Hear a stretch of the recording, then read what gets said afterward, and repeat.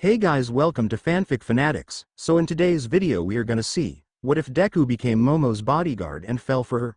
Part 1. Before starting, make sure to hit that like button and subscribe if you are interested in MHA fanfictions. This story is Izuku, El Guardaespaldas by Uchiha Izuku 69. Now without wasting any more time, let's dive in. Midoriya Izuku, a happy boy after learning that he had awakened a gift. Izuku. Mom. The boy ran happily around the house and around the kitchen while his mother was cleaning it. Inko. Izuku, don't run in the kitchen, you'll hurt yourself, son. The child stopped in front of his mother and began to jump happily in the same place. Izuku. Tonkatsu, I'll give you some tonkatsu for your favor. Inko. It's not a very nutritious meal for a child your age. The mother watched for a second as her son's happiness began to fade, so she quickly raised the tone of her voice. Inko. But that's fine, I'm going to make tonkatsu. I'll make the best tonkatsu. Leave it to your mom.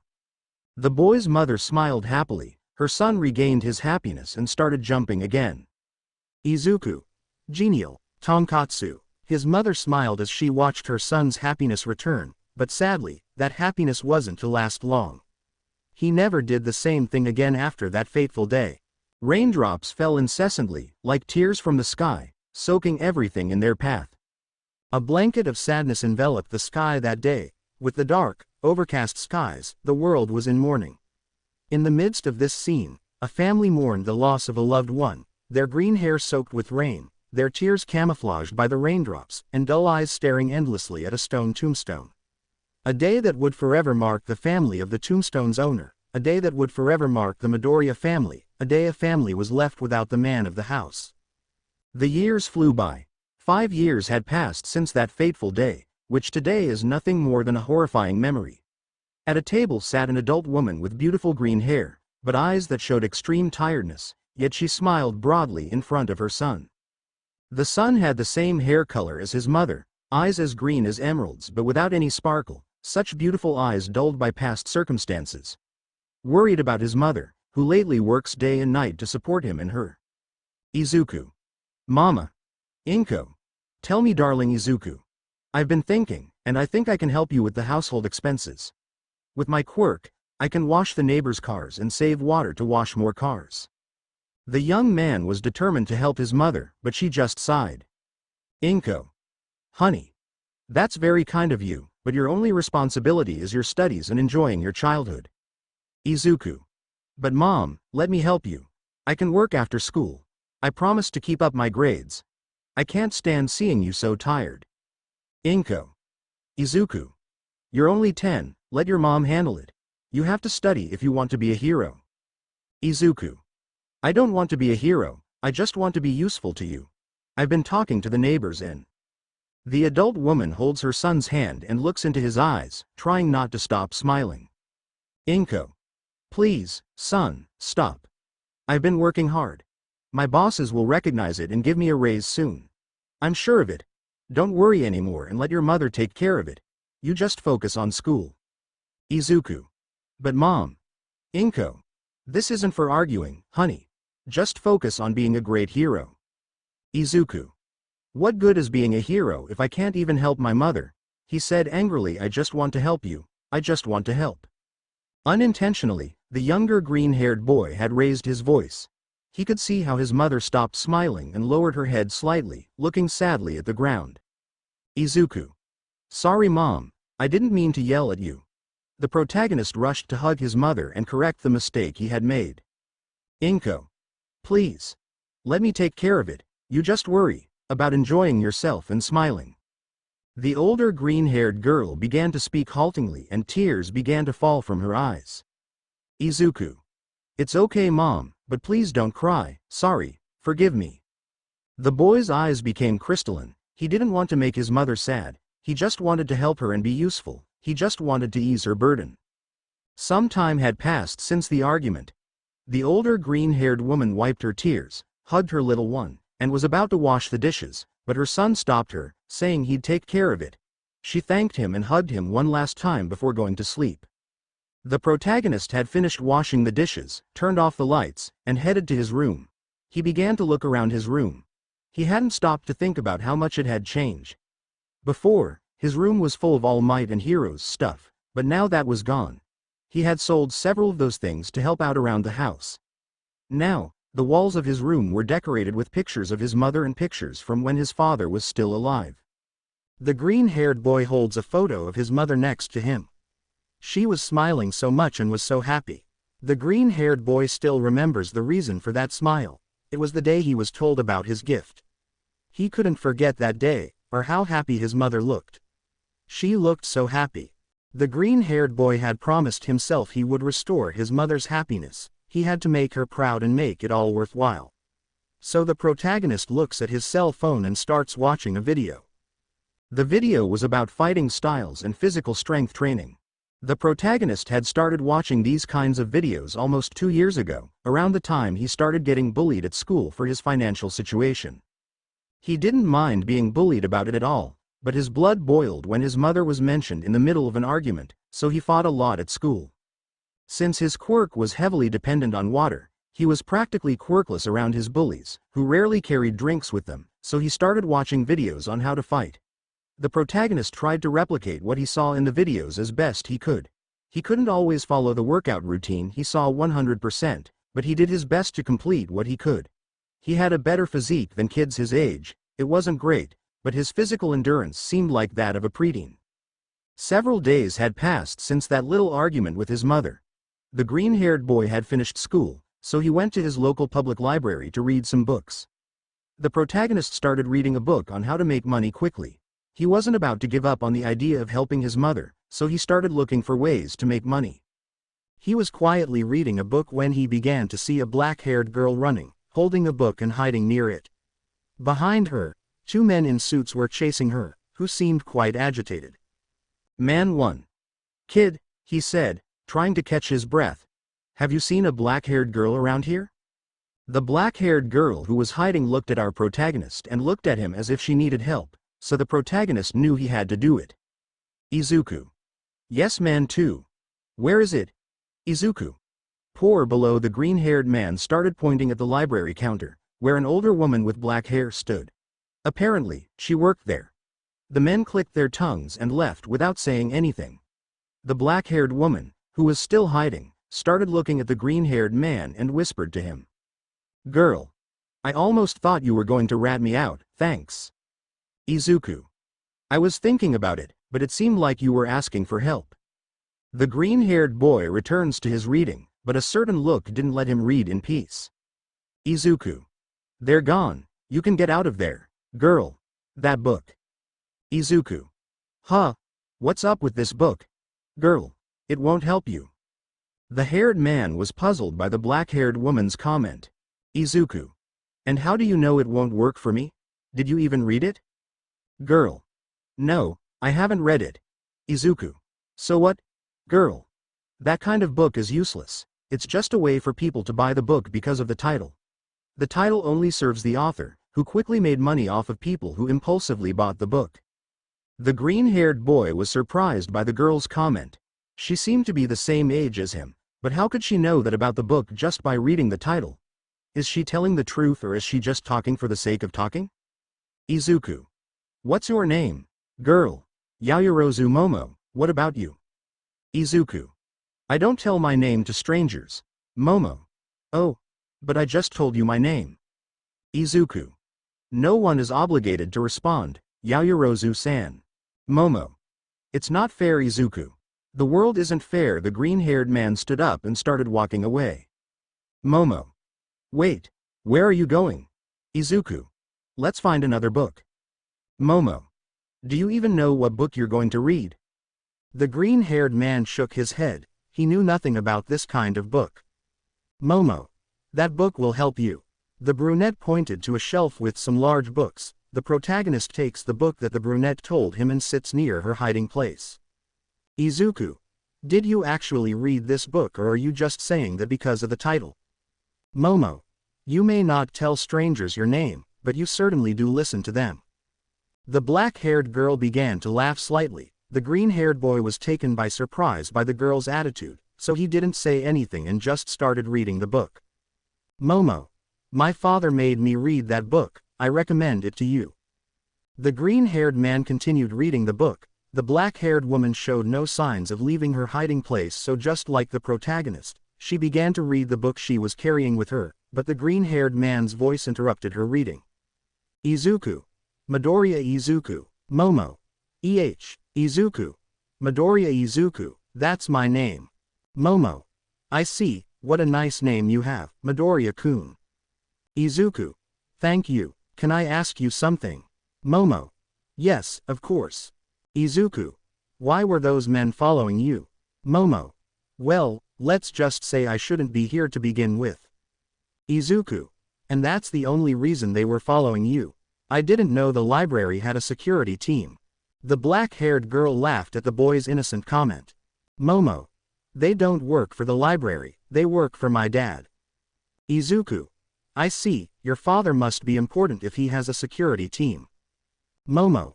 Let's say yes, the thing is that I ran away from home to read this book. The brunette shows the boy the book she's been reading. The book seemed to be about creating objects. In her eyes, it seemed like a boring book, not worth the effort to escape and read. Izuku. Is that why you ran away? Momo. Yes, this book helps me with my gift. Izuku. What kind of gift do you have, Yaoyorozu-san? Momo. It's called creation. As long as I know how to make something, I can create it through my fat. Izuku. Brilliant. The green-haired man had raised his voice unintentionally, so he started whispering again. Izuku. It's a fantastic gift, you're basically like Doraemon's magic pocket. The black-haired girl laughed at the green-haired boy's comment. Momo. And yours? Midoriya-kun. Izuku. Mine allows me to manipulate water in any of its states. Momo. Great, with that gift you can be a great hero. Izuku. Yes, maybe, but I don't want to be a hero. Momo. Huh, why? Almost everyone wants to be a hero, especially if they have a gift as strong as yours. Izuku. It's just that I have other goals, like helping my mom with the house. Momo. I see. Here begins another story. I hope you like it and find it enjoyable. The story will have 42 chapters and a side story. The chapters will be uploaded every day between 2 and 3 p.m. Chilean time. I can't specify a specific time because I have classes on weekdays, and the schedule varies greatly. As you can see, Izuku has a water quirk. Don't find it logical as to why it's water if his dad has fire and his mom has weak telekinesis. The quirk is water because it came out of my right nut and that's it. As the title says, Izuku will be a simple bodyguard who gave up the idea of being a hero, but still maintains the ideology, so to speak, of saving whoever needs it. The story's ship says it's Izuku Momomo, but who knows? I only included it because only she's appeared. The ship is a secret. UWU. I think these details will suffice to give a little insight into what the story will be about. I don't want to give too much away in a few clarifications, but this story is inspired by the manhwa, Teen Mercenary, or Northern Mercenary, or Mercenary Enlistment. Whatever the web is called, but manhwa god. It had been a while since the two young people met at the library, but it was time for Izuku to return home. The green-haired boy grabbed the book he was reading and put it away from where he got it. He was about to say goodbye to his new friend, but she stopped him. Momo. Midoriya-kun, could you help me get out of here? The green-haired man didn't understand what she was referring to. The hiding place where the brunette was didn't need help to get out, so he just extended his hand so she could get up. Momo. What are you doing? I meant about the guards. Izuku. The green-haired boy was a little embarrassed for being confused, but he didn't specify the girl either. Izuku. Okay, but how do you want me to help you, Yaoyorozu-san? Momo. Just let me know if you see the guards or some men in black nearby. Izuku. It's okay. The green-haired man began to look around and didn't see any guards, so he alerted the brunette. Both young men were leaving through the library door, a little strange since they saw no sign of the guard team. The moment they passed through the door, they realized why. Both young men were surrounded by security guards. The building was surrounded by men in black. Man 4. Miss Yaoyorozu, your father is waiting for you in the car. The green-haired man turned to see where the man was pointing and saw a huge limousine. From that moment on, Izuku thought the girl's father was a drug dealer or something, because it's not at all normal for him to have so much security and a limousine to pick up his daughter, or was it normal for them? Before the green-haired man could continue thinking, a guard pulled him out of his thoughts. Man 2. Hey kid, haven't you seen her? Izuku. I don't know what you're talking about. Man 1. Don't act like you're being asked. Izuku. I ran into her a while after that. Man 2. Don't lie. Both men were angry but just sighed. Man 1. Mr. Yaoyorozu wants to talk to you. Follow us. Izuku. I don't want to. Man 2. Kid, it's not a request, it's an order. The man in a suit wanted to intimidate the young man a little, so that he would stop that attitude, so he was going to grab him strongly, but in a brief moment, the little boy moves to one side, grabs the man's hand and pulls it forcefully forward, puts his leg in the way and the man in black falls when he trips over the boy's leg. Izuku. Sorry, but it's getting late. I have to go back to my mom. Man 1. Kid, I don't think that's possible. The green-haired man now definitely thinks the brunette's father is a drug dealer, so he stops resisting and accompanies the man, who was no longer in a good mood, as was his companion behind them, but he was really upset. The young woman with black hair got into the car, followed by her new friend. Inside the car was a robust man with black hair. You missed your class, why? Momo. I wanted to read the book. The man sighs. I didn't tell you that your priority is classes. If you wanted to read that book you can do it in the library at home. Izuku. Library at home. Is he really a drug dealer? Momo. Father, but that book is only here. Then just buy it. Don't run away again or I'll get angry, is that clear? Momo. Yes, father. The black-haired girl's head was downcast, and although her father wasn't angry, she kept her head bowed. The girl's father turned his gaze and directed it at the green-haired young man. Izuku. If I don't move, they won't see me. Boy, your name. Izuku. It didn't work. Midoriya Izuku, sir. Nice to meet you, young Midoriya. Do you know my daughter at all? Izuku. No, sir. I met her today, sir. And you know me. Izuku. I don't know him either, sir. I'll be back soon. Izuku. Nice to meet you, Mr. Yaoyorozu. Yaoyorozu. How old are you, boy? Izuku.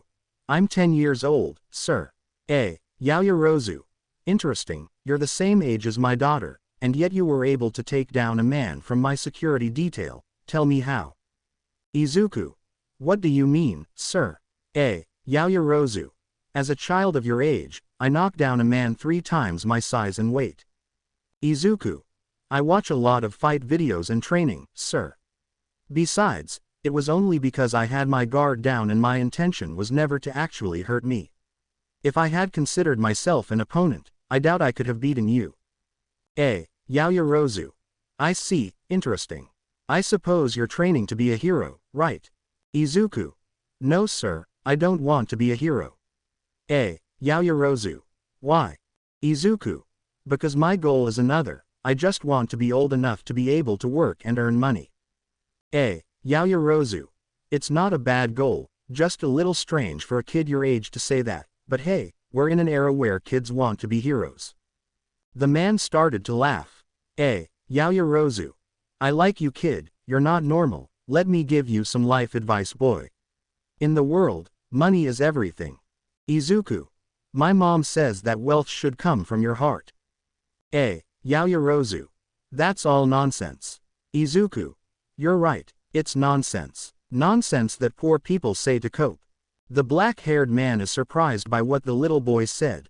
The mind the infant had did not match the child's body he had. Yaoyorozu. Kid, we'll take you home. Give the address to the man outside the window. The protagonist obeyed the man's instructions. He had previously thought he was a drug dealer, but now he seemed more like a powerful man interrogating a poor little boy. The boy's house was nearby, so they arrived quickly. Yaoyorozu. Young man, before you go. You said you wanted money, didn't you? Izuku. Yes and no. I said I wanted to work so I could earn money. Yaoyorozu. And if I got you a job, would you accept? The green-haired man thought for a moment. His mother had told him to give up on that idea, but wouldn't this be a million in a million chance that a man with power would give you a job? Izuku. Yes, although I should talk to my mom first. Momo. Wait a minute, father, what are you doing? He's just a kid, how is he going to work? Yaoyorozu. He's a kid who wants to get money, who am I to stop him from doing that? Momo. But it's not right. Yaoyorozu. Daughter, don't interfere in your father's business. Besides, you'll like this boy's work. Kid, let me take care of talking to your mother. I'm sure we'll come to an agreement. The green-haired man thought for a few moments. He didn't notice any bad intentions from the gentleman, so he just nodded. Izuku. It was a pleasure talking to you, Mr. Yaoyorozu and Yaoyorozu-san. Yaoyorozu. No, the pleasure is all mine, kid. You just solved a problem for me. Izuku. First of all, can I ask what you will be working on? Yaoyorozu. As a bodyguard, what do you think? We'll take care of training you and teaching you everything you need to know. You'll only have to worry about one thing, and that's living up to my expectations. Izuku. Sounds good to me, sir. Thank you very much. The green-haired man left and entered his house.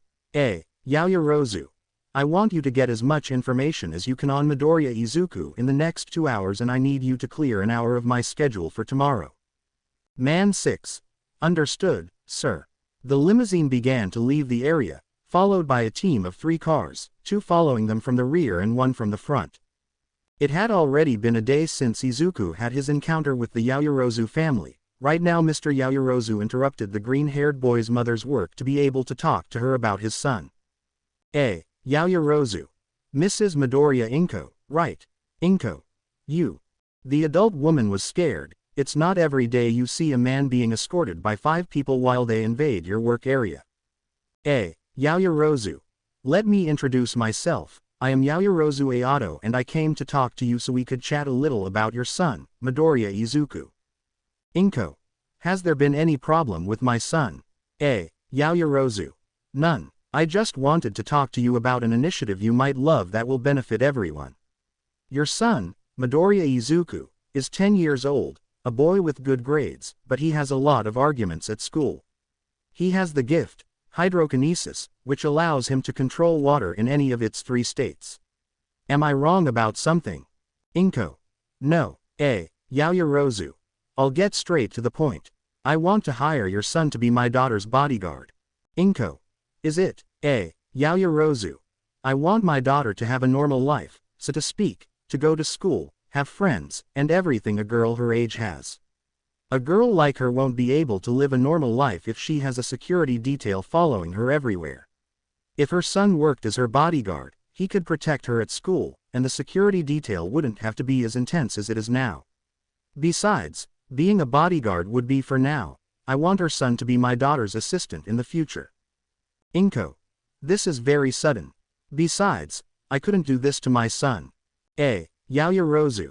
Mrs. Midoriya, I've already talked to your son, and he doesn't mind the idea. I think he even loves it. Besides, the pay is good, so you wouldn't have to work as hard as you do now. If you want, I can also get you a better job than this one. Inko. I don't know. Yaoyorozu. Ms. Midoriya, you have 3 jobs, 1 full-time and 2 part-time, and the salary from those 3 is barely enough to make ends meet. I'm suggesting a stable job, one that's much less demanding than all the other jobs you have combined. Inko. What would the work be about? Yaoyorozu. There would be 2 options. The first would be to work in an office as a regular salesperson, where I would have many benefits offered by my company, from health benefits to bonuses. The second option would be to be one of my maids in my house. However, the job offers are only available if your son works with us. Inko. And what would my son's job consist of? Yaoyorozu. Your son would be like my daughter's shadow. He would have to accompany her at all times, ensure her safety, and be like one of her friends. This will only be done inside the school. Outside of school, your son will have breaks and then training with the security team. Since your son is the youngest, He will have personalized training with private tutors until he's ready to work with the rest of the guards. After that, your son will be free for the rest of the day, and his help will only be necessary if my daughter wants to leave the house. Additionally, since your son's job is to watch over my daughter most of the time, we will provide him with a neighboring house within our compound. The oldest green-haired girl was surprised. The job offers weren't bad at all, but her son's education came before everything else. Inko. I have to talk to him about it first before saying this. Besides, my son's priority is his education. Yaoyorozu. That won't be a problem either.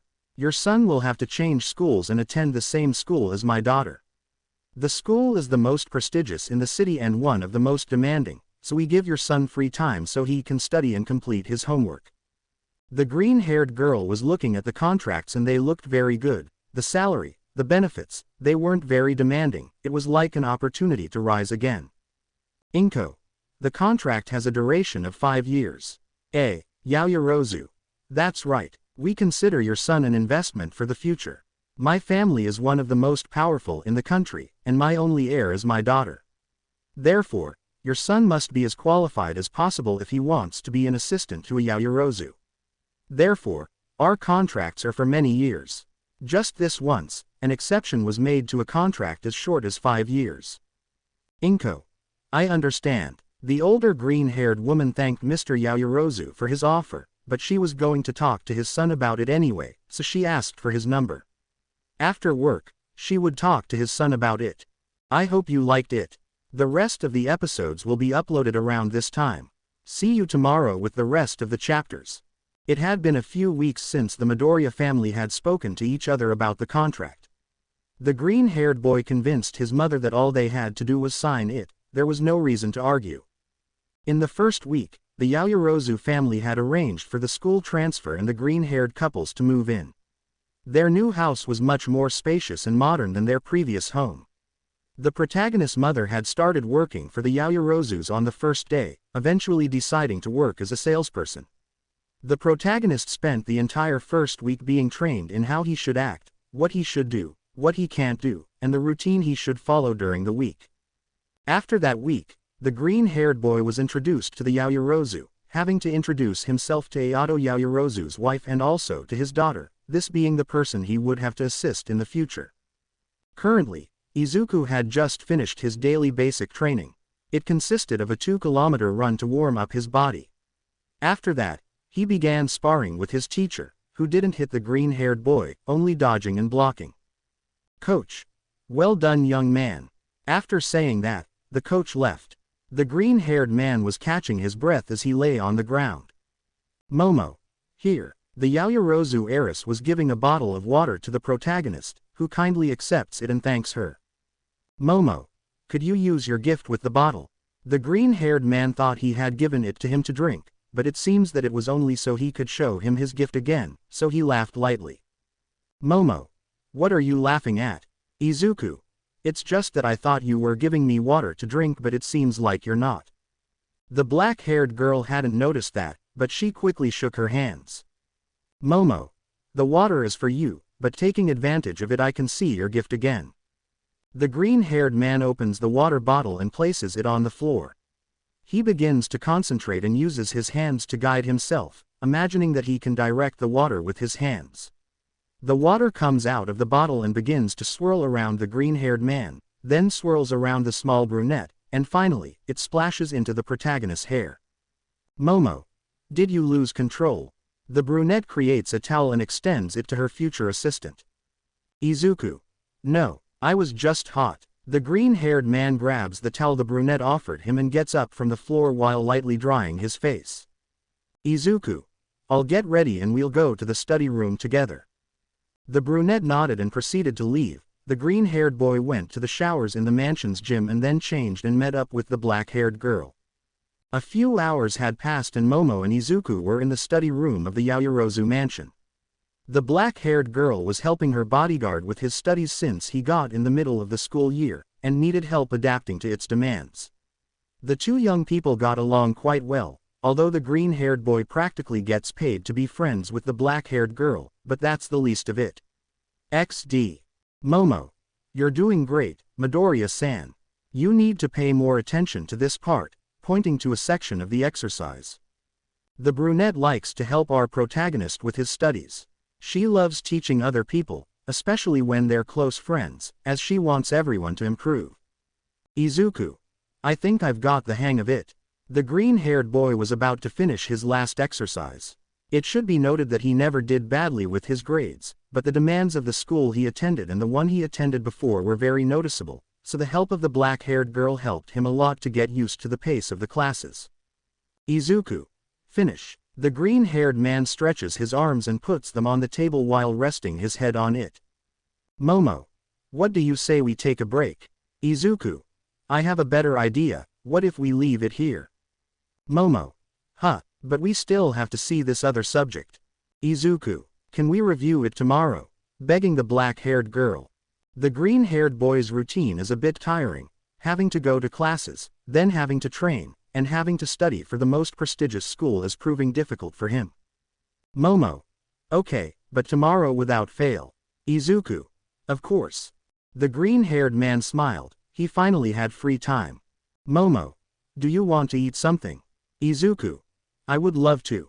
Both young people were on their way to the dining room of the house. In the middle of it, the black-haired girl shyly grabs part of the green-haired boy's coat to get his attention. Momo. I've been thinking. Izuku. Momo.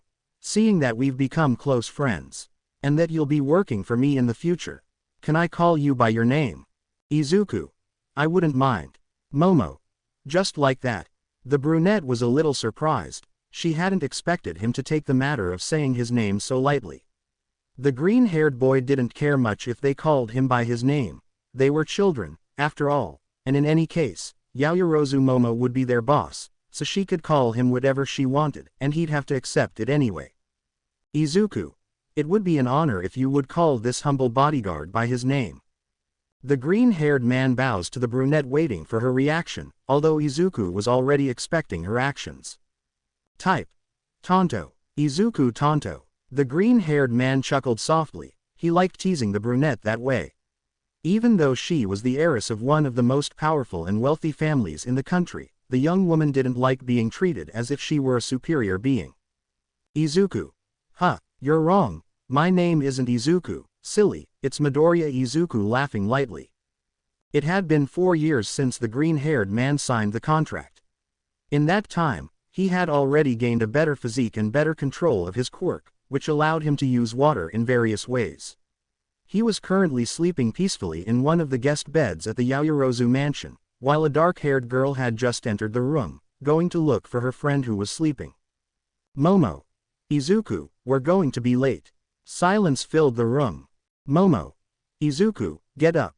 Silence once again filled the room. Momo. Izuku, we're going to be late. The brunette grabs the protagonist's ankle and begins to lightly dig her nails in. The green-haired man quickly comes out of his sleep. Izuku. Stop. I'm laughing. The green-haired man sits on the bed while rubbing his ankle. Izuku. Damn, can't you find a better way to lift me up, Momo? Momo. It's not my fault you didn't get up. Next time I'll tell a maid to do it. Izuku. The maids here are quite pretty. At the green-haired man's comment, the brunette became annoyed. Momo. What did you say? The reason why Izuku was sleeping in the Yaoyorozu mansion is because his mother had to take a trip abroad for work, so the Yaoyorozu take care of him until his mother returns. Now both young people are having breakfast at the dining room table. A maid from the mansion passes by and serves the brunette her favorite tea, while she serves Izuku water. Momo. Do you think that maid who just passed by is cute? Izuku. I already got over it.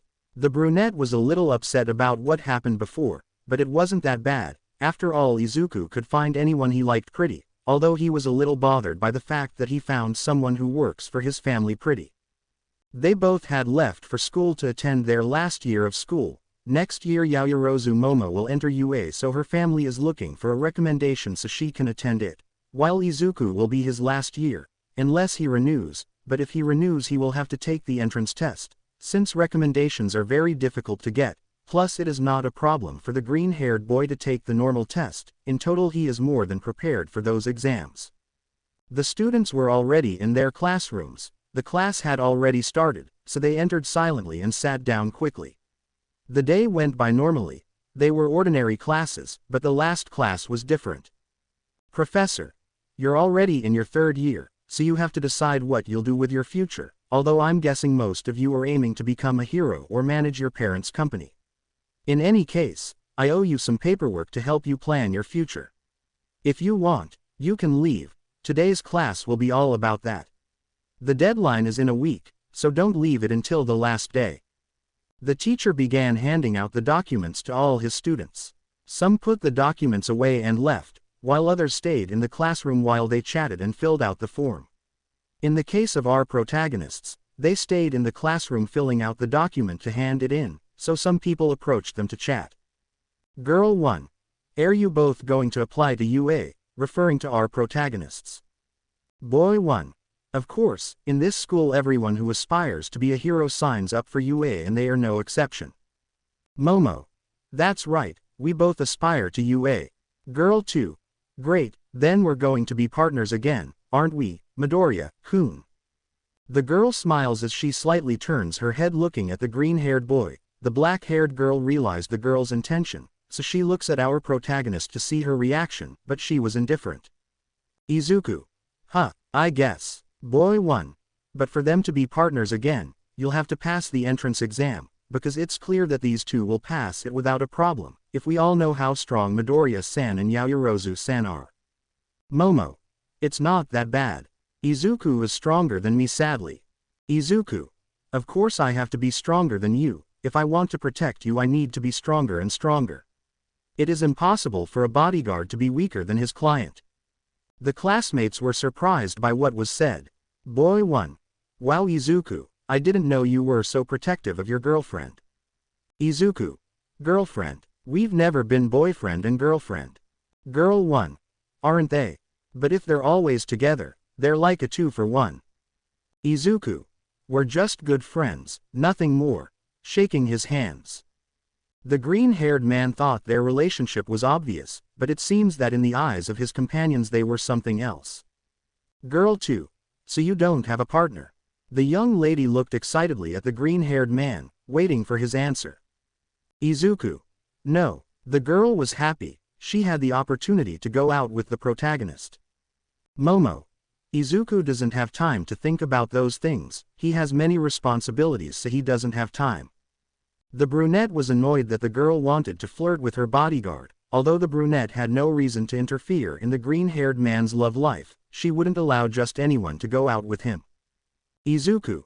That's true, I have my babysitting job, my training, my studies and my private lessons.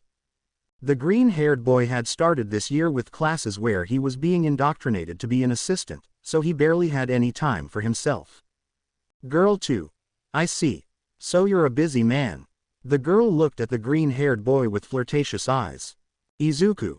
Totally. Girl 2. And you don't want to make time for me, Midoriya-kun, blowing a kiss. Izuku. Huh, confused. Momo. Wow, look at the time, we have to go. The brunette couldn't stand the girl any longer, so she grabbed the green-haired man along with their already filled-out documents and handed them over. Then she proceeded to leave the classroom while saying a quick goodbye to her classmates.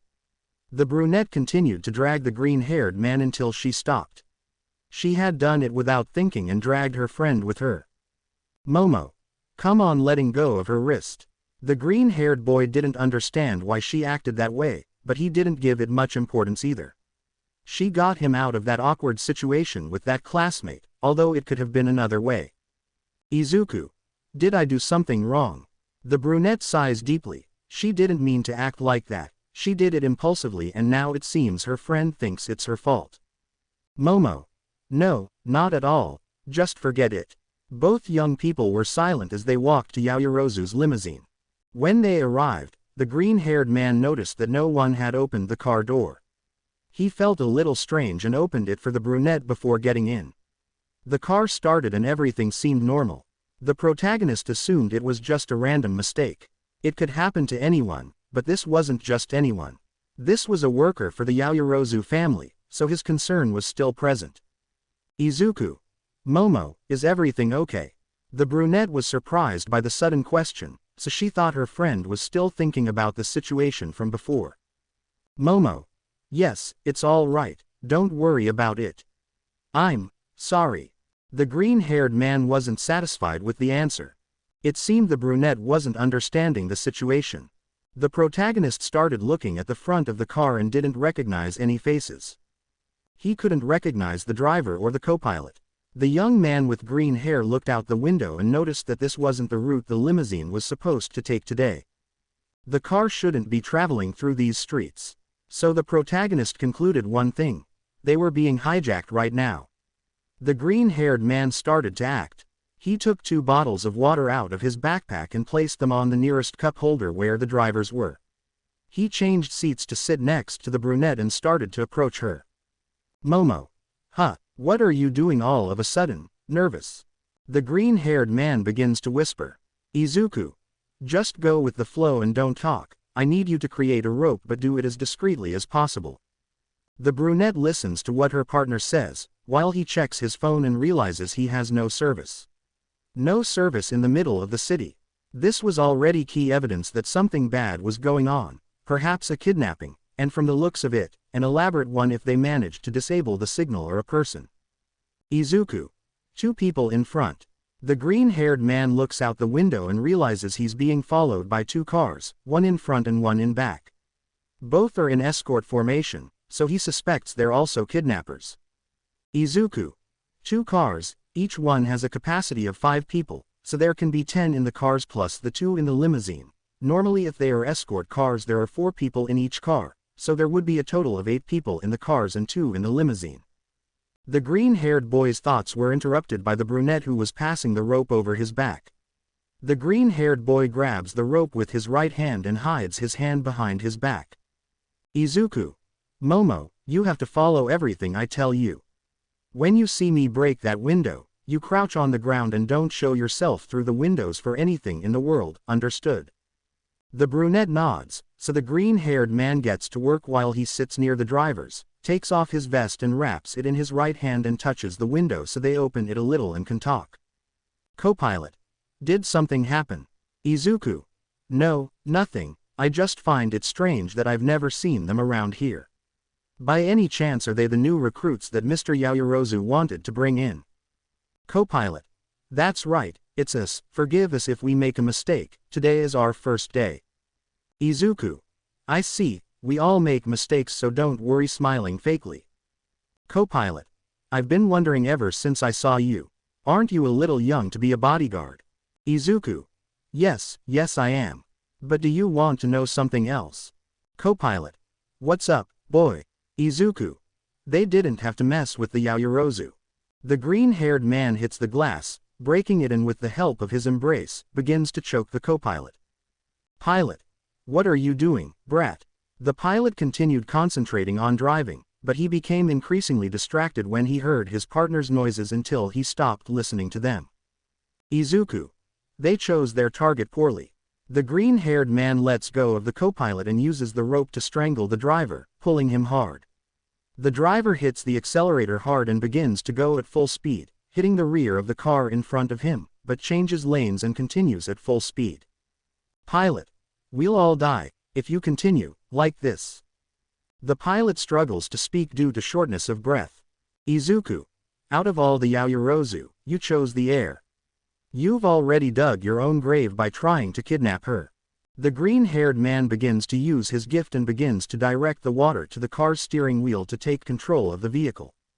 The green-haired man continued to pull the rope hard until the pilot didn't begin to move or react, but his feet remained on the accelerator. He didn't have enough water to drive with his gift, so he directed the water to the handbrake, but upon second thought, that wasn't a good idea unless he wanted to flip the car, so the gift occupied him on the steering wheel, while the green-haired man began to break more glass to move the pilot with his hands and leave him on top of his partner.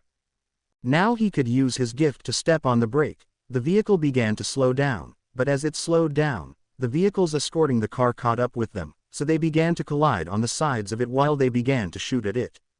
The green-haired man crouches down and begins to crawl towards the black-haired woman. Izuku. Momo, hold on tight. Momo. Where? Scared? What am I holding on to, Izuku? The green-haired man hugs the black-haired woman and places the black-haired woman's head on his chest while hugging her. Izuku. Don't let go of me. The green-haired man, with his gift, pulled the car's handbrake, causing the vehicle to spin out of control while swaying. The limousine began to collide with the escort cars, causing one of the escort cars to lose stability and spin out of control, crashing into a building. Since one of the cars was no longer on the sides of the limousine, the loss of control became more evident, causing it to flip over and crash into a nearby building. The car didn't spin as much, it only managed to do one before crashing into the building. The green-haired man sustained much of the damage from the crash. He was underneath the limousine as they continued to embrace. Izuku. Momo, are you okay? Type. Izuku. Momo. Momo. Yes, I'm fine. I'm fine. The green-haired man stops hugging the brunette and lets go of her embrace to begin looking at her face up close.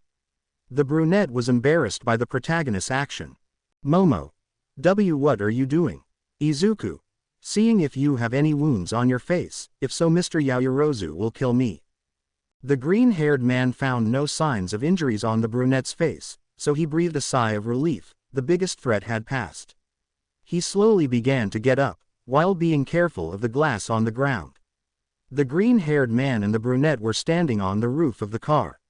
The protagonist asked the brunette to wait there while he took care of the rest, but the brunette held him back. Momo.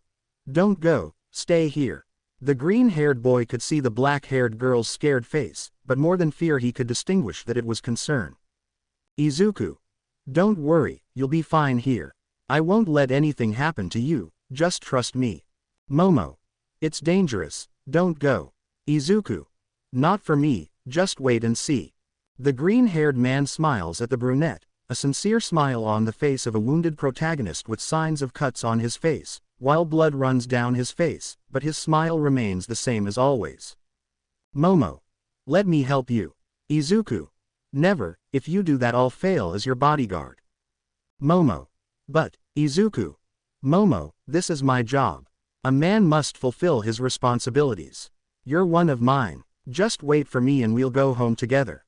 Type. The brunette begins to unbutton the shirt she was wearing. The green-haired man blushes and gets nervous at what the brunette was doing. Izuku. What are you doing? Momo. Using my gift. The brunette reveals her abdomen and begins to create a metal shield for the green-haired man. It was a large one for a handheld. When the brunette finishes it, she hands it to her friend. Izuku. Thank you, Momo. You have to go back. Izuku. Of course, it's a promise. The green-haired man begins to walk crouched to one of the open doors of the limousine, and upon exiting he sees that in the distance there are several people watching, recording, talking on their phones, but no one approached them. The reason? There was a group of 4 people in black who were armed near the limousine, who had already spotted the protagonist, so they began to shoot at him, but he covered himself with his shield and hid with part of the limousine.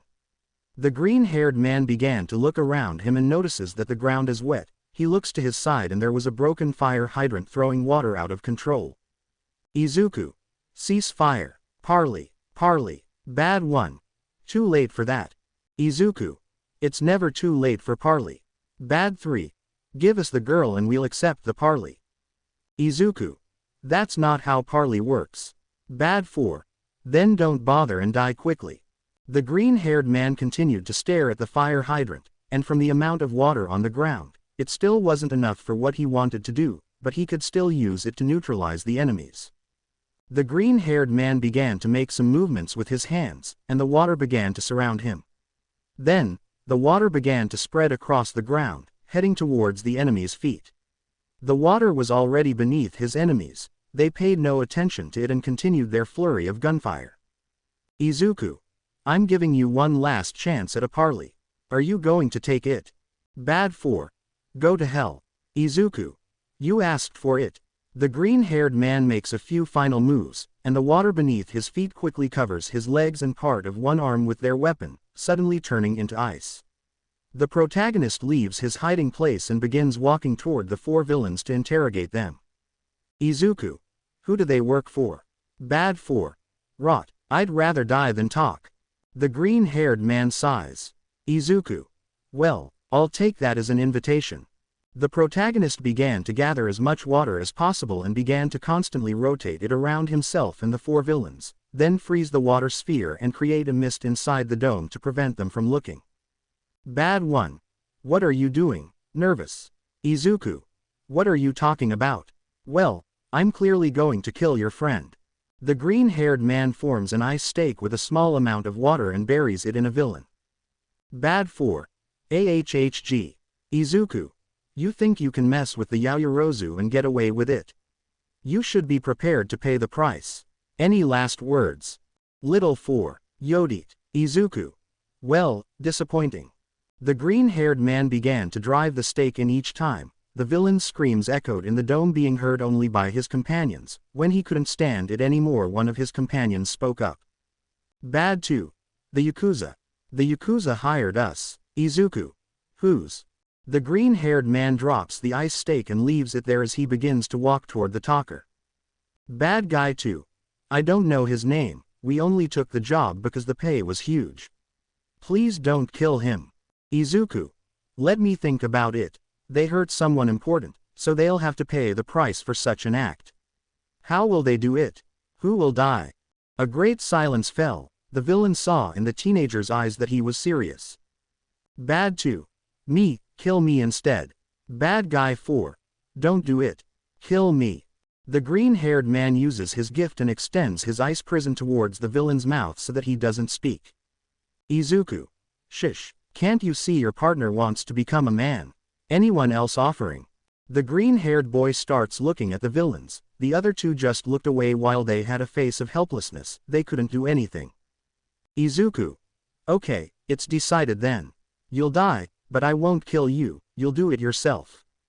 The green-haired man releases one of his arms and passes a very sharp ice stake to the villain, who stared at the stake and then looked at the green-haired man, who just looked at him with a smile. Izuku. Do it. Bad 2. Damn. The villain was still hesitating but finally made up his mind. He was going to be it once and for all, so he started screaming while using all the strength he could to stab himself in the throat, and when the stake was about to dig into his skin, it turned into water. The green-haired man started laughing. Izuku. You should have seen your face laughing, you were really going to do it. The green-haired boy couldn't stop laughing. The villains were staring at him in fear. Was this really a 14-year-old teenager? How could he act like that in this situation? The protagonist stops laughing and becomes serious. Izuku. No one here is going to die. Well, at least they won't die at my hands. The green-haired man uses his gift to extend the ice prison of all the villains towards his mouth so they can no longer speak. Izuku. You won't be going to prison like normal, you'll be taken to one of our facilities and you'll start being tortured until you give up all the information you have. This won't end here. The green-haired man dispels the fog in the large ice dome as well. He uses some of that water to strengthen the villains' bonds. The people around him began to approach the scene, but Izuku used the water to keep them at a distance. His priorities still needed to be secured, so he approached the limo. Izuku. Let's go home. The brunette starts to cry when she sees our protagonist. The green-haired man worries about what is approaching. Izuku. Why are you crying? Are you hurt? The brunette hugs the protagonist while crying on his shoulder. Momo. That was dangerous, you could have died. Izuku. But I didn't do it, besides, we will become heroes, so we will always be risking our lives. Momo. But we're not yet. Izuku. But we will be, right? Momo. Yes. Izuku. No. Momo. No. Izuku. Yes. Type. Izuku. The green-haired man started laughing. The protagonist helps her stand up and they start to get out of the limo. Both young men had gotten out of the limo and saw that several heroes had arrived on the scene. One of the heroes approached our protagonists. Hero. Hey, are you okay? Izuku. Yes, we both are, they are just minor injuries. Hero. Sure. The hero could see that the brunette had no serious injuries, just a few scratches on her arms and legs, but the one with the most injuries was the green-haired man. He had large cuts on his arms and knuckles, and there were traces of blood on his shirt and head. Momo. What took them so long? Hero. We just received notification of the problem. Apparently, there was a signal problem in the area, but it seems to have gone away, so we received the information very late. On behalf of the heroes, I apologize. The hero bowed. Izuku. No need, sir. Ingenium. Ingenium, I came running as soon as they told me. Did you happen to use your gift to do this? Izuku. Let's say yes. Am I in trouble? Ingenium. Not at all, given the situation it's totally reasonable, there was no hero present and it was self-defense. Izuku. Oh, thank you very much. The hero could no longer help but ignore the boy's injuries, so he asks for an ambulance. The green-haired boy refused, but the hero and Momo insisted that he had to go. In all of that chaos, they can hear how some helicopters begin to appear and a few black cars arrived in the area. They were Mr. Yaoyorozu's men, and apparently he was also present. Mr. Yaoyorozu said that he would take care of the damage caused in the city and take the young people to a hospital, so the hero agrees. Hospital. A few hours had passed since the incident. Both young people were in the hospital room. Although the injuries Momo suffered were not serious, she had cuts and scrapes, so her father paid for the best treatment and service at the hospital for her and the green-haired man. The green-haired man's wounds had already healed, and he only needed to rest for a few days to feel as good as new, while the brunette had already been discharged. Outside the room, the black-haired woman's father was talking with the security team about the kidnapping the protagonist had foiled. They were investigating why there was no signal, and it seems the limo had a device that blocked the signal within a range of 30 meters, and when the water began to soak part of the limo, it was damaged. Izuku. How amazing are quirks. Relaxing in the hospital bed. Momo. They are quite practical for health work, wounds that can take weeks to heal naturally, now they can be cured in a few days and who knows, maybe there is one or another gift that heals in a couple of hours or minutes. The black-haired girl was sitting in one of the hospital chairs, she was keeping her friend company. Izuku. How cool. The green-haired boy was excited. One of the things he loved was quirks, and he was fascinated by watching professionals use them. He was thrilled after seeing how Recovery Girl, the UA's personal nurse, used her quirk on him. Momo. Aren't you more excited than usual? Izuku. Of course. Didn't you recognize who the person who served us was? It was none other than Recovery Girl. Momo. I hadn't recognized her. How fabulous. Izuku. Yes, that's right. It's fabulous. The green-haired boy was very excited by the heroine's appearance, and the brunette could feel that excitement. She liked seeing Izuku get excited about such things, it gave her a certain peace and comfort to see her bodyguard happy. I'm glad you're all well. Suddenly a kind of policeman dressed in a brown coat had entered the room, he looked like a detective apparently. Tsukauchi. I hope I haven't interrupted you. My name is Tsukauchi Naomasa and I'm a detective, I hope you can answer some questions about what happened. Before the young men could respond, Mr. Yaoyorozu entered the room and grabbed the detective. Yaoyorozu. I think I told you that you couldn't enter, this case is under the Yaoyorozu. Tsukauchi. I understand that you will be in charge of this, but I still have to be aware of the situation seriously. Yaoyorozu. And you will be informed when the interrogation with the culprits is over, so please wait patiently. Tsukauchi. Size okay, I'd better go then. Take care and get well soon. The detective leaves the room and both Yaoyorozu remain with the youngest of the Midoriya.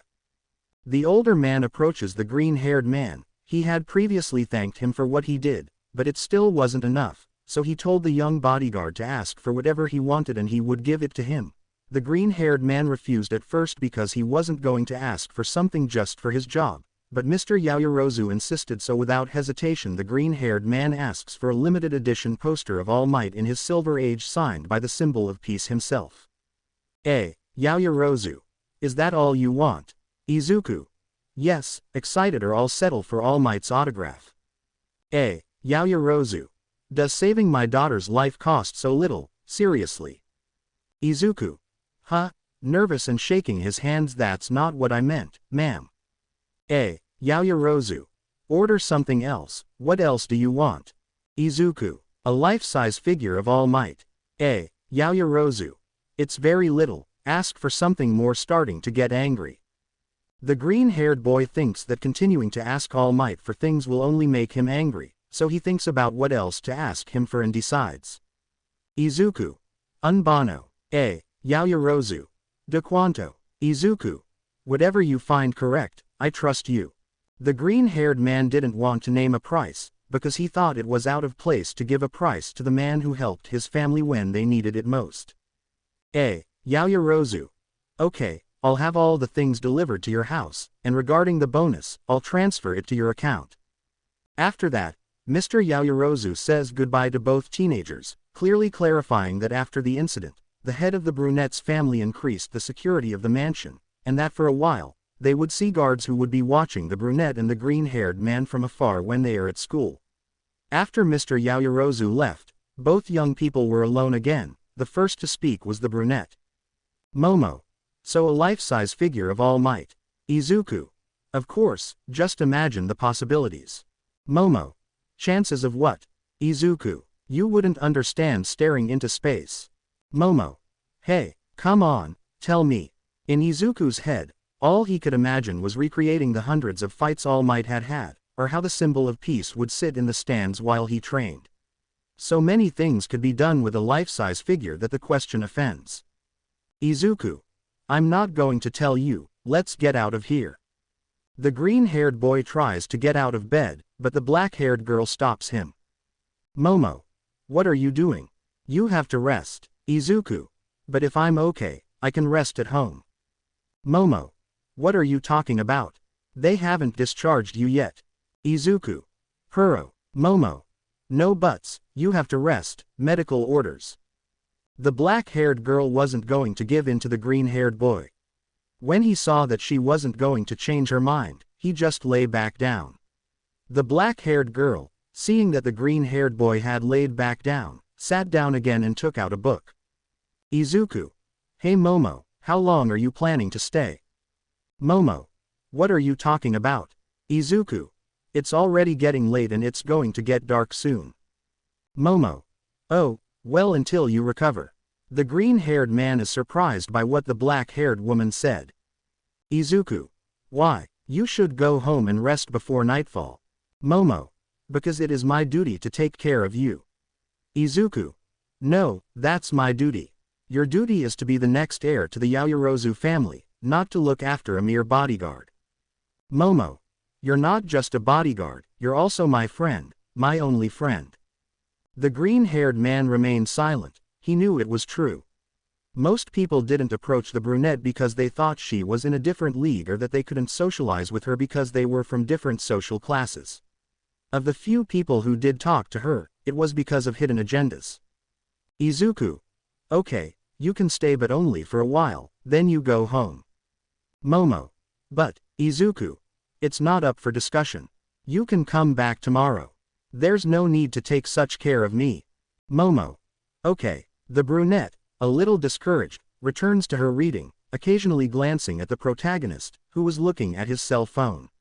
Suddenly, she receives a call and answers. Apparently, it was his mother who was worried about her son. A few weeks had passed since the incident occurred, and after interrogating the gang, it was learned that the Yakuza wanted to kidnap the brunette to have an advantage in a business they had with Mr. Ayato Yaoyorozu.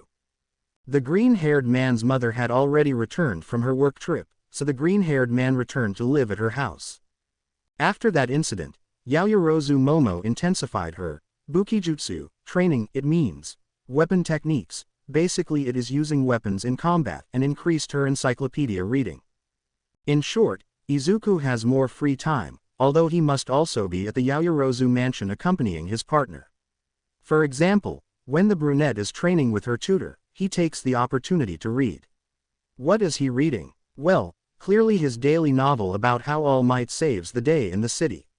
After a while, the brunette finished her training, so Izuku stops reading the news and takes a towel to his future boss.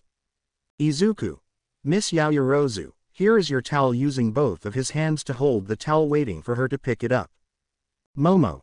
Stop talking like that or I'll get angry, grabs the towel and wipes the sweat. Izuku.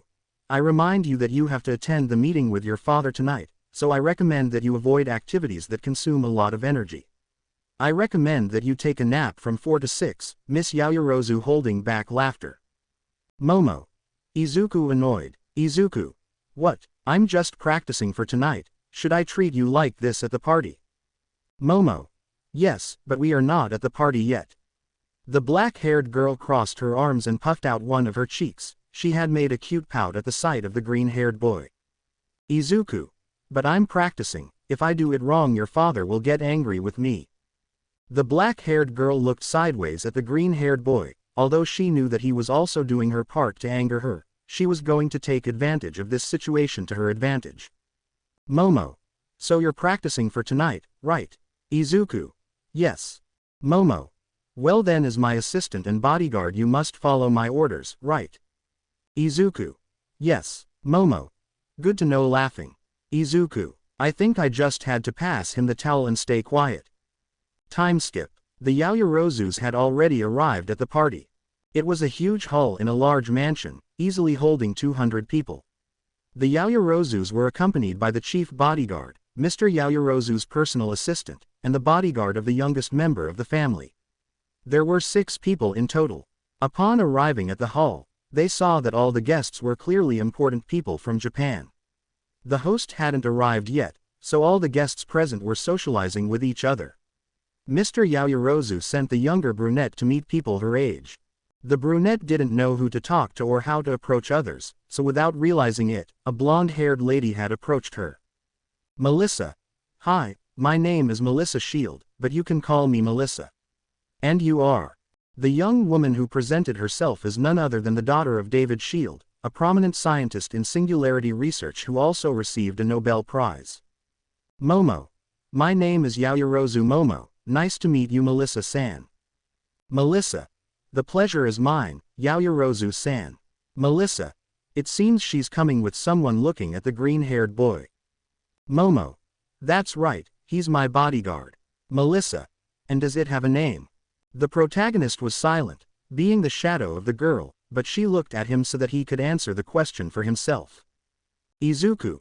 Sorry for not introducing myself, my name is Midoriya Izuku, nice to meet you Miss Shield. Melissa. Please call me Melissa. Izuku. I'm not allowed to do that, Miss Shield. Melissa. Please insist, I feel uncomfortable if you call me by my last name instead of my first name, it's not customary in my country. The green-haired man didn't know what he had to do, so he looked slightly at his boss and when he saw that she was nodding, he answered her. Izuku. Then it's a pleasure to meet you, Miss Melissa. Melissa. The pleasure is mine, Midoriya-kun, although there is something that intrigues me about you. Izuku. What can be known? The blonde began to walk around the green-haired man, analyzing him from top to bottom. Melissa. You seem pretty young to be a bodyguard, and not just anyone's, but the Yaoyorozu family's. What kind of uniqueness do you have? The boy was thinking about whether to answer that question, but after all, the girl didn't seem to be dangerous. Izuku. Hydrokinesis allows me to control water. The green-haired man tried to hide the little nervousness that the blonde generated in him, since she was observing him very closely. Melissa. That sounds strong. I don't see any support elements. Even though you look young for a bodyguard, you look older than me, and I'm only 16. Momo. Don't you think you're already looking at it too much? The blonde didn't notice that. The truth is that she is excited by the gifts and the support teams. Melissa. Sorry I got carried away, but how old are you? Izuku. I'm 14. Melissa. You're 14 and working as a bodyguard for the Yaoyorozu. You must be really strong. Izuku. Yeah, something like that, scratching the back of his neck lightly. Momo. Midoriya-kun, could you bring us some drinks for Melissa-san and me? Izuku. Of course. The green-haired man leaves and leaves both girls alone, although he was watching them for anything. Melissa. You have an excellent hidden treasure, Yaoyorozu-san. Momo. Yes, I have it clear. Melissa. You should treasure it, before it can be stolen from you. Momo. Wow, who would be so stupid to steal it? Melissa. Anyone would be tempted by something like that, you couldn't say for sure smiling. The green-haired man arrived and gave each of the teenagers a drink. He noticed the tense atmosphere and that neither of them were talking, so he was going to bring up a topic of conversation that everyone likes, which is to talk about their gifts. Izuku. Miss Melissa, may I ask you a question? Melissa. Sure, ask me whatever question you want, Midoriya-kun. Izuku. Since I told you about my quirk, I thought I could ask you about yours. Melissa. I don't own one. The brunette and the green-haired man were a little surprised. Izuku. Excuse me, I think I may have touched on a sensitive subject, bowing his head. Melissa. It's okay, I stopped worrying about that a long time ago, but that's not going to stop me from helping people either. Smiling. Momo. And how do you plan to do it? I hope it's not by exposing yourself to danger. Worried. Melissa. Well, I'm already doing it. I'm in my second year at Island Academy, an academy that trains scientists, like my father. Someday, the support articles I make will help a hero. Yes, someday, I'll be someone's hero. Momo. Wow, I hope I can do it, Melissa-san. Melissa. Thank you so much, Yaoyorozu-san. The host of the party has just arrived, so he begins to give a short speech to start things off. Host. Thank you all very much for coming. I'm glad you're here. Please enjoy the great party. In the living room, a space began to form in the center where several couples or people began to dance. The brunette and the green-haired man returned with the black-haired woman's father and mother, and the blonde accompanied them, as her father was discussing some business with a group of people. The two teenagers were chatting while watching the dance. Melissa. It looks fun. Momo. Yeah, that's what it seems. Melissa. What's wrong, Yaoyorozu-san? Don't you like to dance? Momo. It's not that I don't like it, but it's not my style. Melissa.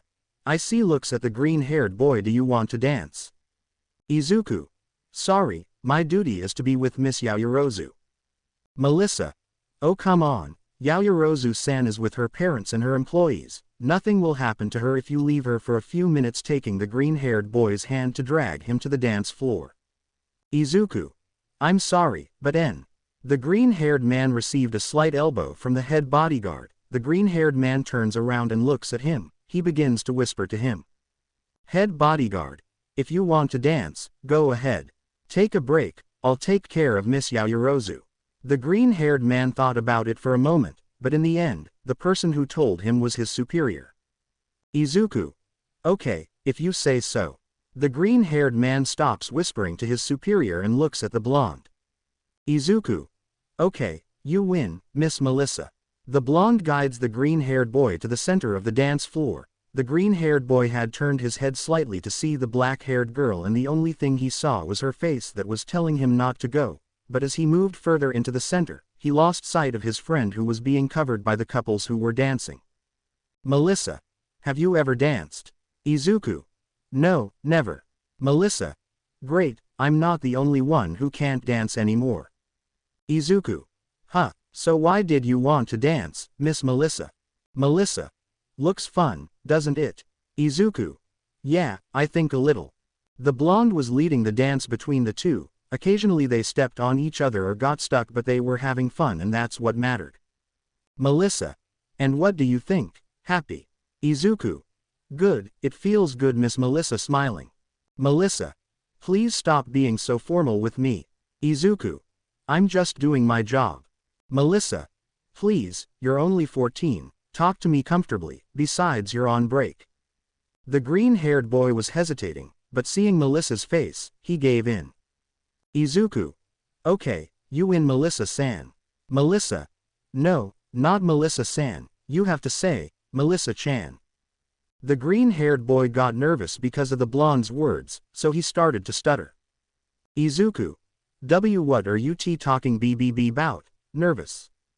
The blonde started to laugh slightly. Melissa. I was just joking, I didn't know you could get so nervous, Izuku-kun. The green-haired man had gotten nervous and caused both teenagers to accidentally bump into another couple. They both quickly apologized, but the green-haired man recognized the man he had bumped into. It was none other than the Yakuza boss, the same Yakuza who had attacked them. The green-haired man remained calm and grabbed Melissa's hand to leave the dance floor. Melissa. What's going on? Do you want to go somewhere private? Blushing, I'm not ready for that. We barely know each other. Nervous. Izuku. Melissa, you have to go with your father right now. This place will no longer be safe in a while. Melissa. What are you talking about?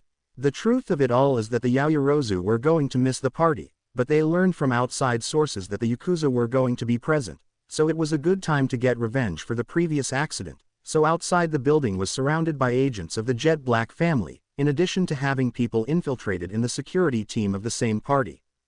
Thanks to the information given by the villains of the accident, they were able to know the type of person they were facing and how they could make him pay. Izuku. This place won't be very nice, let's say. Melissa. You're scaring me. The green-haired boy turns around and sees that the blonde wasn't joking. He realized that he had made a mistake and had upset the blonde's temper. Izuku. Don't worry, you'll be fine. Trust me, okay. The green-haired man looked into the blonde's eyes. The blonde, seeing the protagonist's gaze, could only see trust and sincerity through his eyes. Melissa. Okay, are you going to take me to my dad's or am I going to have to go alone? After the blonde asked the question, she began to hold the protagonist's hand more tightly. Izuku.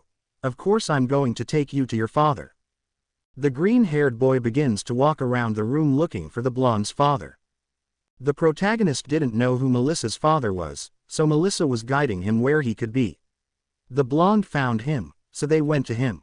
There, the green-haired boy realized that Melissa's father was David Shields, a former teammate of All Might, the person who designed all of the peace symbol costumes.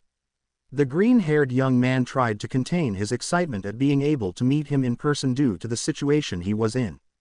Melissa. Papa. David Shield. Melissa, you're back, and you're back with someone, I see. Looking at the green-haired man. Izuku. Nice to meet you, Mr. Shield. I was just escorting Miss Shield with her father. David. I see. Aren't you too young to be escorting people? Melissa. Dad, this is not the time for that, we have to go. David. Huh, why? The party's in full swing. Izuku. Miss Shield is right, in a few minutes this will not be a safe place, so I ask you to leave. David. The green-haired boy didn't want to waste too much time on this. He had to warn the others that the Yakuza had already arrived, but he didn't want to leave Professor Shield like that. Izuku. I don't have much time to explain, but there are some Yakuza who don't have good intentions. What the green-haired man said was a lie. The ones who didn't have good intentions were the Yaoyorozu who wanted revenge on the Yakuza, but everything had a reason in the end. David. Then I should. Melissa. Dad, there's no time to talk, we have to go. Izuku has to return to the Yaoyorozu. Inside Mr. Shield's head, there were still several unknowns. Yakuza gang. Yaoyorozu. Unfinished business. A miner working as a bodyguard. That miner working for the Yaoyorozu. That bodyguard knows his daughter. Izuku. Why would his daughter call a mere underage bodyguard who has to go with the Yaoyorozu by his name? Melissa. Dad, come on, you got stuck trying to drag her dad out of the place. Mr. David reacts and begins to leave the place, but before that he sees his daughter approaching the green-haired man. Melissa.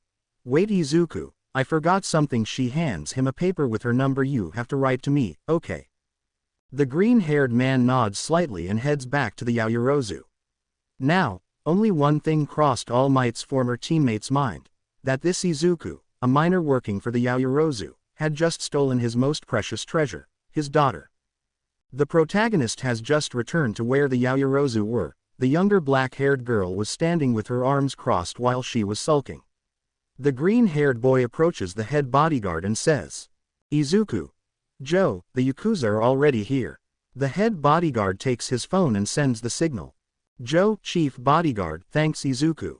The Yaoyorozu leave the party, escorted by the chief bodyguard, the assistant, and the protagonist. Everyone gets into the limo and leaves the venue. A few minutes later, gunshots begin to ring out. The limo was on its way to the Yaoyorozu mansion. The black-haired girl's parents were in the front of the limo with the head of security and his assistant, while the dark-haired girl and the green-haired man sat in the back, completely silent. The black-haired girl stood with her arms crossed as she looked out the car window. Izuku. Miss Yaoyorozu, are you okay? The brunette looks at the green-haired man for a few seconds, then looks back out the window. Momo. We're not at the party anymore. Izuku. So could you explain to me what's bothering you, Momo? Momo. No, nothing's bothering me, go and have fun with your new little friend. Izuku. You mean Melissa? Momo. Yeah, who else do you think I'm referring to? Idiot. Izuku. I don't understand, did it bother you that I talked to Melissa? The brunette stops looking out the window and looks face to face at her bodyguard. Momo. I'm not upset about that, I'm upset that you left me alone, silly. Izuku. But you didn't want to go dancing, and Melissa seemed like she really wanted to dance with someone. Momo. Melissa didn't want to dance with someone, she wanted to dance with you. Izuku. And what is it about him wanting to dance with me? Momo. You are my bodyguard, you should be with me, not leaving me alone, you are mine, not hers. Izuku. Huro. Momo. No buts, next time don't leave me alone again, okay? Izuku. Okay, do you forgive me, Momo? I forgive you, but on one condition. Izuku. Which one, Momo? From now on, when we have to go to a party or any social gathering, you must not call me Miss Yaoyorozu, you must call me Momo. The green-haired man was a little surprised by the condition. Izuku. Momo, I can't call you that, your father would kill me. Momo. Then Miss Momo. Izuku. Momo, you really don't. Momo. Either that or you'll have to call me Momo-chan in front of everyone from now on. The brunette was serious, she showed no trace of a sign that she was joking. Izuku. Okay, I'll call you Miss Momo then. Momo. No, now that I think about it, you better call me. The green-haired boy, a little daring, uses his hand to cover the black-haired girl's mouth without her parents noticing. Izuku. Miss Momo is fine, let's leave it like that. The green-haired man takes his hand away from the brunette's mouth. Momo. Okay, but next time you leave me alone, you'll have to call me Momo-chan, understood? Izuku. Okay Momo. Momo. That's good, let's be clear that next time we have to dance together. Izuku. Huh, didn't they say they weren't your style? Momo. If it's with you, I can make an exception. After that conversation, the brunette stopped being grumpy and was comfortably chatting again with her beloved bodyguard. Meanwhile, in the other part of the limo, Mr. Yaoyorozu was talking with the head of security. Sr. Yaoyorozu. And well, are they finished? The head of security was looking at his phone, until he received a message. Joe. Yes, sir. Our men are asking what they should do with the leader. What do I tell them? Mr. Yaoyorozu. Isn't it obvious? Behead him, behead them all, don't leave any of those wretches alive, let's get our message across, no one messes with the Yaoyorozu. Months passed, and the UA entrance exam had arrived. Our protagonist was minutes away from taking the Hero Academy exam. That also meant the green-haired boy had already negotiated his contract renewal. During the negotiation, only the protagonist and Mr. Yaoyorozu and his team participated.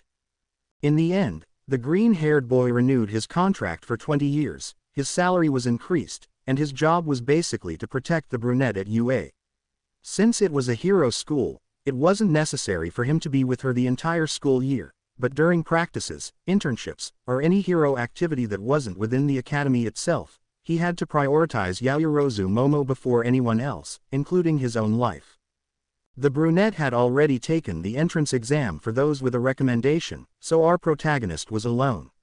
Our protagonist was in an auditorium listening to a talk about the exam, but unfortunately, his old, childhood friend, was sitting in the seat next to him. Bakugo. Damn idiot, did you also apply to UA, speaking softly. The green-haired boy was thinking whether to talk to him or not, but well, why not? Izuku. Yes, although it seems a little strange to me that you were here speaking quietly.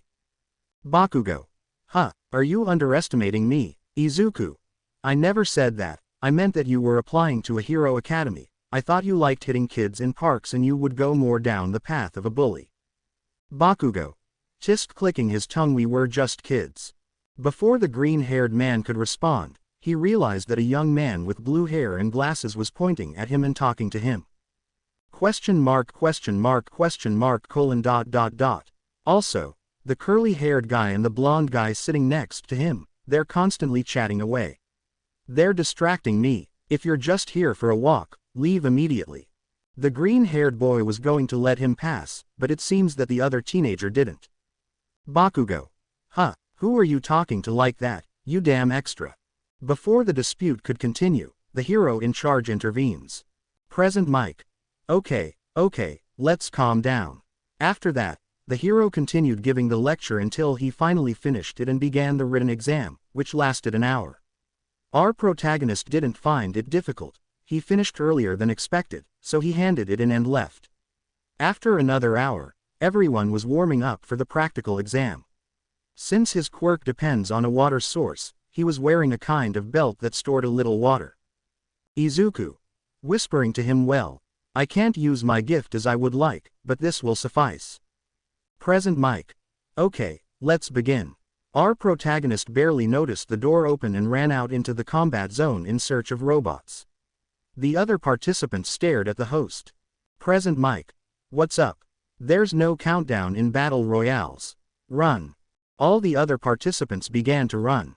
Our green-haired boy had already gained a lead and found the first robot, a 3-point robot.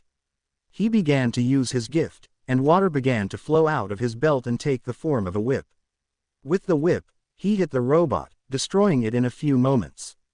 Izuku. Well, they're weaker than they look, this will be a piece of cake. Time skip. 8 minutes had already passed since the practical exam began. A group of people sat in a room watching the participants on screens. It seems that this generation of heroes is quite promising, seeing a green-haired guy breaking robots on the screen. You're quite right, Midnight said, some kind of rodent or whatever. Well, there's no way to know for sure. The real test will just begin by pressing a red button. Meanwhile, with the green-haired guy, Izuku. 67 points, I think that's more than enough. I'm going to take a short break. The ground of the entire test city began to shake. In the center there was a large cloud of dust. When it slowly began to dissipate, a huge robot could be seen. Izuku. Sigh for him to talk. Everyone present started to run and get away from the robot. Our green-haired boy was going to do the same. After all, that robot gave 0 points. It wasn't worth it, but he heard something that wouldn't allow it. Oh, damn. A small noise of pain, a noise enough to get our protagonist's attention. He was thinking about leaving. After all, it was an exam and UA wouldn't allow anyone to get seriously hurt, and if he helped her his gift would be totally useless. But when the green-haired boy saw the young woman's face, he could see how the brown-haired girl seemed to be asking for help, so he instinctively started running towards the girl. The green-haired boy arrived with the girl, whose leg was trapped under some robot debris. Izuku.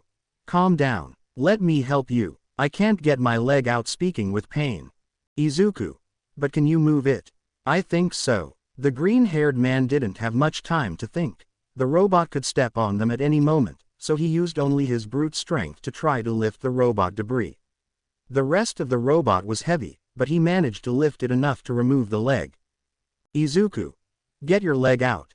Quickly. The girl obeyed, and thank goodness she could move her leg, so she pulled her leg free from the rubble. The girl tried to stand but couldn't quite get up. The green-haired man, who saw that the robot was going to step on them, let go of the debris and grabbed the brunette in his arms to start running. Izuku. There's no time. Let's go. The green-haired man started running with the young woman in his arms. He was running down a main street when he started scanning the surroundings and saw an alley, so he decided to turn into it. Both young men were in the alley. The robot just kept going. They weren't alone in the alley. There were more people who had ducked inside to hide from the robot. Izuku. Are you okay? Yes. Slightly blushing, could you put me down? Before the green-haired man could do anything, an alarm sounded throughout the city, along with Present Mike's voice shouting that time was up. The green-haired man dropped the brunette to the ground, but seeing that she was struggling to walk, he told her to climb onto his back and that he would take her to a doctor. The girl just nodded, blushing slightly. As soon as time ran out, the 0-point robot remained motionless in place, so it didn't seem dangerous. The green-haired man began walking, trying to leave the test city, and along the way, he ran into a familiar face. It was none other than Recovery Girl, so the green-haired man walked toward her. Izuku. Recovery Girl, we need help around here. The old woman began to walk towards the protagonist. Recovery Girl, are you hurt? The old woman began to analyze the green-haired man and saw him well. Although she did not recognize the protagonist, it gave her that feeling that they had already seen each other somewhere. Izuku. Not for me, for her, pointing at the brunette. The old woman saw that the young woman's leg was bad, so she used her gift on her. Within seconds, the girl's leg was completely healed, although she felt a little more tired than before. Recovery Girl. Okay, grab a lollipop. The green-haired man takes the lollipops and gives them both to the girl. The old woman leaves, leaving the teenagers alone. The green-haired man leaves the girl on the ground to go home. Wait, what's your name? Izuku. My name is Midoriya Izuku, at your service. Uraraka.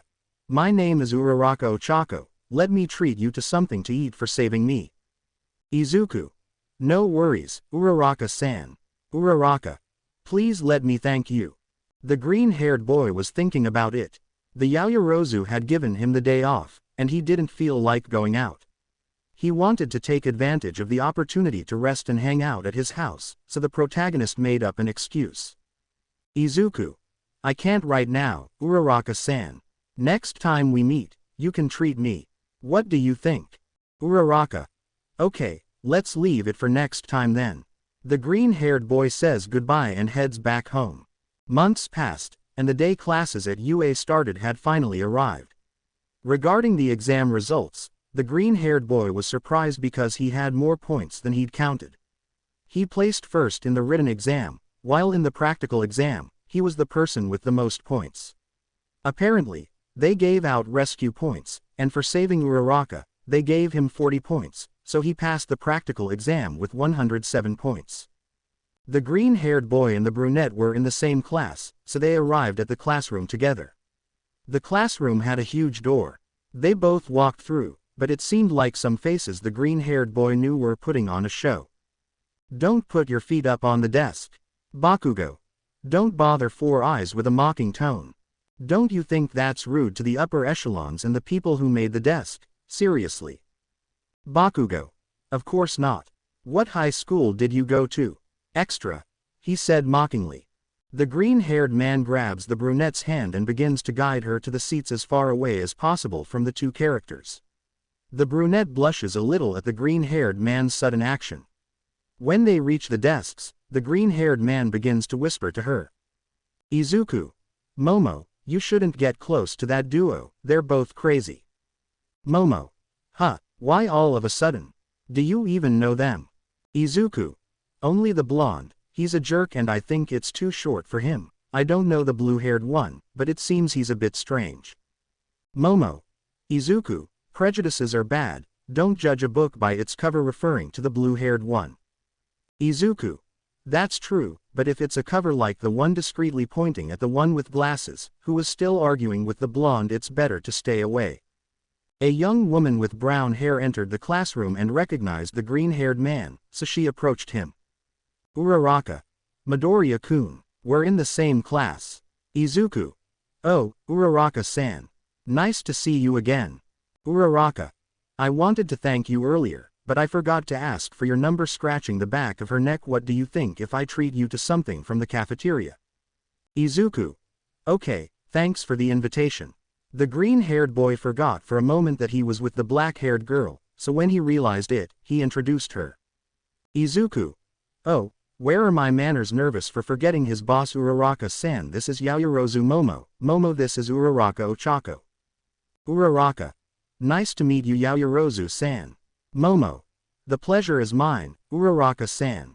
The green-haired man had already told the brunette about how the entrance exam went, so he also told her that he rescued the brunette. If you're going to put on a show, you'd better go to a theater, referring to the pale-haired boy and the blue-haired boy with glasses. The person who just spoke was a homeless-looking person who was sleeping in a sleeping bag on the floor, a normal thing for a hero academy. The man drags himself to the center of the classroom with his sleeping bag and stands up from the floor. Aizawa. This is a hero class, please behave accordingly. I'm your homeroom teacher, Aizawa Shota, pleased to meet you. I know this is a bit sudden, but put on this uniform, taking a tracksuit out of his jacket, and head to the courtyard.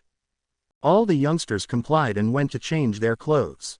Once they were all dressed, they gathered in the courtyard where their teacher was.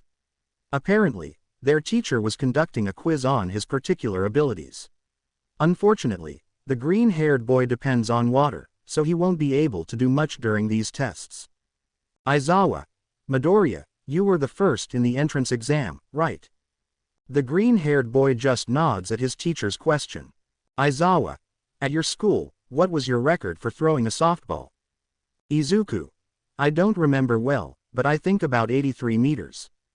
Aizawa. Well, now try it with your quirk. Izuku. Aizawa-sensei. I don't think that's going to be possible. Aizawa. Can't you generate water? The boy just shook his head. Aizawa.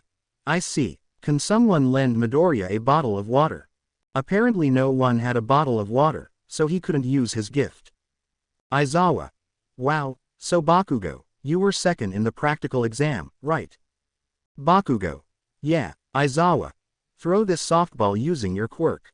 The blonde boy complied and used an explosion on the ball, achieving a record of 705 meters. Several of his classmates were surprised. Some were overly excited to be able to use their gifts, prompting the teacher to expel the person who came in last in all the tests. Most were surprised by the teacher. After a while, the quirks test was over, and the table was set. 1. Momo. 2. Todoroki Shoto. 3. Katsuki Bakugo. 4. Izuku Midoriya. 20. Minoru Mineta. The short boy thought he'd be expelled, but the teacher said it was a lie about being expelled. As soon as he heard that, he started celebrating like never before, as if he'd won the lottery. After that exam, classes continued normally until it was time to go home. As they were about to leave, Uraraka approached. Uraraka. Hey, you two, are you going to the station? They both turned to see the young brunette who was happily approaching where they were. Momo. No, we're going by car. Uraraka. Ah, I see. The brunette was about to leave, but the black-haired girl had thought of a plan to spend time with her friend. Momo. But if you want we can accompany you to the train, we wouldn't mind at all accompanying you smiling. Uraraka. If it's not on the way, there's no need. I don't want to be a bother. Momo. Please, we insist. Uraraka. Okay, thanks. The three teenagers went to the station that served the brunette. On the way, they started talking about their first day at the academy. When the brunette arrived at the station, she said goodbye to the protagonists and thanked them. The green-haired man was about to call a limo to pick them up, but the brunette stopped him and told him they should go to a cafe. The green-haired man agreed, and they spent the day talking about the academy. The next day, Class 1A had basic hero training, so they were in a room waiting for the teacher of that class to arrive. All Might. I'm coming in like a normal person. All the students were surprised and excited, but the most excited of all was a young man with green hair. Izuku. It's All Might. Oh my god, it's All Might. Momo, it's All Might. All Might, I love you. A little excited. All Might. Lol, I'm glad to meet my fans. Izuku. I have to ask for your autograph, looking for a notebook in his backpack. All Might. Today we are going to start with the hero classes. Kaminari. What are we going to do, with stars in our eyes? All Might. Hero battle. Suyu. Isn't it too early? Hero. All Might.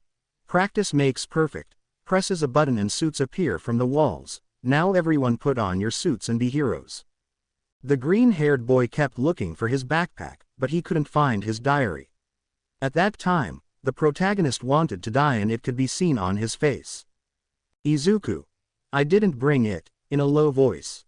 The brunette, seeing this, creates a new notebook and a pen especially for him. Momo. Here's one. Izuku. Thanks Momo. The green-haired boy accepts the notebook and hugs the brunette. He begins to approach his sensei, while everyone else looks for his suit. Izuku. All Might, may I have your autograph? All Might. This is not the time for that, young Midoriya. It's time to fight villains lol. Immediately afterward, the symbol of peace left the room to go to the meeting place. The green-haired man remained static in the room. His idol didn't want to sign his new book, he looked depressed. Momo. Are you okay? Worried. Izuku. Yeah, I'm fine. I just learned a valuable lesson. Momo. So, what did you learn? Izuku. You can't count on anyone, especially your heroes disappointed. Momo. Oh come on, don't be dramatic Izuku, maybe when class is over he'll give you his autograph petting his head. Izuku. No, I don't want it anymore, we'll be late for class, let's hurry up. Some time had passed, the symbol of peace was waiting for his students to arrive to start class until he saw everyone arrive wearing their respective costumes. All Might. The suits look good on you, now let's begin. The green-haired boy was wearing a suit that his mother had made, although before she sent it, she modified it a little, since the suit she had made was one that she had made when she was 4 years old. Author's note. This was the only image I found that worked for me. Instead of that red belt, it's a belt of the same color, but it functions as a water reservoir. Momo. It suits you. Izuku. Thanks, my mom had it made. The green-haired boy saw the black-haired girl's hero costume from head to toe. Izuku. Yours still looks good on you. Momo. Thank you, although they didn't accept the first design I sent because there is a restriction on how revealing the outfit can be laughing lightly. Izuku. You'll look good in anything, Miss Momo. Momo. Oh, enough blushing. Izuku. Wow, I thought you'd be upset, not that you'd turn into a tomato. Momo. Shut up, you idiot. The green-haired man laughed lightly. The symbol of peace began to explain the class, and they'll do a heroes versus villains mode in a bomb situation. The teams will be randomized and are as follows. A. Midoriya and Uraraka. B. Todoroki and Shoji. J. Yaoyorozu and Mineta. D. Bakugo and Iida. E. Mina and Aoyama. F. Sato y Koda. G. Kaminari and Jiro. H. Lived in Tokiyami. I. Hagakure and Ojiro.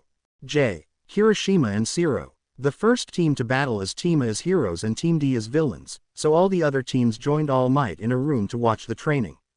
The green-haired man was outside the building with the brunette, planning what they would do. Uraraka. All Might is just like on TV, he seems less tough than Aizawa-sensei. Izuku. You're wrong, All Might is a fool. Uraraka. Huh, you were so happy to see him just now. Izuku. Not anymore, All Might is a fool, fool All Might, fool throwing a childish tantrum. It was noticeable that the green-haired man was a little resentful of the peace symbol. Uraraka. I see, patting the green-haired boy on the head everything will be fine. The green-haired man looks at the brunette, in her eyes he was a kind person who wouldn't hurt a fly, but she didn't understand how villainous All Might was. Izuku. Can you think of any plans? Uraraka. Yes, go in and defeat the villains raising her fist. Izuku. Wow, what a good plan. Uraraka. And you, do you have any plans? Izuku. No, plans are overrated. Uraraka. What do you mean? Izuku. Uraraka-san, I have a method with 4 rules for making plans, do you want to know what it is like? Uraraka. What is it like? Izuku. Make the plan, execute the plan, wait for the plan to run its course and abort the plan, that's how I make my plans. Uraraka. Izuku. I was joking, I saw that in a TV show. I know the blonde one. He's very impulsive and probably wants to fight me. The one in blue is very square, so he'll be defending the bomb. Obviously, it's all assumptions, but it's something. The idea is that I'll distract the blonde, and you'll have to stop the bomb. This whole plan depends on you, Uraraka-san. Will you be ready for that? Uraraka. Yes, I've never been more prepared than for this moment with determination in her eyes. Izuku. I trust you, I know you won't let me down. Both young men began to laugh. The peace sign signaled the start of the confrontation, so they both began to enter the building. The green-haired man and his companion were touring the building when suddenly the blonde man ambushed them and attacked them with an explosion. The green-haired man reacted in time and managed to cover his companion. Izuku. Wow, you learned to use your head. Bakugo laughing. Bakugo. Shut up, Uraraka. Are you okay? Izuku. Yeah, stick to the plan. The brunette nodded and left. The green-haired man stayed talking to the blonde. Bakugo. Today I will show you that I was always better than you. Izuku. Please Katsuki, I'm not the child I was 5 years ago. Bakugo. Me neither. The blonde man approaches to attack him and with his right arm he makes an explosion. The protagonist dodges it and grabs his arm and lifts it with his body before slamming it into the ground. Izuku. Well, I don't see any change in you, Katsuki. Bakugo. Shut up. The blonde used an explosion from the ground, so the green-haired boy had to distance himself from his classmate. The blonde quickly stood up and with his explosions he quickly propelled himself towards the green-haired boy to kick him, but the green-haired boy blocked him with both arms so that he quickly grabbed the blonde's leg. The blonde was going to hit him with an explosion, but before he could do so, he received a blow to the face from the protagonist that sent him flying through the hallways. Izuku. I told you Katsuki, I'm not the same person, I'm better now. The blonde just clicked his tongue, but he wasn't going to let himself be humiliated, so he raised his right arm and with his other hand he brought it to his glove. Bakugo. As you know, my quirk makes me sweat nitroglycerin and explode. These gloves store my sweat and...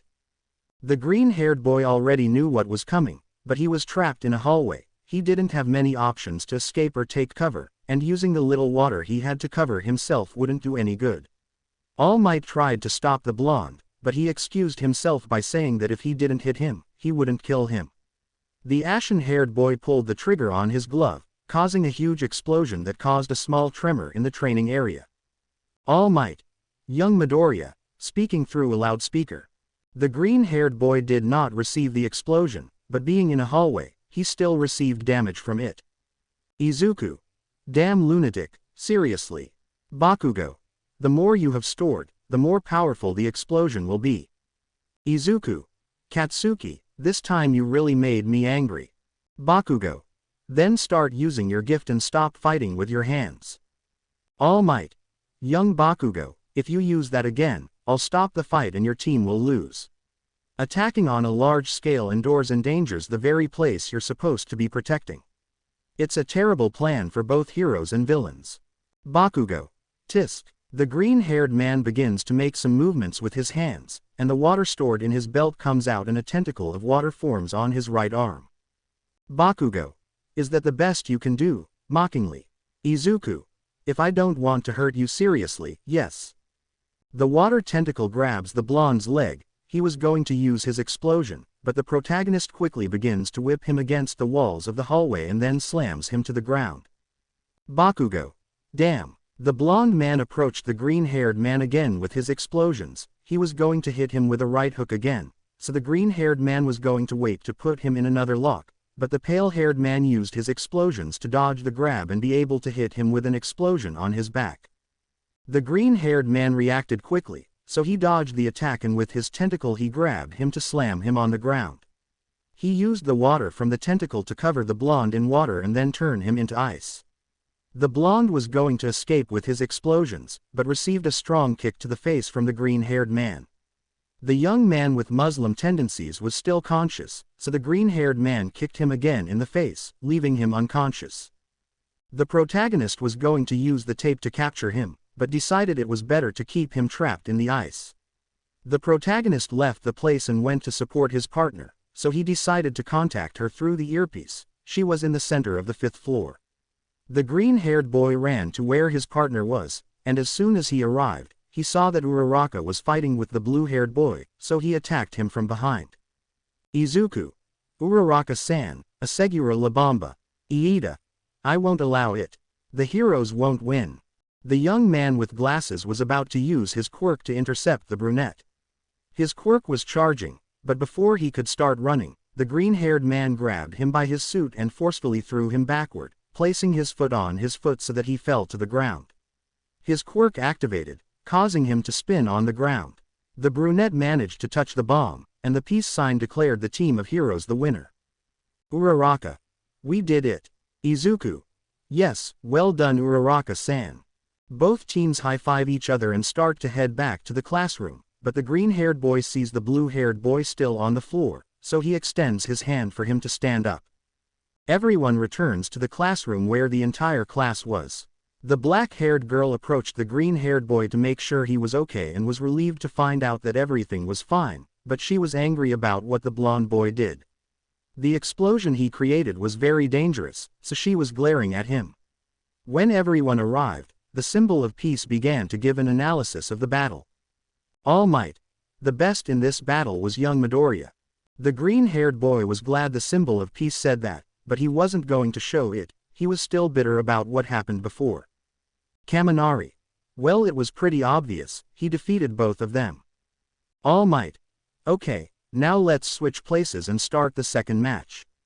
The next team began preparing and went to the designated location. Almost all of the green-haired man's teammates were congratulating him on his performance. Since the fight hadn't even started yet, the symbol of peace approached the green-haired man. All Might. Young Midoriya. The green-haired man heard the symbol of peace call him, so he was serious and looking away while he was talking to him. Izuku. Yes, All Might sensei, did something happen? All Might. You asked me for an autograph earlier, so if you still have your notebook.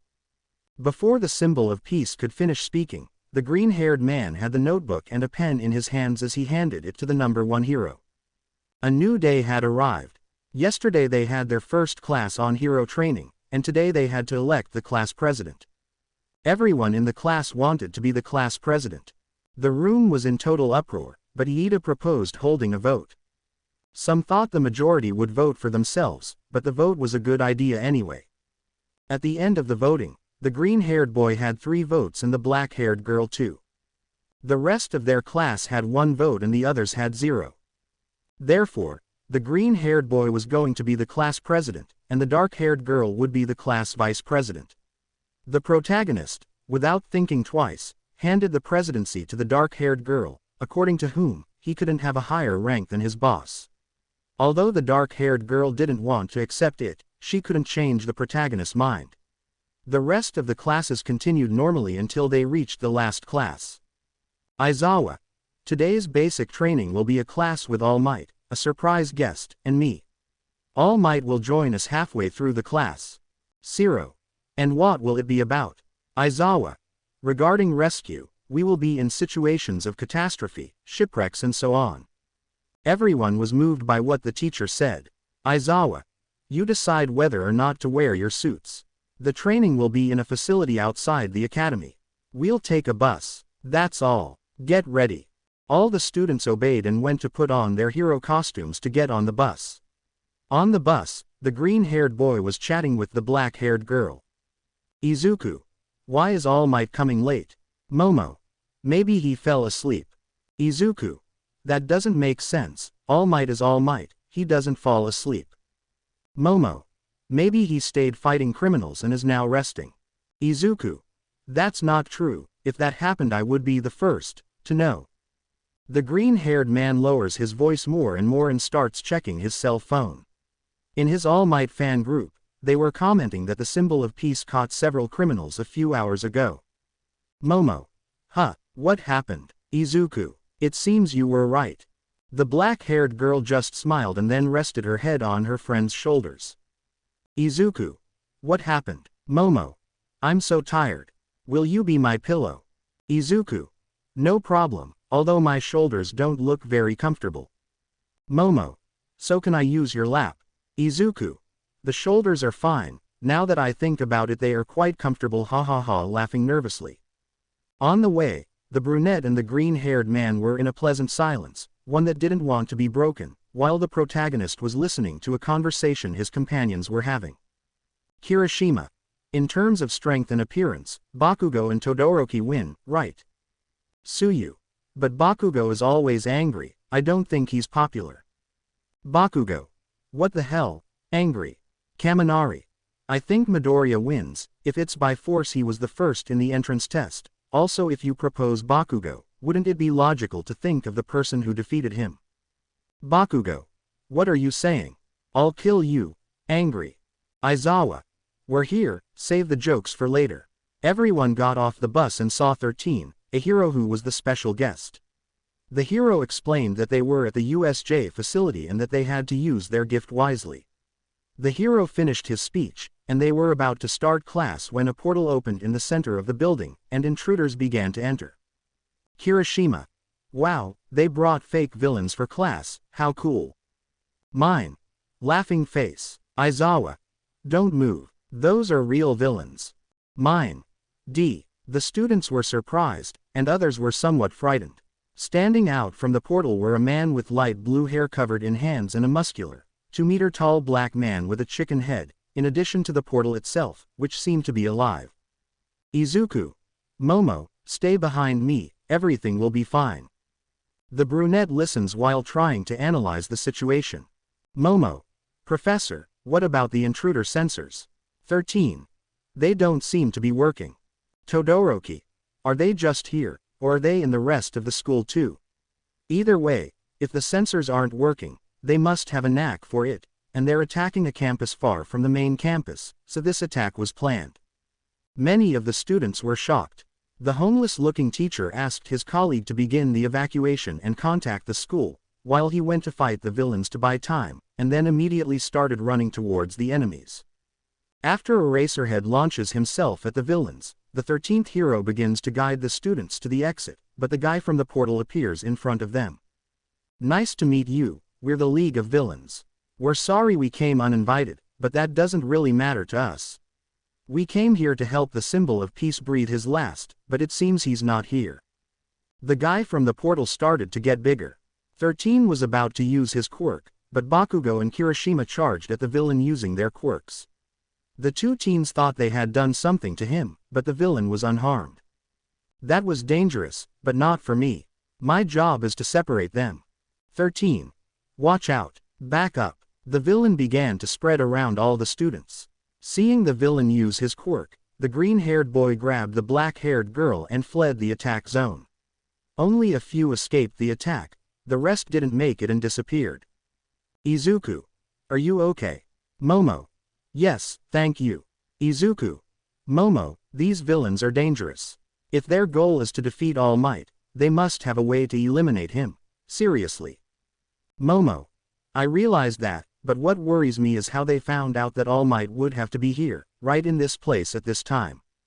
Both teenagers were with some of their companions along with the hero 13, but their problem was the guy from the portal and physical attacks didn't seem to have any effect on him. 13. Class representative. Go and inform the school about the attack. Izuku. Sorry, I don't think I can do it. That task seems more suitable for Iida-san, since his gift makes him go faster. 13. Okay, then young Iida, you go. Iida. Understood. 0. We'll cover you. The students who were with the protagonist were Iida, Uraraka, Sato, Shoji, Mina, 0 and the brunette, in addition to the pro hero 13 being present. You just told me your plan and you think I won't do anything to stop it. The villain begins to expand to attack the aspiring heroes. The hero uses his quirk, and from the tip of his finger, he begins to use his quirk, sucking in everything in its path like a black hole. The villain uses his quirk and opens a portal behind the hero, so the professional uses his quirk on himself, destroying much of his back and falling to the ground. Mina. Sensei. Momo. Iida. Start running now. Sato. Hurry Iida. The young man with glasses begins to run towards the large door of the compound. The villain uses his gift to create a portal in his path. The young man with several arms jumps onto the cloud that was in his companion's path. The green-haired man quickly uses his gift and with the water he has on his belt creates an ice spear and throws it with all his force at the villain's main body. Thanks to the fact that his childhood friend along with his red-haired companion attacked the villain, he managed to see a metal body in it, so he attacked in that place. The green-haired man hits the target, managing to pierce through the villain's body. The villain wasn't going to stop. He was going to prevent the challenger from escaping no matter what, but a young woman with brown hair touches the main body and uses her gift, removing its gravity. Later, Zero uses his ribbon gift on it, and Sato takes the other end of the ribbon and throws it as far away from the place as possible. The young man with glasses crosses the door and runs as fast as possible to call for reinforcements. The green-haired man turns to look at the brunette and notices that she, along with her companion in pink, are with the hero 13, trying to help him. Izuku, do you know how to do first aid? Momo, no, I'm doing what I can, making bandages, gauze, and so on. Izuku, okay, then be my assistant, your family taught me first aid. The black-haired girl nods and begins to create medical things. All her other companions were around the hero in case they needed help, except Shoji, who was using his gift to watch out for any villains approaching. The green-haired boy analyzes the wound and it wasn't as serious as it looked. There were no internal injuries and that was good, but the wound was bleeding. The black hole only affected a large part of the suit and a bit of the hero's back. The green-haired boy begins to apply gauze to the wound and asks Mina to take his place and apply pressure. While his pink-clad companion exerts pressure, the green-haired man shows the others as quickly as he can how to bandage the wound, since he will need help to do the bandaging. Shoji sees that the villains have defeated Eraserhead and that it seems they are going to kill him, so he warns the others. Shoji, I'm sorry, Momo. We must help him. Izuku, no, it's very dangerous. Although the protagonist was the person who most wanted to help his teacher, he knew that his priority was someone else, so he held back as much as he could to avoid helping his sensei. Mina, if we don't do something, they'll kill him. Izuku, if you do something, you'll end up killing them all. Momo, but if they kill Aizawa-sensei they'll kill us anyway. Izuku, maybe, but we'll have more time to wait for reinforcements. Momo, are you planning on letting him die just like that? Angry. Izuku, yes, he chose to be a hero and knows the risk of being one. He is taking care of his responsibility, as I am taking care of mine looking at Yaoyorozu. Uraraka, but we still have to help in any way we can. Izuku, and you're right about that, worry about saving the one in front of you first, pointing at 13. Momo. Izuku, are you serious? Izuku, yes. The green-haired man was trembling. He had never felt this feeling. He felt powerless, frustrated, angry with himself. There were so many feelings that were making him want to let someone he knows and who he has shared with die, even if it was only for a few days. Momo, stop lying. Just look at you. You seem desperate to go help him. I know you better than anyone. You're always talking about heroes and worrying about others. Izuku, that's not true. Momo. Izuku, what do you want to do right now? Answer honestly. Izuku. Yo. The black-haired girl approaches her friend and with both hands, grabs his cheeks. Momo. What do you want to do? Just answer honestly. Izuku. I want to help him. Momo. Then do it, let's all go together to help him. Izuku. No. Not everyone, you stay here. Momo. What are you talking about? Izuku. I won't put you in danger like that, your father would kill me. The green-haired man grabs the black-haired woman's hands and moves them away from his face. Izuku. I'll just go, you guys take care of 13. Uraraka. But it's too dangerous for you to go alone. Momo. Let us help you. Izuku.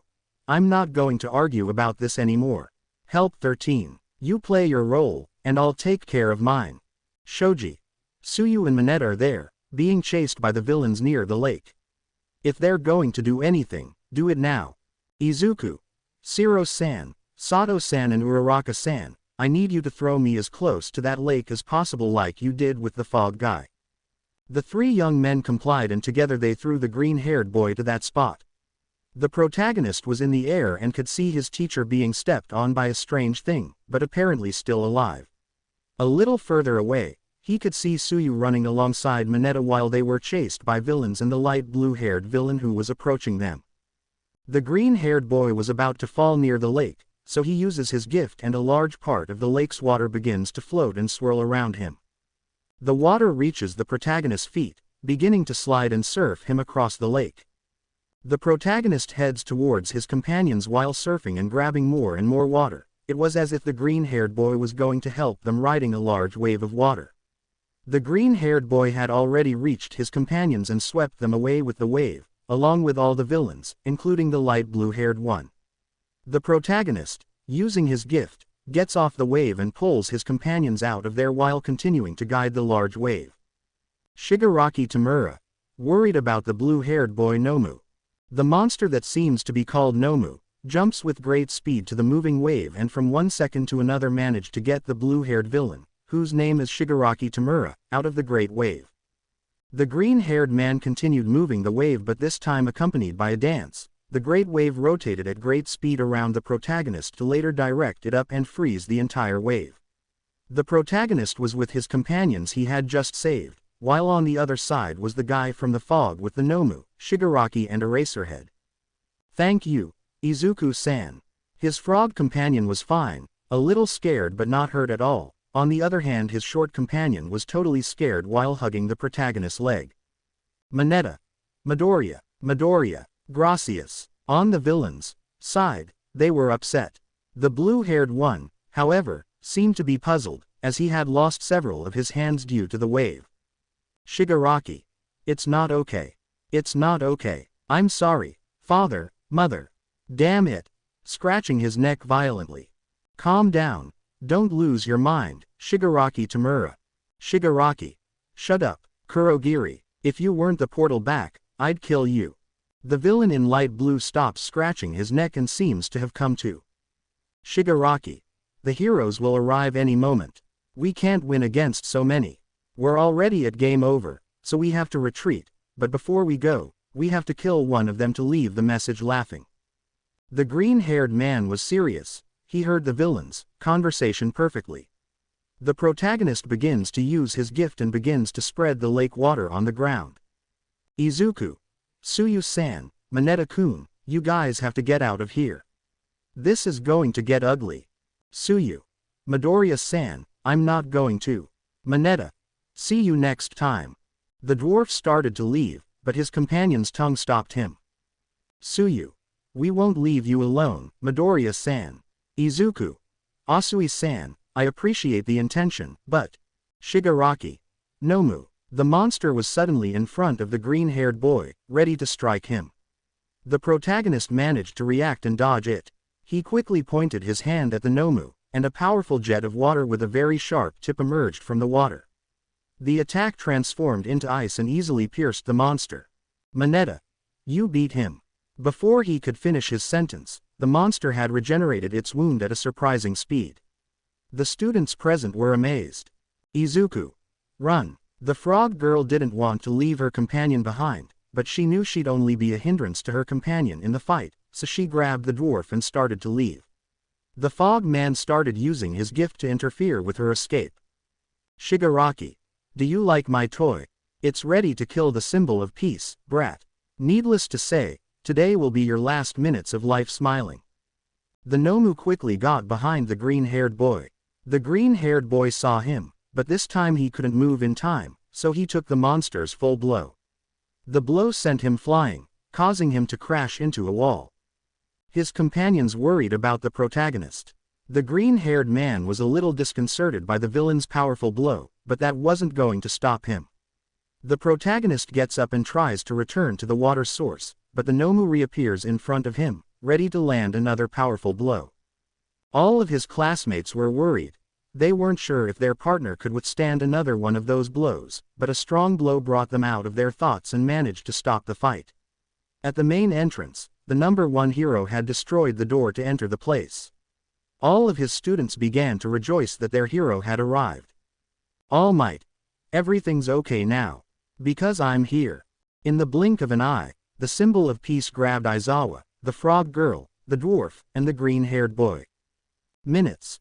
Shocked face. All Might. Young people, go to the entrance and take Aizawa. Izuku.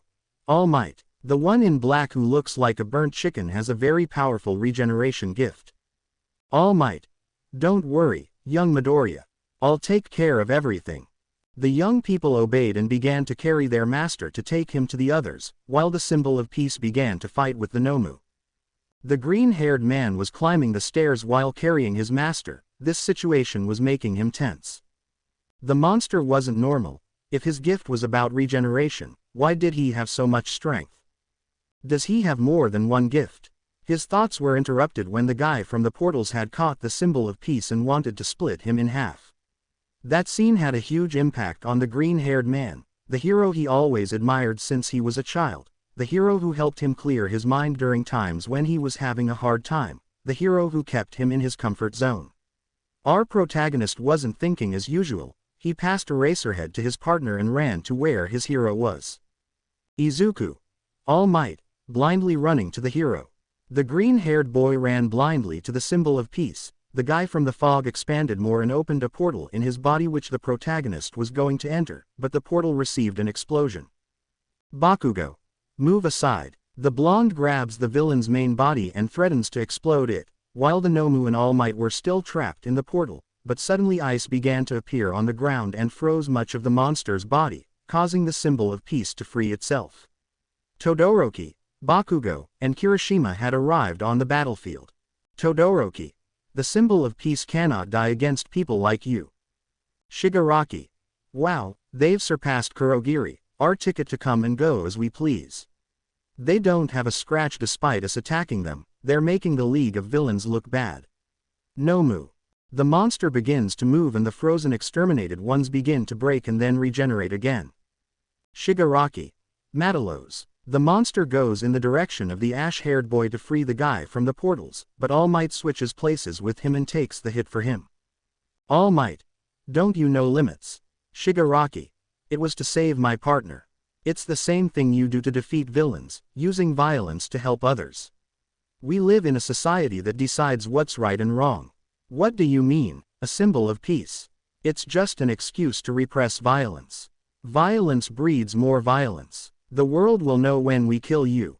All Might, how absurd, you just do it for fun. Kirishima, we outnumber them, if we team up we'll win. All Might, no, you young ones, run away. Todoroki, if I hadn't helped you, you'd be dead. All Might, that's different. Leave this to a professional. Izuku, All Might, you're bleeding. All Might, everything will be okay, you know why. Because I'm the symbol of peace. Shigaraki, Nomu, Kurogiri, you guys against All Might, I'll take care of the brats. The number one hero launches himself at the Nomu, sending everyone around him flying.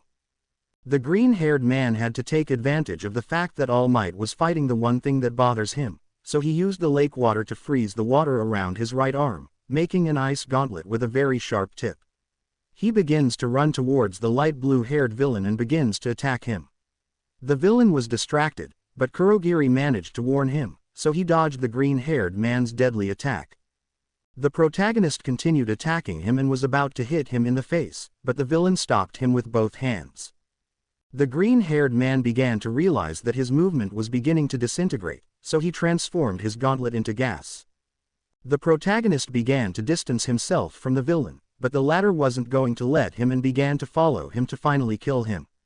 The aspiring hero was taking him as close to the water as possible, and when he was within the range he desired, he used his quirk and a huge jet of water shot out at Shigaraki, hitting him square in the chest, pushing him back.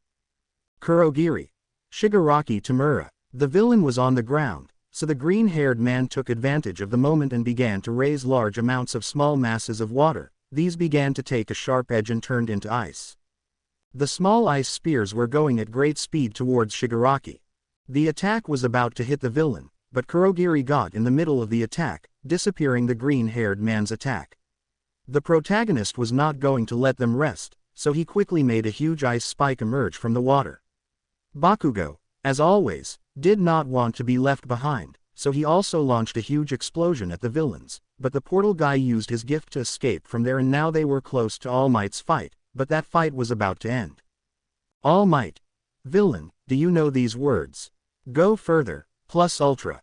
The symbol of peace gives a huge punch to the monster sending it flying from the place. The whole place begins to shake from the enormous amount of power of the number one hero. All his students were surprised, was that the power of the best of heroes. All Might, looks like I've gotten rusty.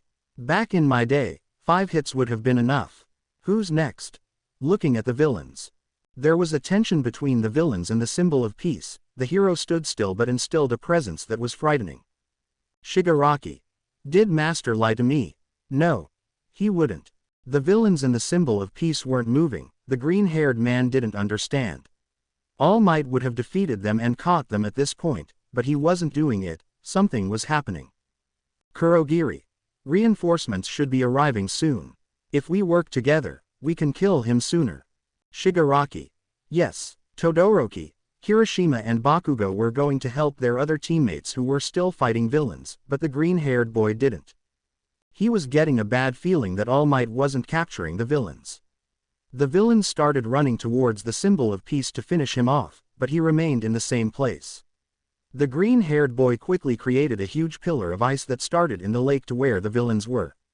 The pillar was meant to act as a wall to keep them from crossing, but Kurogiri created a portal behind the hero and from it Tamura's hand began to emerge. Izuku. Stay away from him. Damn villains. The protagonist undoes the ice pillar and creates hundreds of ice spikes that were going to bombard the villains. Before the green-haired man could attack them, a shot hit the blue-haired villain in the hand. The other heroes had arrived. All the students rejoiced. With this, it was the end of the villains. The heroes began to attack the remaining second-tier villains and began to rescue the students who were still in danger. Shigaraki and Kurogiri were about to escape, but the green-haired man carried out his attack, severely damaging the light blue-haired villain. The attack would have killed him if it weren't for Kurogiri using his quirk to escape with him. Everything had finally come to an end. Izuku. All Might, are you okay? All Might. Oh no. The green-haired man was confused. The person he was looking at was a skinny guy who seemed very fragile. He didn't understand, so he moved closer and closer. Izuku. What the F? Before the green-haired man could continue speaking, a concrete wall emerged from the ground and covered the symbol of peace. All Might. Wait, Cementos, he saw me. The hero expands the wall and also surrounds the green-haired man so that he cannot escape. All Might. Young Midoriya, you have to listen to me, you can't say any of this. Izuku. Are you All Might? No way, how can you be All Might? All Might is fearless and saves everyone with a smile. All Might. I'll tell you everything but you can't say anything about this. Before the green-haired man could respond, a black-haired woman was seen approaching the place. Momo.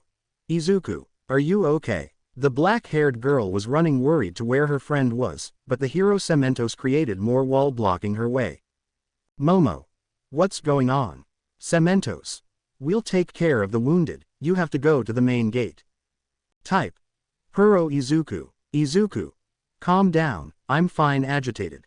The green-haired man goes around the Cementos wall and heads towards his partner.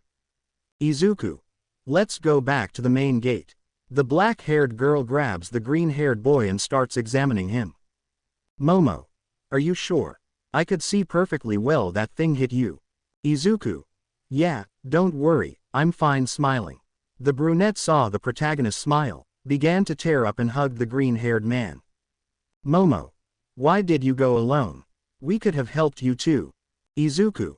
I didn't need your help, Professor 13 needed the help. And how is this? Momo. She's safe, and she's a teacher. The black-haired girl was still hugging the protagonist. She wanted to help against the villains and was about to do so when he was on top. She was thinking about creating several cannons to attack the Nomu together, but deep down, she knew that instead of helping him, she would only hinder him, since she would distract the green-haired boy if the villains attacked her.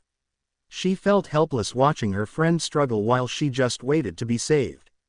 It felt like the time he saved her from kidnapping. She had been trying harder this past year, but she felt like nothing had changed. Izuku. Are you okay? Do you look sad? Momo. Yes, I'm fine, but, can we stay like this for a while? Izuku. As you wish. It seemed the teens had forgotten they were with Professor Cement and that All Might was standing next to the wall, so the hero Cement coughed. The teens noticed and returned to the main entrance of the building. A few hours had passed since the accident at USJ. After the main villains escaped, they managed to catch all the second-tier villains who were on the premises. Of the 20 students, only 2 showed injuries and one of them was Jiro. The one who caused her injuries was his classmate Kaminari.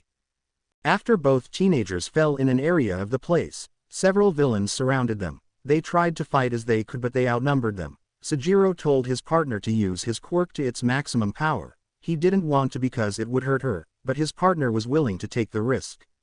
The other injured student was our green-haired boy. He hadn't noticed because of the adrenaline of the moment, but when the Nomu hit him and sent him crashing into the wall, it broke 2 ribs. It was already getting dark, and all the injured from the accident were in the academy's infirmary. They were treated by Recovery Girl and were resting. Jiro healed the fastest. She left as soon as she could. Her classmate Kaminari was waiting outside the infirmary to escort her home. It was the least she could do, since she felt guilty. The protagonist was in the same room as All Might. He had already recovered, but he had to have a conversation with the symbol of peace. Izuku. Well, could you explain to me how you are, this? Pointing to the body of the peace symbol in its slender form. All Might. It happened a long time ago. Everything I'm going to tell you, you can't tell anyone. The blonde lifted his shirt and you can see a huge wound located near his stomach. All Might. It's a wound an enemy gave me 5 years ago. It destroyed half of my respiratory organs and I lost my stomach. Because of this wound, I can only be a hero for 3 hours a day. Izuku. It can't be. What kind of villain could leave you like that? All Might. A very powerful one. I ask that this fight not be made public. The symbol of peace cannot be destroyed by evil. I will save people with a smile. He smiled to show the strength of the heroes. Izuku. I understand. All Might. Now that I've told you this, I want you to tell me something. Izuku. What do you want me to tell you? Confused. All Might. Why did you come to help me? I couldn't move at the time, but you didn't know that, so you came to help me. Why? The green-haired boy didn't know how to respond. He wasn't sure why he had helped the symbol of peace. He did know why he had helped Aizawa, but it was different with All Might. Izuku.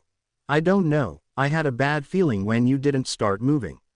I guess my body moved on its own. All Might. I see. You know young Midoriya, I came here for a reason. I came here because I'm looking for someone. Izuku. And were you able to find that someone? All Might.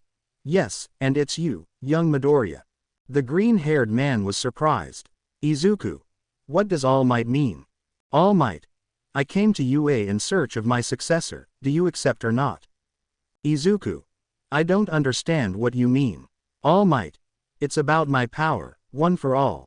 After an explanation of his power. All Might. And young Midoriya, will you accept to become my successor?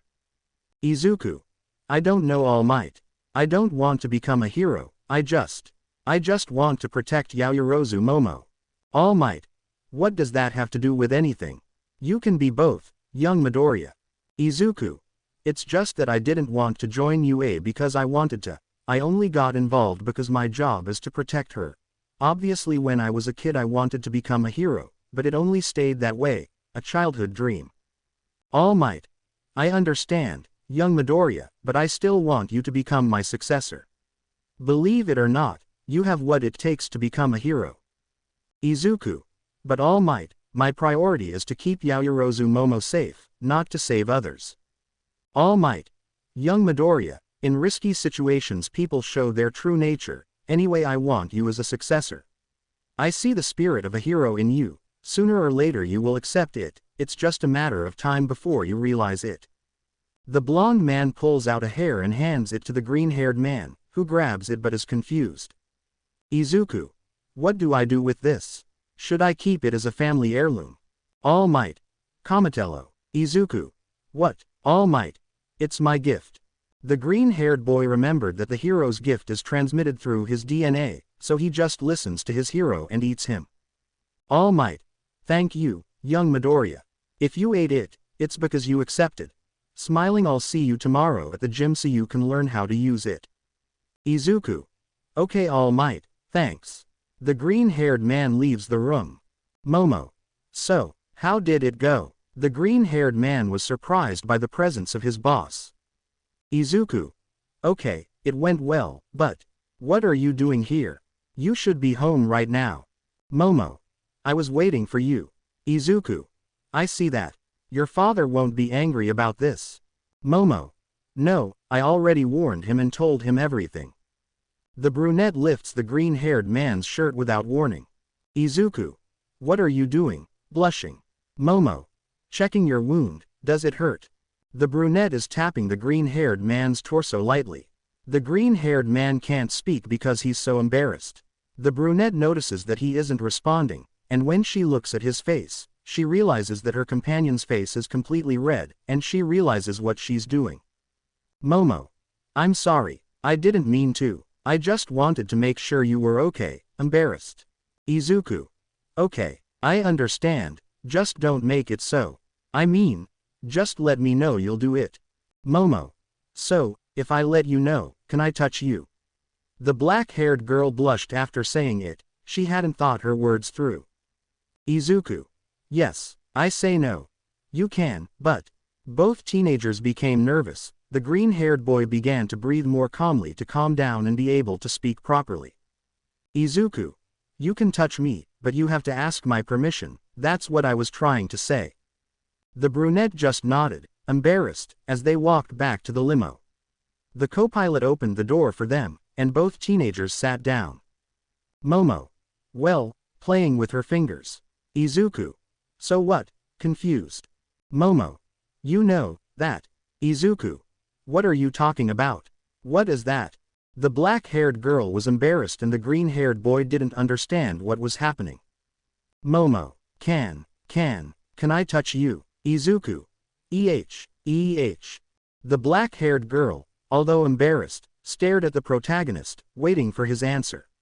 The green-haired boy was embarrassed and nervous, but just nodded. After all, the green-haired boy thought she was interested in the wound. The protagonist lifted his shirt, the black-haired girl changed seats, sitting next to him, and began to touch his torso. Momo. Didn't it hurt when you were fighting? Izuku. No, you don't feel anything because of the adrenaline. Momo. You know, when I saw that thing hit you, I really worried about you. I thought I was going to leave you as Aizawa-sensei for a moment. Izuku. Momo. I wanted to go and help you, but I know I would only get in your way, since you would worry more about me than the fight. I just want to be useful to you. Izuku. You shouldn't feel that way, it's just part of my job, and I wouldn't like to see you hurt. Momo. I know, I understand, but I'm tired of you always having to protect me and save me, I want to protect you too. Izuku. With time I'm sure you'll achieve it, it's just a matter of time. Type. They were both silent. The brunette continued touching where the green-haired man's bandages were, but she noticed that something was bothering her. Momo. Wouldn't it be better if you took off your shirt instead of lifting it up? The green-haired man couldn't say anything out of embarrassment, he just nodded and silently took off his shirt. The brunette continued touching her subordinate's bare torso, seeming to have been in a trance after her friend had taken off his shirt. It had been a few minutes since they were like that. Izuku. Mom. Type. Izuku. Momo.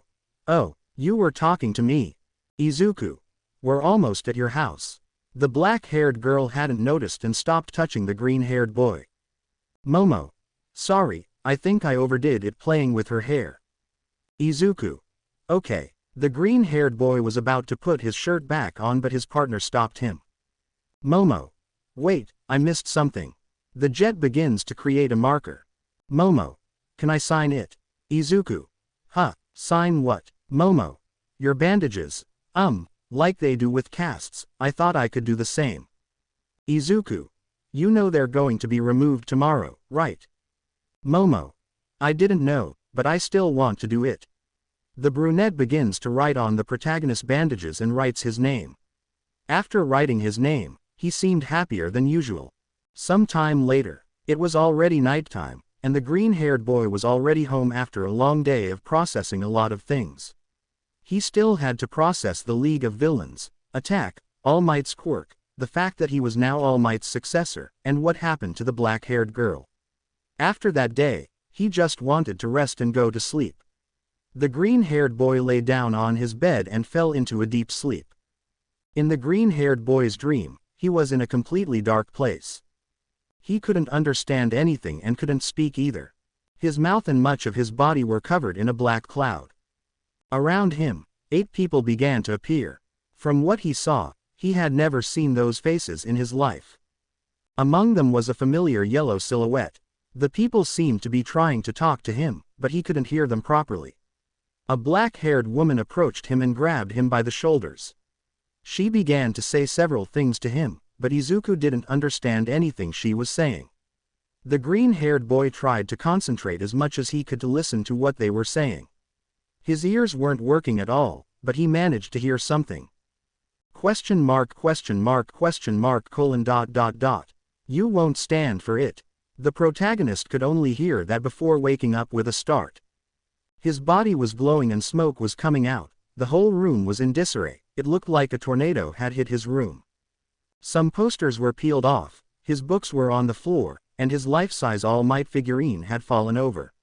He didn't understand what was happening. What did that figurine mean when it told him not to put up with it? What couldn't he put up with? It was a very strange dream, but it seemed so real. He only thought of one thing, and that was that he should talk to All Might about this.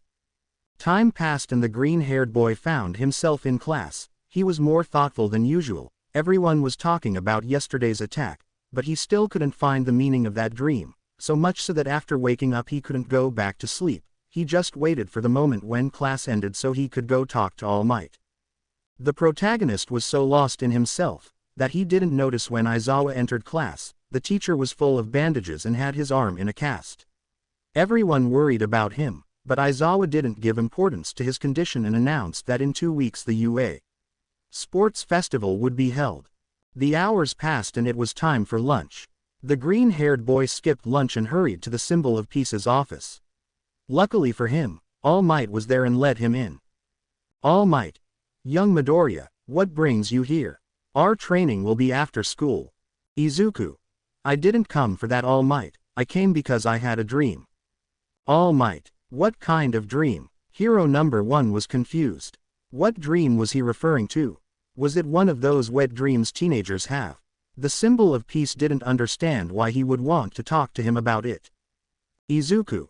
I had a dream where there were several people. I couldn't speak. I couldn't move. My ears were malfunctioning. All Might. Young Midoriya, everyone has a weird dream sometimes. Izuku. I don't mean that, All Might. It seemed so real. There was even a person who looked like you. Everyone tried to talk to me but I didn't understand anything, until a black-haired woman approached to talk to me and all I could hear was that I wouldn't stand it. All Might. Someone who looked like me, seriously. Izuku. Yes, he was just like you but that person was yellow. All Might. How many people did you see? Izuku. 8, there were 8 people. All Might got serious. It seems he discovered that it was. All Might. I think you had a dream about one for all. Izuku. Con L one for all. All Might.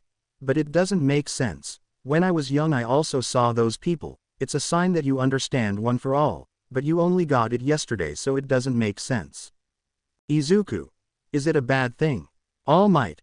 I'm not sure. Young Midoriya, what you're telling me has never happened to me. I've only had something similar happen to me. I only saw figures, traces only, but you saw them, and they told you that you wouldn't be able to bear it.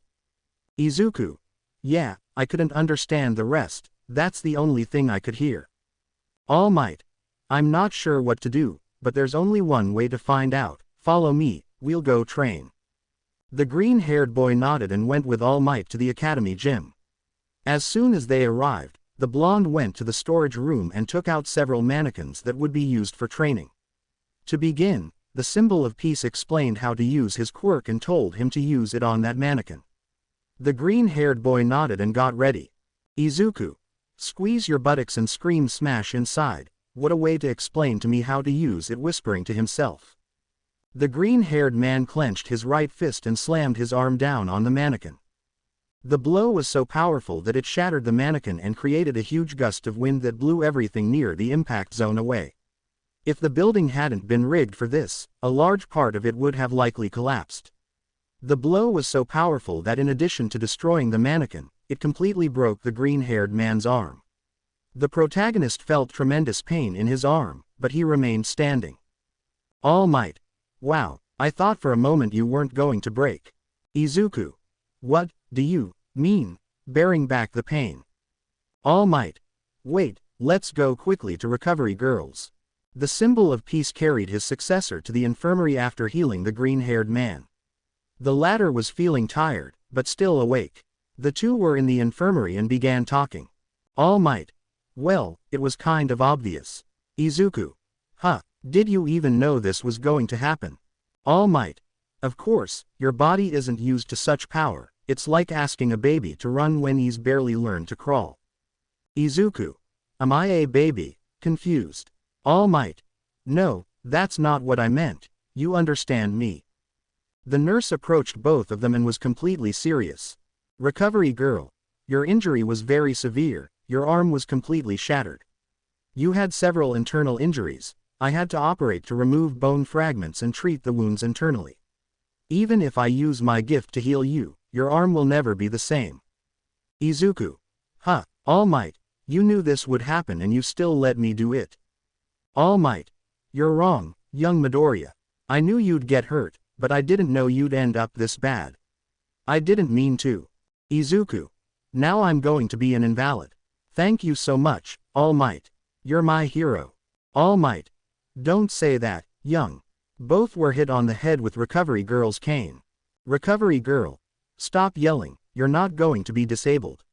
You should learn to control that power or you could lose your arm. The green-haired man was surprised by what the nurse said. It was his first time using the gift, and he almost lost his arm. Was this what the black-haired woman meant? Or was she referring to something else? Recovery Girl. All Might, you need to leave. I'm going to finish healing my patient, and most likely he'll be unconscious from the damage, unless I heal you enough for you to walk and then heal over time. Izuku. I prefer to heal as much as possible, I don't mind resting for a couple of hours. All Might. Young Midoriya, it may be days. Izuku. All Might. Just kidding. Izuku. This is not the time for jokes. The symbol of peace leaves, while the green-haired man remains silent. The heroine uses her gift, and the green-haired man immediately notices the fatigue and, without realizing it, ends up falling asleep. The green-haired man was having the same dream again. He was in a dark place and still couldn't speak or move. Although this time there weren't as many people around, there was only one with white hair. Hello, Ninth. The green-haired man was surprised. Now he could hear what they were saying to him, but he still couldn't speak or move. You have to listen to me carefully. You have to give the 8th your gift back. Your body can't handle one for all, and I'm afraid if you keep using it, you'll end up dying. The green-haired man was in shock, so with this he meant that he couldn't stand it. Over time, one for all has grown stronger and stronger, which at this point is a poison to people like you. I mean, people born with a gift. You need to return to the 8th as soon as possible, it needs to be returned to a suitable vessel. The white-haired man began to fade away little by little. It seemed as if he had forced this conversation. You have to do it as soon as possible or you'll die along with one for all. The green-haired boy woke up from his dream, sweating profusely. He didn't know how many hours had passed, but when he looked out the window, he could see that it was getting dark and that it was about to get dark. He had to meet All Might as soon as possible, and luckily for him, he happened to be in the room. Izuku. All Might, we need to talk about one for all. All Might nodded and sat down next to him. The green-haired man explained what the white-haired man had told him. All Might understood the situation, but there was one problem the green-haired man didn't understand. Izuku.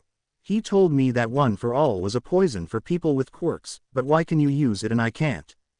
All Might. It's because I was born without a quirk, young Midoriya. The green-haired man was a little surprised by the news. Izuku.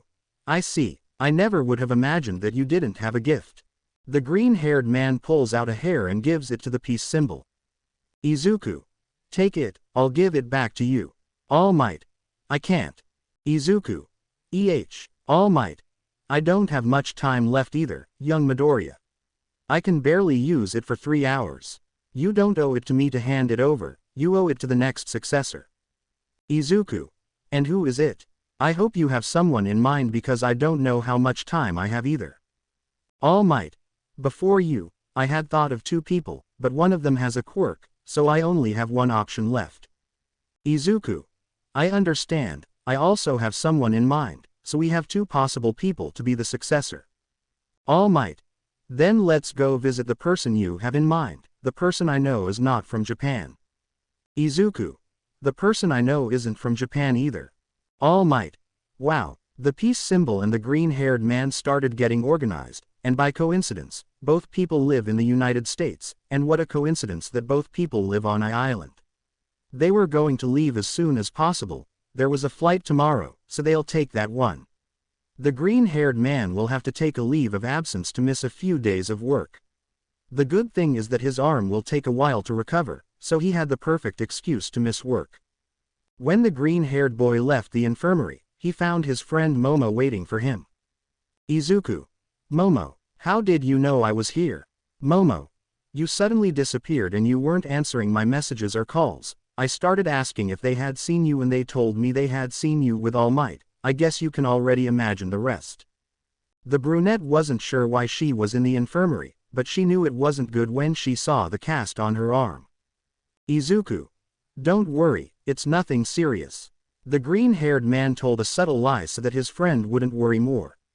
He knew that she cared a lot about him and that's why he couldn't tell her that he almost lost his arm. Momo. A broken arm is already serious. Izuku. Well, things happen downplaying it. The brunette got a little annoyed that the protagonist took her health as something unimportant. She pouted and grabbed the green-haired man's good arm. Izuku. What are you doing? Momo. Helping you walk. All Might told me you were sleeping from tiredness. Both teenagers walked to the limo. It was the second time Momo was waiting for him outside the infirmary. The green-haired boy was praying that the brunette's father wouldn't get mad at him for delaying his daughter. They were both in the limo, heading back to the brunette's house. On the way home, the brunette signed the protagonist cast. After that, the green-haired boy asked her friend what they saw in class, and she told him that last period, several people from other classes came to her room for the sports festival. Both teenagers had arrived at the Yaoyorozu mansion. The green-haired boy needed to speak with the black-haired girl's father, so he accompanied his friend to her room and then went to his boss's office.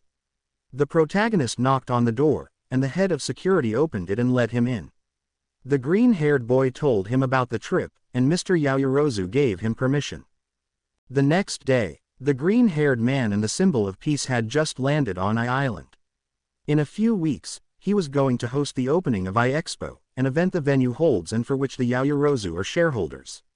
Since the event hadn't even started yet, the place wasn't as crowded as it would have been to go on that date. They had decided to visit All Might's acquaintance first, so they were waiting at the meeting point. Uncle Might. The protagonist turned to see where the voice was coming from and saw a blonde girl approaching on a jumper. The green-haired man recognized her instantly. It was none other than Melissa, the girl he had met at that party and also his candidate to be the bearer of One for All. As soon as the blonde arrived with them, he jumped to where the peace symbol was and hugged it. All Might. Melissa, you've grown so much. The symbol of peace effortlessly lifted the blonde in his arms. Both were happy to have seen each other. Melissa. My dad told me you were coming. He was so happy to see you again. All Might. Me too, I almost don't recognize you. Melissa. It's because I'm 17 now. The blonde man took the blonde down and she realized that her uncle was accompanied, but not by just any person. Melissa. Izuku. The blonde jumped to hug the green-haired man. Izuku. Long time no see, Melissa. The green-haired man hugged the blonde back. Melissa. You texted me to meet up tomorrow. If you'd told me we'd meet today, I would have been more prepared. The blonde is happy to see the green-haired man again. After that party, they both spoke to each other through messages, but they had never met up or the opportunity to see each other again had arisen. Izuku. Well, it was something unexpected. I didn't know All Might was your uncle. The green-haired boy had just found out that the blonde was his hero's niece. He had so many questions to ask the blonde about that, but it wasn't the right time. Melissa. I've known him since I was little, so I consider him family. The blonde couldn't continue speaking. She had just noticed the green-haired man had a cast on his arm. The teenager worried about her friend's condition. Melissa. What happened to you? Izuku. Oh, nothing serious. Looking at the peace symbol, it was a bad move in training, but don't worry, they'll take it away from me in a few days. Melissa. But how come a broken arm isn't anything serious?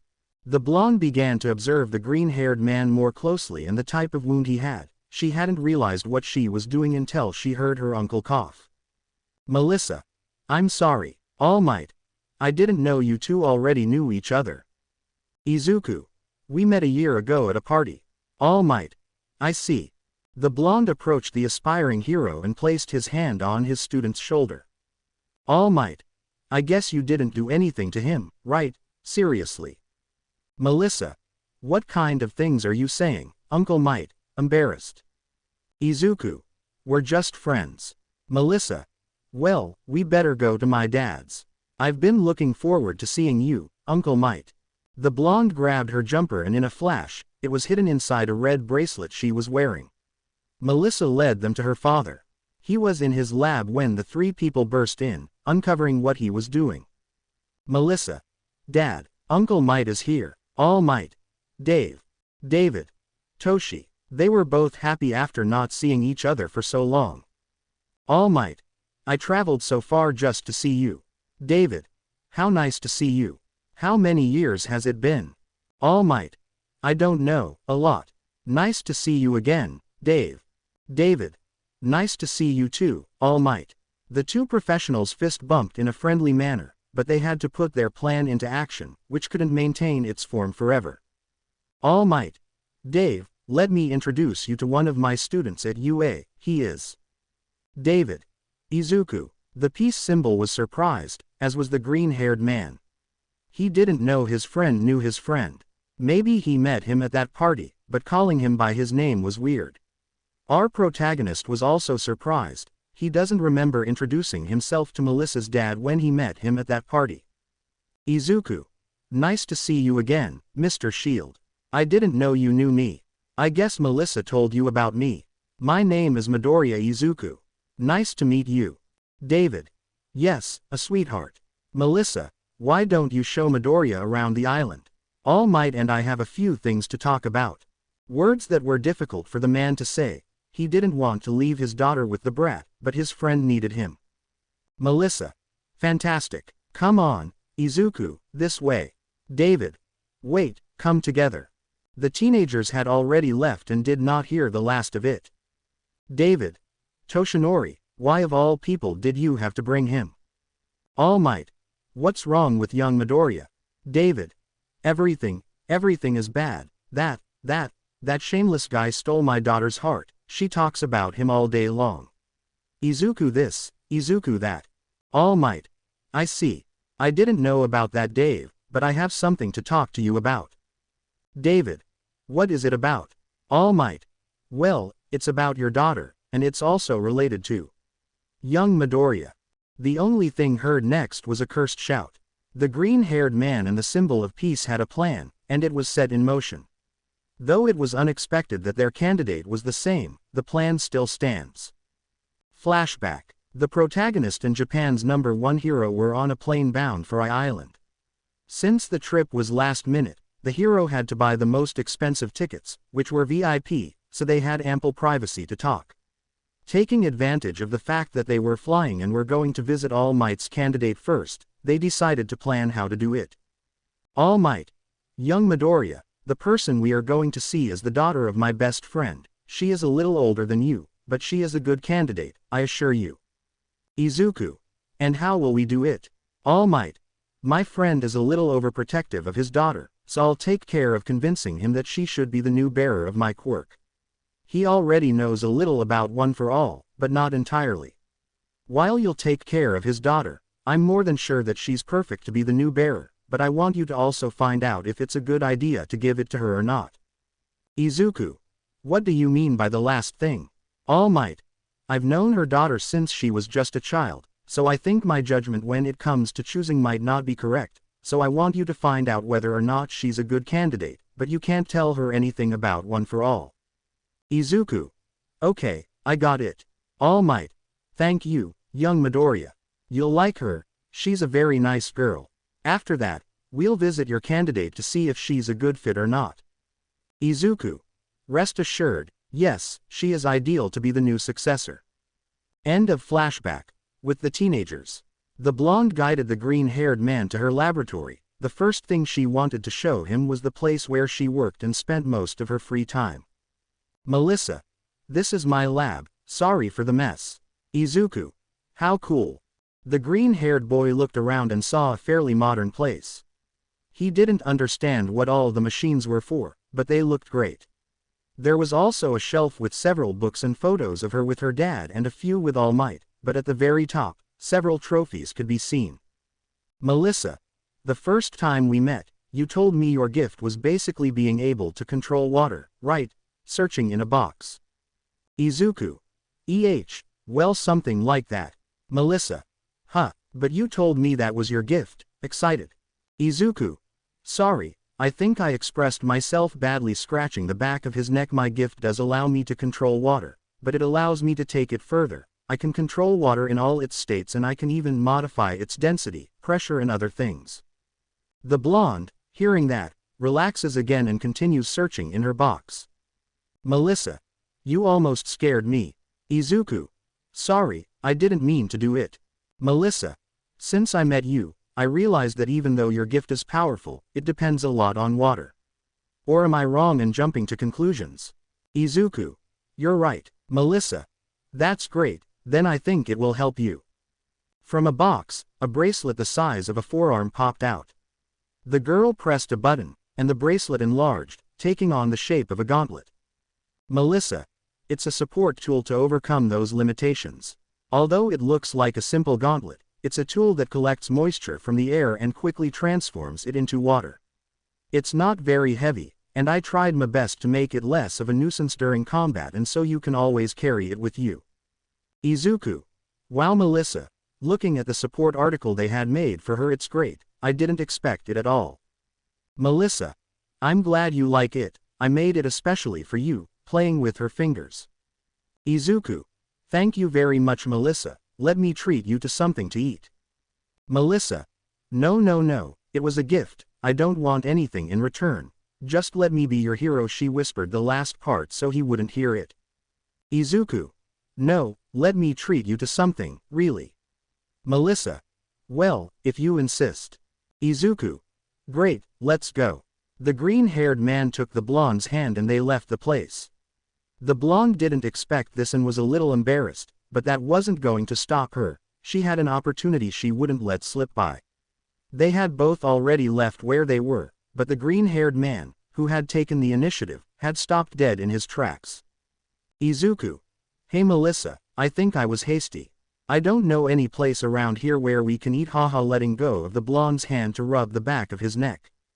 The blonde laughed a little, but now she took his hand and began to guide him. Melissa. You know, I've been wanting to go to a local coffee shop for a while, but I haven't been able to because of school. Izuku. Then let's go to that one. Let's go wherever you want, I'll treat. Smiling. The blonde had liked the smile the green-haired man gave her. The last time they met, he had displayed a serious demeanor, and the only time she saw him change that expression was when they danced together. The blonde smiled back, and they walked hand in hand to the cafeteria. The protagonist tried to let go, but the blonde gave the excuse that he might get lost. Upon arriving, they both went to a small table and sat down. The place was quite cozy and pleasant to hang out in. Melissa. Everything sounds fantastic, do you know what you're going to order? Izuku. No, I guess I'll order the same as you. Smiling. Melissa. Okay. A few seconds later, a waiter arrived and served them. The teenage couple had ordered 2 slices of vanilla cake and some milkshakes. The waiter took their order and left. While they waited for their order, they started making small talk until the order arrived. Everything looked spectacular, but the blonde just realized something. Her friend had a broken arm and was having trouble eating. Melissa. Do you want me to help you? Izuku. No, it's not necessary. Nervous. Don't worry about it, I can eat well, just give me time. Trying to pick up a piece of his cake. It's just a matter of time. Melissa. Are you sure? Izuku. Yes, just give me a second and you'll see, with patience and saliva, the elephant will. The green-haired man still couldn't get a piece of his cake, but he wouldn't give up. The blonde watched him struggle to do it alone, but she saw an opportunity she clearly had to take. "Melissa. Let's see," say Ah with a flirtatious look.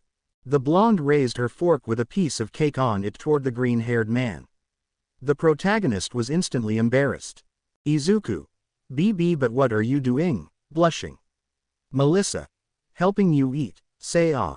The blonde continued her flirtatious manner, holding her hand outstretched. She wasn't going to back down after starting. The green-haired man simply accepted his fate and listened to what the blonde was saying. He opened his mouth, and the blonde began to feed him. "Melissa. So, did you like the cake?" The green-haired man just nodded. "Melissa. Do you want another piece?" The green-haired boy didn't move for a few seconds, wondering what to do, but he was hungry and knew what he had to do. He nodded and opened his mouth again. The blonde fed him again. She found it very cute to see the green-haired boy blushing. "Melissa. Now that I think about it, when we were dancing at the party we didn't finish our conversation from that day." The green-haired man looked at the blonde in confusion as he didn't remember what they talked about. "Melissa. We had agreed that you were going to call me Melissa," Chan whispering in her ear. "Izuku. BBB." The blonde put a finger on the green-haired man's lips to stop him from continuing. "Melissa. My name doesn't start like that. Come on, you can say it." The green-haired boy was embarrassed. The blonde liked seeing that side of the green-haired boy, although she realized that she might have been taking the joke too far when she saw that her friend was silent with a big blush on his face. "Melissa. Calm down, I was just joking." "Izuku. Melissa-chan.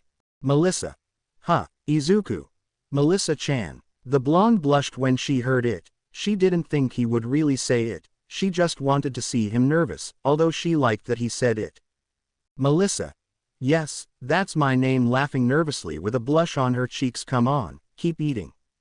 The blonde continued helping the green-haired boy eat. The green-haired boy had already gotten over his embarrassment and was eating very calmly, until he remembered something. "Izuku. Melissa-chan, you never told me you were so talented, so many months talking and you kept the secret." The blonde didn't know what the freckled man was talking about. She looked confused at the green-haired man until he spoke again. "Izuku. When we were in your lab I noticed you had several trophies." "Melissa. You think so? The truth is, I've been studying hard lately since my grades have been slipping." Rubbing her arm. "Izuku. I see, it must be difficult to become a scientist." "Melissa. Yes, but it will all be worth it to be able to help." Smiling. "Izuku. What if you were given the option to become a hero?" "Melissa. But I'm already doing that," surprised by the question. "Izuku. I mean, if for some reason, you had a gift and had the chance to become a hero, just like All Might." "Melissa. Izuku. When they told me I didn't have a quirk, my father tried to cheer me up by saying that it wasn't that big of a deal, that quirks were overrated, and that his only ability to bend his fingers was laughing. At first, it didn't bother me that I wasn't born without a quirk, but the more I realized it, the more the people around me looked at me with confusion and pity, that every time I met someone, I realized I had a quirk, that everyone had one except me." The green-haired man just listened attentively to his friend. "Melissa. You know, I wanted to become a hero like everyone else. When I asked my dad why he didn't become a hero despite having a gift, he told me it was because he had a weak one. The day I met Uncle Might, he came to visit my dad to pick up a suit he had made for him. I didn't understand why he wore one of my dad's suits until I saw it with my own eyes. That same day, a huge tornado formed out of nowhere. Everyone started to evacuate, but Uncle Might dispersed the tornado with a single punch. That's when I understood that he could become a hero because he had a strong gift."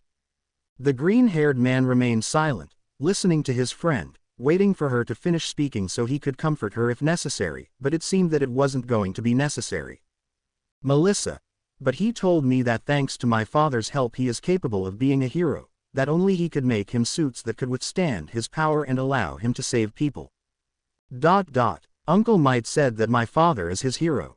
It was then that my dad told me that despite having a weak gift."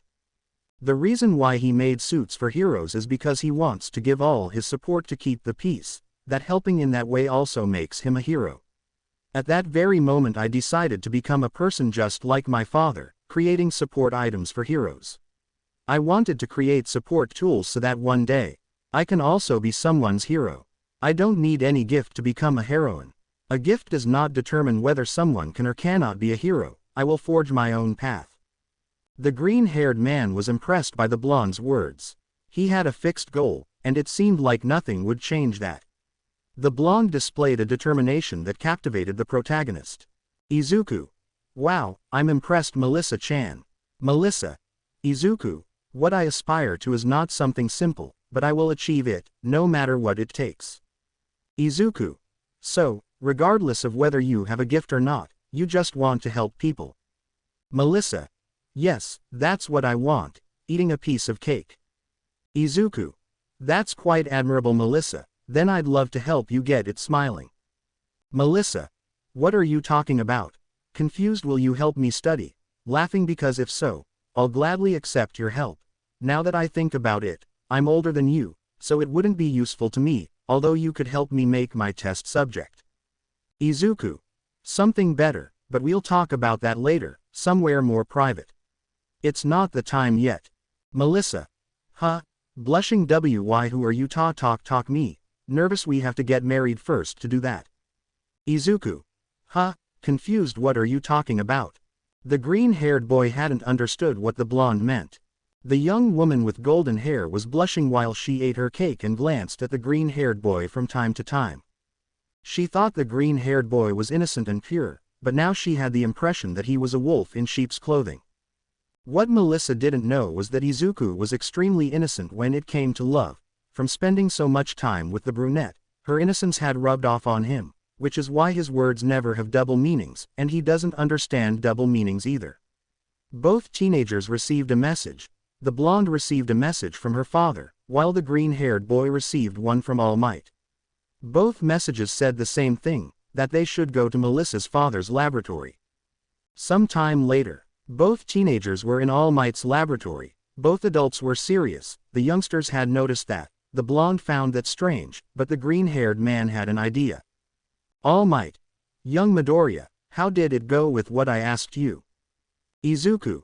Very well. All Might, looking at the symbol of peace and then looking at the blonde. I think it will be a good decision. Melissa. What are you talking about? What did he ask you for? Curious. Izuku.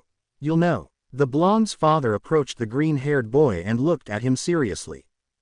David. Izuku. Seriously. Izuku. Mr. Shield, smiling.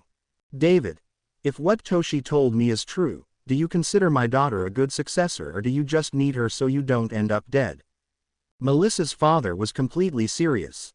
He dislikes the idea of his daughter becoming the successor to One for All because he knows the risk it entails, but he dislikes the idea that this brat only wants to use his daughter even more. The green-haired boy was surprised by the question. Of all the ones he expected, he hadn't imagined that one. The blonde was surprised by her father's question and was about to speak, but All Might put his hand on her shoulder and whispered to her to ask the questions later. Izuku. I'll be completely honest with you, for both reasons. Your daughter is an excellent candidate in my opinion, and so is All Might's. When I found out that I needed to find someone else to wield this power, the first person I thought of was your daughter, because that person I met at a party came to mind, and after telling them that she doesn't have any gift, she still wanted to help people and be a heroine. Also today, your daughter showed me that I saw it that day. They weren't empty words, but they were words that come from her heart. But it's also true that if we don't find a successor soon, I'm going to end up dying. David. I see. The man just looked at the peace symbol and nodded. Japan's #1 hero saw the sign and left his muscular form to return to his original form. Melissa was very surprised when she saw that her Uncle Might went from being a very muscular man to become a skinny man who seemed to be dying. The teenager did not seem to understand anything of what was happening, but her father and All Might began to tell her about the gift of the peace symbol. A long explanation later, the blonde had only been listening attentively, trying to process everything that had happened, from One for All to having the responsibility of eliminating All for One. The green-haired boy didn't know about this all for one and was surprised that the symbol of peace was only now talking about him. After All Might told everything he had to tell, the blonde was silent for several seconds, but after a while she began to ask several questions that her uncle answered honestly, but there was still a stop and the blonde and green-haired boy's trip depended on that decision. All Might. So Melissa, what do you say? Will you accept one for all? Melissa. I. The blonde didn't know what to say. All Might couldn't hold back and had told her all the weight of being the next successor of the OFA. He told her so many details that it was clear the hero's preference between the two teenagers. Melissa was still thinking about what to say until she turned to look at the green-haired boy. He just smiled at her and pointed to his heart. Whatever he decided, let him decide with his heart. The blonde just took a deep breath and spoke. Melissa.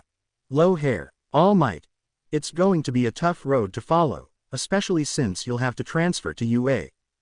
Melissa. I know, I'll do my best to live up to expectations. The blonde knew full well that transferring to UA would mean starting her studies from scratch, but she would also have to give her all to enroll in the hero class. The teenagers and adults began to think about how to get Melissa into the hero class, and they could only do one thing: enter through the sports festival. The blonde could apply for an exchange and study in the UA support class, but it would take too long and she wouldn't be able to participate in the festival. But what they could do was have All Might talk to Nezu so he could include Melissa in the support class as quickly as possible, but most likely she would have to start from the first year. It was a sacrifice the blonde was willing to make, but there were still two problems to solve. David. And how will Melissa control the power in less than 2 weeks? All Might. Training hard and hoping to excel at the sports festival. We're lucky Melissa has a good physique and can be a vessel for the OFA, because otherwise we would have had to wait a year. Izuku. Don't worry Mr. Shield, I will help Melissa-chan so she can control the gift in time. David. What did you call her? Izuku. Melissa-chan. The best friend of the symbol of peace wanted to kill the green-haired man right now, but he knew it wasn't the time for that. The protagonist hadn't passed the gift on to his daughter yet, so he couldn't die yet. All Might. I might as well call my master, terrified. Melissa. Well, if I'm going to start in the support course, I might as well use my support items to better utilize my gift. Remembering a tool I build in my lab, I have some gloves that can take like 3 of your punches, Uncle Might. I could wear them to the festival. All Might. It's a good idea, but it would highlight your inventions and not so much your gift, but it would be different if you finished among the first places. Yes, it's a good idea. David. And how will you do it with accommodation? All Might.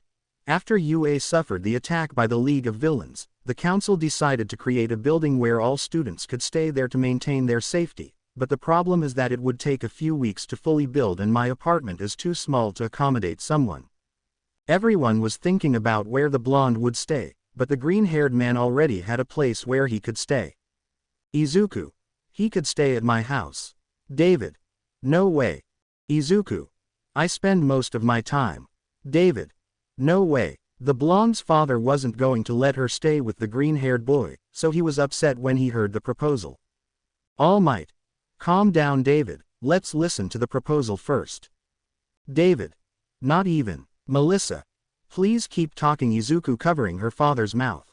The blonde was excited by the green-haired man's idea. Izuku. Well, thinking carefully about what he was going to say, my house has a guest room so she could stay there without any problems. My mom wouldn't have any problems either if I told her a little about the situation Melissa-chan is in. Besides that, I spend most of my time away from home, or I'm at school or at the Yaoyorozu's house, so she won't be living with me all the time, she will have her space and privacy. David. Well, I don't mind, interrupted. Melissa. Sounds good to me. All Might. Same to me. Then it's decided 2 against 1, you'll be staying at young Midoriya's house for a while. Let's continue. David. But, All Might. Let's talk about the rest more calmly. For now let's get to the important thing. Looking at the blonde, are you ready? The blonde just nodded determinedly. The moment had arrived. The green-haired man approached the blonde and pulled out a hair, then handed it to her. Izuku. You have to eat it. The blonde grabbed his hair and looked at him for a few seconds, thinking for a moment what she was going to do. Melissa. Uncle Might, All Might. Dime Melissa. Melissa. You said one for all is transferred through DNA, right? Looking at the hair. All Might. Yes, as long as you have young Midoriya's DNA you can receive the OFA. Upon hearing All Might's confirmation, the blonde summoned the courage to take the next step. If she wants to achieve something, she has to go all the way. She takes a deep breath to calm herself and puts the green-haired man's hair in her pocket. Everyone finds that odd. All Might. Melissa, what are you doing? Melissa. Nothing, there's just a better way to have fun. The blonde took a step forward and stood in front of him, her eyes shining with incredible determination as she stared into the green-haired boy's bright emerald eyes. The blonde's heart was beating fast. She gathered all the courage she could and with her hands, she gently cupped the protagonist's cheeks. The green-haired boy didn't understand what her friend wanted to do, but he could feel the warm hands touching his face, a sensation that transmitted an impressive calm. The world seemed to stop in that moment. The blonde didn't care that her father and uncle were present. She wasn't going to back down after coming this far. Finally, in a gesture full of tenderness and courage, the blonde approached Midoriya's face and their lips met in an awkward kiss. The blonde was taking the lead, her friend's eyes were wide open. He was slow to react, but he let himself be carried away by the moment and began to kiss back. As they relaxed, the kiss began to become softer and more natural. They were lost in the moment. When they finally broke apart, their faces flushed and the girl's eyes radiated happiness. This was how both teenagers, both Midoriya Izuku and Melissa Shield, had experienced their first kiss. Both teenagers were blushing and didn't want to say a word. No one wanted to break the silence in the room. All Might was shocked by the event that just happened. He couldn't believe it, but that was the reality. He looked at his best friend and all he could see was an empty face, without feelings, without anything. He showed no reaction. He had a lost face that seemed not to be there. The hero didn't want to break the silence, so he waited for one of the teenagers to do it. It wasn't long until Melissa was the first to break the silence. Melissa. Well, laughing nervously, so this is what one for all feels like. All Might. Coughing. Actually, you'll feel something in 2 or 3 hours, so what you're feeling isn't one for all. The blonde laughs nervously and looks away. The green-haired man still hadn't uttered a word since that kiss. He didn't fully understand what had happened. Did Melissa do it because she didn't want to eat his hair, or because she liked it? A total idiot. All Might. Well, giving a loud applause. What do you think if, thinking about something, we go eat something? I'm hungry. Lol. Laughing. The symbol of peace watched as the teenagers nodded wordlessly. He placed a hand on each of their shoulders and guided them to a nearby spot to talk. The three of them left the lab, unaware that the blonde's father wasn't following them. He remained motionless in the same spot he had left. Some time later, the teenagers and the symbol of peace were at a burger joint. All Might ordered the house special, while the teenagers drank milkshakes. There was a tension that the symbol of peace noticed. He had only one thing to do: go to the bathroom to wait for everything to be resolved. When the hero excused himself, he flooded the silence at the table of teenagers, a silence that was broken by the blonde. Melissa. So what? Nervous? Izuku. The blonde had noticed a while ago that the green-haired man hadn't said a word since she kissed him, and she began to worry that maybe it was a mistake to do so. Melissa. Are you upset? Worried? The green-haired man looked at the blonde and took a deep breath. Izuku. No, I'm not upset. I'm just caught off guard. The blonde started playing with her fingers. Melissa. And the kiss, what did you think? Izuku. Why did you do it, Melissa-chan? Melissa. I don't know, it was just an impulse, I felt like doing it. Izuku. I see. The green-haired boy became a little thoughtful. Don't you like the shampoo I use? It's Uncle Nacho. Melissa. It wasn't because of that. The green-haired boy started to laugh slightly. He wanted to tease his friend a little. Melissa. What are you laughing at? Izuku.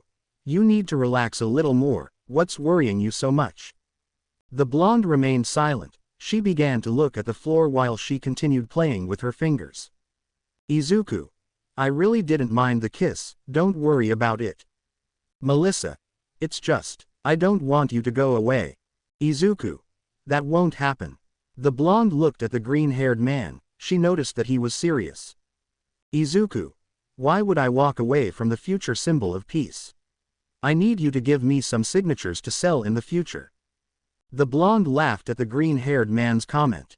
Izuku, just think about it, I could be your manager in the future. We organized several events so people could see us, raised a lot of money, and split it 70-30. Melissa, yes, sounds good laughing. Izuku, 70% for me and 30% for you. Melissa, huh, wait a minute, why would you take 70% and I take 30%?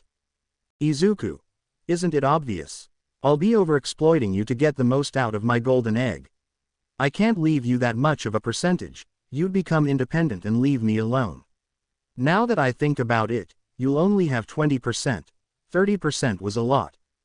The blonde tried to refute what her friend was saying, but he would start to lower her voice every time she did. In the end, they both ended up laughing, making the awkward atmosphere go away. The symbol of peace was looking out from the men's bathroom door while smiling widely. Everything went as planned. The problem was that the bathroom door was next to the women's, so several women called him a pervert. The symbol of peace approaches the young people again, who are laughing out loud. All Might, I'm back as a normal person. It's good that you're all in good spirits again, because you needed that encouragement. The laughing teenagers looked at the peace symbol in confusion. All Might, tomorrow we return to Japan. Izuku, Melissa, tan pronto. All Might, yes, the time for the festival is getting closer and young Midoriya must go to his classes. The next day, the Shields, along with the hero and the aspiring hero, who had their casts removed that morning, were at the airport, about to board the plane to Japan. The blonde was saying goodbye to her father before boarding the plane, although the strange thing is that Dave has been quieter than usual since his daughter received the OFA. She was hugging him before separating and heading to the plane. Melissa, bye, Dad. The 10th carrier said her final goodbyes before boarding the plane. Her father said nothing, merely making a gesture that demonstrated his paternal affection. All Might. Dave, take care. David. You too, Toshi, and take care of my daughter. All Might. Of course. The symbol of peace entered the plane. The green-haired man was going to enter the plane too, but he was stopped. David. Izuku. Tell me, Mr. Shield. David. If you break my daughter's heart, I'll personally make sure you're not going to leave the US alone for the rest of my life. Do I make myself clear? The green-haired man didn't understand what all that was about, but he had an idea. Izuku. Of course. Don't doubt it. David. You have to take care of her. The green-haired man just nodded as he boarded the plane. Everyone was already on the plane, except for the blonde's father, who remained on the island, staring sadly at the plane. David. Because it's all I have left.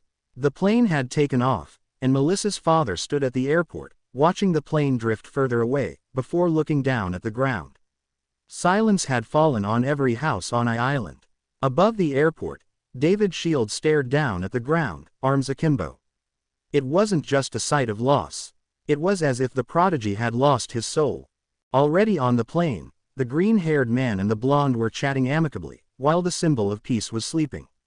It was the perfect moment for the blonde to clear up a doubt she still had. Melissa. Hey, you never told me if you liked the kiss or not, shy. Izuku. Well, remembering that moment and touching his lip a little, I liked it, it tasted like vanilla. Melissa. How good. The blonde blushed as she looked out the window, happy with the answer. She had a clear chance to go out with the younger Midoriya, but it wasn't the time. She had to focus on the sports festival. After the festival, she was going to confess to him. The wielder of One for All had already decided. She was going to tell Midoriya Izuku how she felt. Some time later, after 12 hours of traveling, they arrived home at night. The green-haired boy's mother welcomed the blonde and showed her the room she would be staying in. The teenager was surprised by the green-haired boy's house. She didn't know he lived in such a big house and in a nice neighborhood. She didn't understand why he was working so young. It's clearly not for money. The blonde began to look around her room. A new beginning for her life had begun, and this was the beginning of everything. After a while, they called her to dinner. so she went immediately and had dinner with the Midoriyas, where she was able to chat with her friend's mother. As they say, if you want to win someone over, win over the mother-in-law first, and that's what she was going to do. The next day, the green-haired boy got ready early to go to the Yaoyorozu residence. It was a Sunday, so they didn't have classes at UA. Midoriya had arrived. He was going to do his daily training and then meet up with the brunette. But to his surprise, the gym he specifically used for his quirk was being used by someone. He didn't expect that. Normally, that gym wasn't used, and the rest of the security team's daily training session was scheduled for a few hours later. Looking closely, he noticed that the person occupying the gym was none other than the brunette. He entered silently and sat on the steps to watch her. His partner was training. The brunette was swinging the metal pole while simultaneously creating objects with her arms. Apparently, she wanted to be able to create objects right away for hand-to-hand combat situations, because there was also a table full of sweets at her side. After a while, the brunette seemed to have finished because she began to retreat, but to his surprise she was approaching him and sat down next to him. Izuku. Hi Momo, sorry I didn't say hello earlier, I didn't mean to interrupt you. The black-haired girl didn't say anything, which surprised the green-haired boy, so when he turned to look at her, he noticed that she was pouting and had her arms crossed, looking away. Izuku. Are you okay? Are you upset? Momo. You didn't send me any messages on your trip. Izuku. Huh, are you upset about that? The green-haired man didn't receive a response, so he assumed she was upset about that. Izuku. Sorry for not writing to you, I was very busy. Momo. So busy not to even send a message. The black-haired girl turned to look at him. She had stopped crossing her arms and stared at him. Izuku. Well, yeah. Didn't your father tell you it was for a medical reason? The black-haired girl remained silent for a moment. Momo. No, he didn't tell me. Izuku. Also, you didn't send me a message either. Momo. Well, yes, but, I thought for a moment don't change the subject. Izuku. Huh, but I didn't change it. Type. Tonto, Izuku Tonto. The black-haired girl let her hair down and rested her head on the green-haired boy's legs. Izuku. What are you doing? Surprised. Momo. I'm tired, blushes can't I do it? Izuku. If that's the case, that's fine, but, wouldn't it be better to create a pillow than to occupy my legs? Momo. Shut up. If you want you can pet my hair. Izuku. And why do I want to do that? You're sweaty.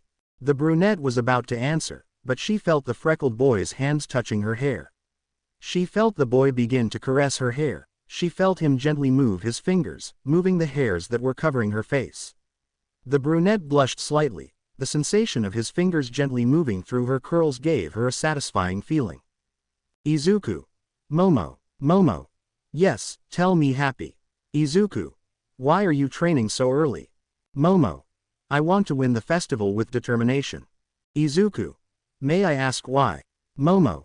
It's a secret. Smiling I could only tell you if I win. The truth is, the brunette had realized she had feelings for her friend, something beyond friendship, and she wanted to confess if she won the festival, to show him that she's not the same person she was a year ago. Izuku. Well, you'll have to try your best, you'd have to be prepared to beat everyone in our class. Momo. I know, the people who stand out the most are always the hero class, so it's possible that one of our class will win. Plus everyone is aiming against our class because they know that they are the ones they have to defeat if they want to win. Izuku. It's good that you keep that in mind. If you want I can give you my book with the claw. Momo. No, I don't want your help. I want to win on my own. If I accept your help there would be no point in winning the festival. Izuku. Okay, then I'll be supporting you smiling. The girl smiled at having her friend's support. Before the first day of classes at UA, the green-haired boy had researched all the gifts of the people in his class, discovering what they do, their weaknesses, how they work, everything he could find from their records. He did it with the purpose of investigating what kind of people they would be living with and protecting the brunette if one of them tried something against her. Not because he considered them to be bad people, but because it was better to be prepared for any situation and make sure it was safe for her. Izuku. Speaking of the sports festival, you reminded me of someone. Momo. Like this. To whom? Izuku. Oh, Melissa. The black-haired girl is surprised, because he mentions her. Momo. And why does it remind you of her? Izuku. He recently awakened his gift and is in the process of transferring to UA. He will participate with us in the festival. The black-haired girl's eyes widened. She had never heard of someone waking up so late. Momo. What? She awakened a gift at 17. That's surprising. I'm so happy for her. Izuku. Yes, he will also stay at my house for a while. The brunette gets up from the protagonist's lap. She was totally agitated by such news. Momo. What? Why? Izuku. Because we are friends. Momo. But why in your house? Izuku. I had no one else. Momo. You can stay at my house, it doesn't have to be your house. The brunette was worried that the blonde would do something to the green-haired man. The brunette was trying to convince Melissa to stay with her and not him, but he refused. He had promised his father he would take care of her and had already given him his mother's number just in case. After that brief discussion, the brunette laid her head back on the protagonist's lap, worried about the situation. Time passed, and the day of the UA Sports Festival, one of the most watched events in all of Japan, had finally arrived.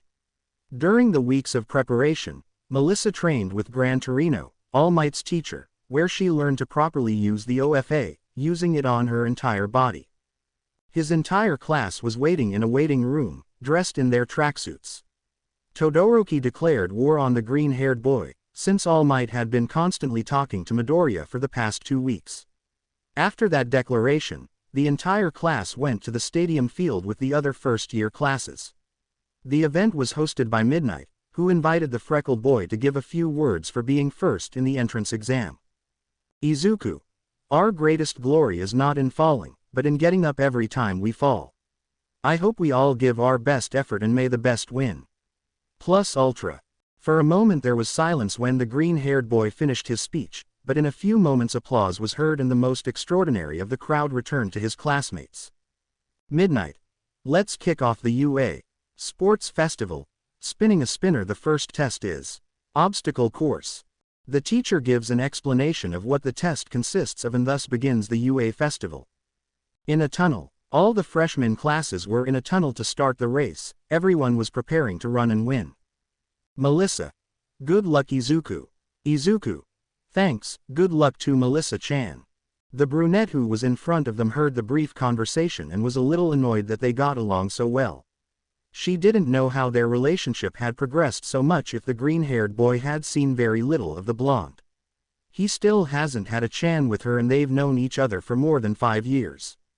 But she was determined that when she wins the festival she will confess everything she feels to the protagonist. Midnight. Begin. All the first-year students at the academy began to run. Many had already left the tunnel, but most participants had frozen feet, courtesy of Todoroki Shoto. His classmates had already anticipated this, so they anticipated it and didn't get caught in the ice. The young man with 2 hair colors was in the lead. Large robots similar to the one with 0 points from the entrance exam appeared in front of him. This one uses his gift and freezes them all to continue running. The green-haired man, who was a little behind him, takes advantage of what his classmate did to thaw the ice and create large masses of water that shot out in all directions. He takes advantage of a mass of water that was heading towards his classmate and climbs on top of it to advance with greater speed. The rest of the masses of water headed in the direction of the first-year students, including his classmates.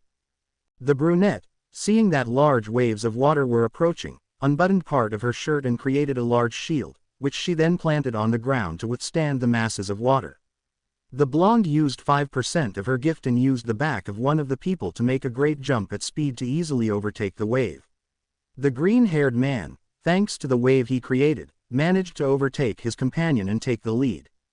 Izuku. Thank you Todoroki-san, but if you're going to declare war on me, you'll have to do it without using your ice. The green-haired boy steps off the wave and uses it to create a wall of ice that blocks the way for the rest of the people. Todoroki was about to do something, but an explosion created a hole in the wall for him to break through. Bakugo. Step aside, damn extra. Thanks to that, the green-haired boy had gained a huge advantage and wasn't going to let it go. He continued running until he reached an obstacle where there were large pillars of earth connected by ropes. The protagonist didn't care and continued running bravely over the ropes. All the people in the stands who were watching the festival were surprised. Perhaps the one who was in front didn't care if he fell or something like that, but their surprise quickly changed to applause and cheers when the green-haired boy's plan was working and there was no trace that he was going to fall off the ropes. In fact, he easily passed the obstacle. The freckled boy continued running until he reached a minefield. He continued moving forward but slowed down a bit.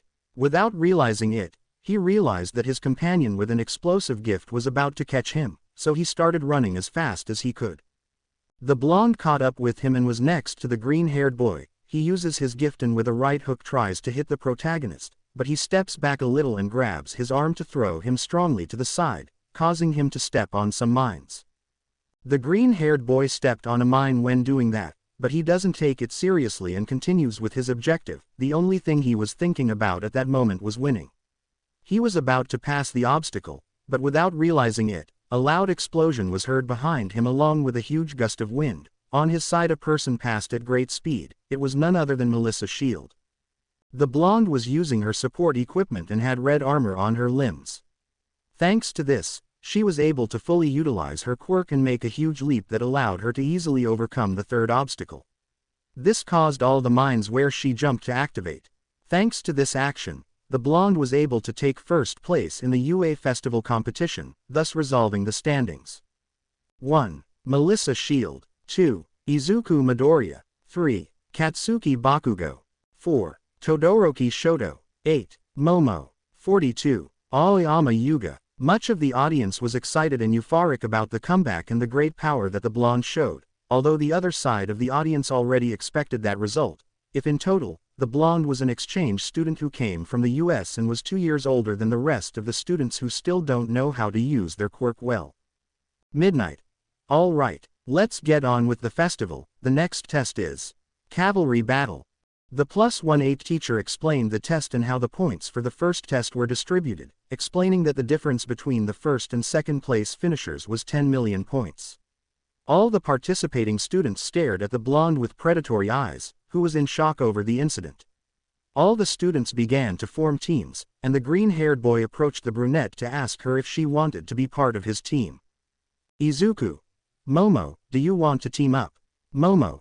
Sorry Izuku, but I want to win the festival and that includes you. Izuku. Oh, okay, then I wish you luck. Momo. Thanks, I still wish you luck, because I'm not going to make it easy for you. The green-haired man couldn't smile at his friend's statement. Izuku. Show me how strong you've become. The green-haired man extended his fist to his boss for a competitive fist bump. The black-haired woman fist bumped her friend and left with her team. The protagonist didn't have a group yet, but a person approached him. Uraraka. Midoriya-kun, let's team up. Izuku. Oh, Uraraka-san surprised. Okay, let's team up. Uraraka. That's great, it's better to team up with people you like, don't you think? Izuku. Well, considering that it's a festival that can help you with your future, the logical thing would be to form a team with strong people, but looking at his excited partner, it's not bad to form a team with people you like. Yes, how nice that we form a team. Uraraka. Same here, happy. Izuku. Now we need to include more people. Looking around. The green-haired boy and the brown-haired girl were looking to see if they could find any companions who were alone. By coincidence, the protagonist's gaze fell on a blonde-haired girl who seemed a little frustrated. Izuku. Uraraka, CMA. His partner nodded and followed him. They had both arrived before the person who had managed to win the first task of the festival. Izuku. Hello Melissa-chan, do you happen to be missing a team? If so, you can join ours, pointing at his partner and him. Melissa. Oh, Izuku, you're my savior. With teary eyes, for a moment I thought it would just be me and my partner. Izuku. Your partner? Confused, he thought she was alone. Melissa. Yes, I'm with my classmate, Hatsume Mei, pointing to a pink-haired girl. Mei. Do you want to see my babies? Izuku. Uraraka. Confundidos. Melissa. Refers to her inventions. Izuku. Ah, well, nice to meet you. The green-haired boy stopped talking to her when he realized that the girl started to murmur about her inventions and didn't seem to be interested in his presence at all. Melissa. Don't worry, he doesn't mean any harm. Izuku. It's okay, it doesn't bother me scratching the back of his neck. Did you happen to come up with a plan on how we'll survive? Melissa. Not yet, we have May's inventions that are good and creative for the situation. The support tools that I brought only work for my gift, but that will serve as a last resort. We also have your gift that we won't be able to use. And looking at the green-haired boy's companion. Hello, nice to meet you, I'm Melissa Shield, you can call me Melissa. What is your peculiarity? Uraraka. Ah, nice to meet you Melissa-san, my gift is gravity, I can remove gravity from things or people. Melissa. Impressive, thinking we could become light and gain agility with that. Izuku. Melissa-chan, considering your gift, you should be the rider. Melissa. Maybe, but you are more qualified to be a rider. Izuku. You're wrong, right now it's like I have no gift. Melissa. Calm down, I've been thinking that if we're constantly facing Todoroki-san, you could use your quirk and easily eliminate the competition if you vote for the riders. Before the competition, the green-haired boy had given him his notebook with all the gifts and weaknesses of the people in his class, so he knew the protagonist's entire class, although not by face, but by name. Izuku. That's true, but there's a problem. Melissa. Which one? Izuku. That guy is on my boss's team. Thinking carefully about the words he will use when he is with Uraraka, he is on Momo's team. Melissa. What's the matter? We're in a competition, that doesn't mean you won't face them. Izuku. Yes, but, you know that the situation is complicated. Uraraka. What are you talking about? The blonde just sighs. Melissa. You're welcome, we'd better come up with a plan if we want to win this. The four teenagers began to plan a plan to survive the test. Melissa would be the rider and Izuku would be the front horse while Uraraka and May would be the rear horses. Some time later, the test was about to begin. The teams were in their positions waiting for the test to begin. Present mic. All right. Let's start on the count of 3, 2, 1, let's go. Most of the teams began to attack the protagonist team, a move they had anticipated beforehand, so with Hatsume's inventions, they began to fly and get away from the students who wanted to attack them. While they were flying, Jiro's headphones were about to attack them, but before they could reach the blonde, the protagonist grabbed them. Izuku. I'm sorry, Jiro-san. I hope it doesn't hurt too much. The green-haired man pulled on the headphones with enough force to make his companion lose her balance and fall, but her equipment held her firmly. Hatsume. Midoriya-san. That was dangerous. Izuku. Sorry again, but wouldn't that count as a slap on the wrist? The protagonist team was still in the air, but while they were flying, a teammate with a highly explosive quirk approached. Bakugo. The 10 million will be mine.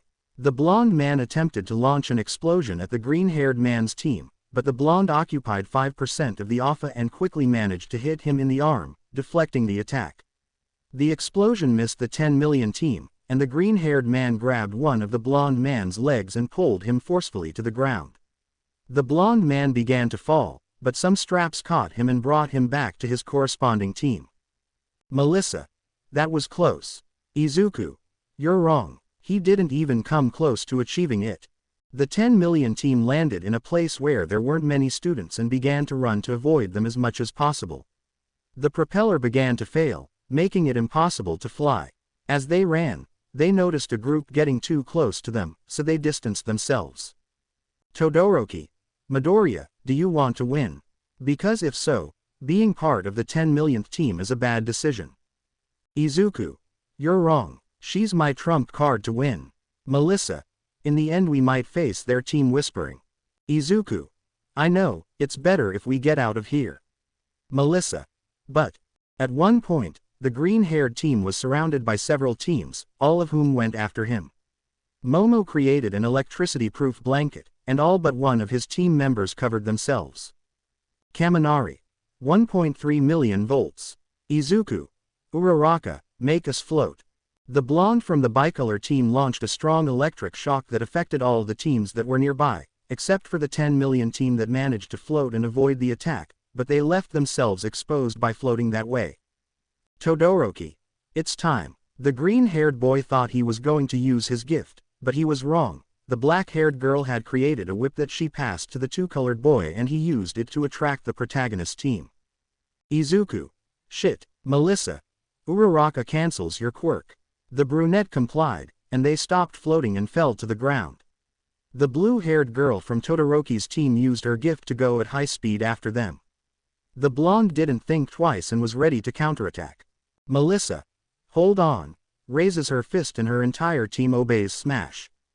The blonde had punched the air hard, causing a strong gust of wind to blow in the direction of the blow, causing the two-colored team to retreat. Todoroki had to create pillars of ice behind his team to avoid being blown away with them. Todoroki. Damn, what a powerful gift. The bicolor team endured the gust of wind, but unfortunately for the teams that were nearby, they were eliminated by the gust of wind that caused them to fall and hit the ground. Momo. Todoroki-kun, get rid of the ice quickly. Izuku. Too late. The green-haired man used his gift and transformed his teammates' ice into water. He began manipulating it, causing a stream of water to surround his team. Now he had a defense that would help keep enemy teams at bay. Iida. Damn, we were so close. Todoroki. There's less than a minute left, it won't do us any good to face them looking at the quirk of his green-haired companion. Iida. There's still a chance, but from there I won't be able to move and I won't be of any use anymore taking a running position. The green-haired boy, seeing the pose of his blue-haired companion, got an idea of what he would do after investigating him previously, so he tells his brown-haired companion to remove gravity. She does so and they jump to begin floating. Later the protagonist transforms the current of water into two tentacles that were being used as support on the ground. The blue-haired boy was surprised. Did his companion know about his technique? For him, that was impossible. No one at the academy knew about that. Todoroki's group could not move and they were at the edge of the court. Melissa. How did you know I'd do that? Confused. Izuku. A feeling. Uraraka. It was amazing. Melissa.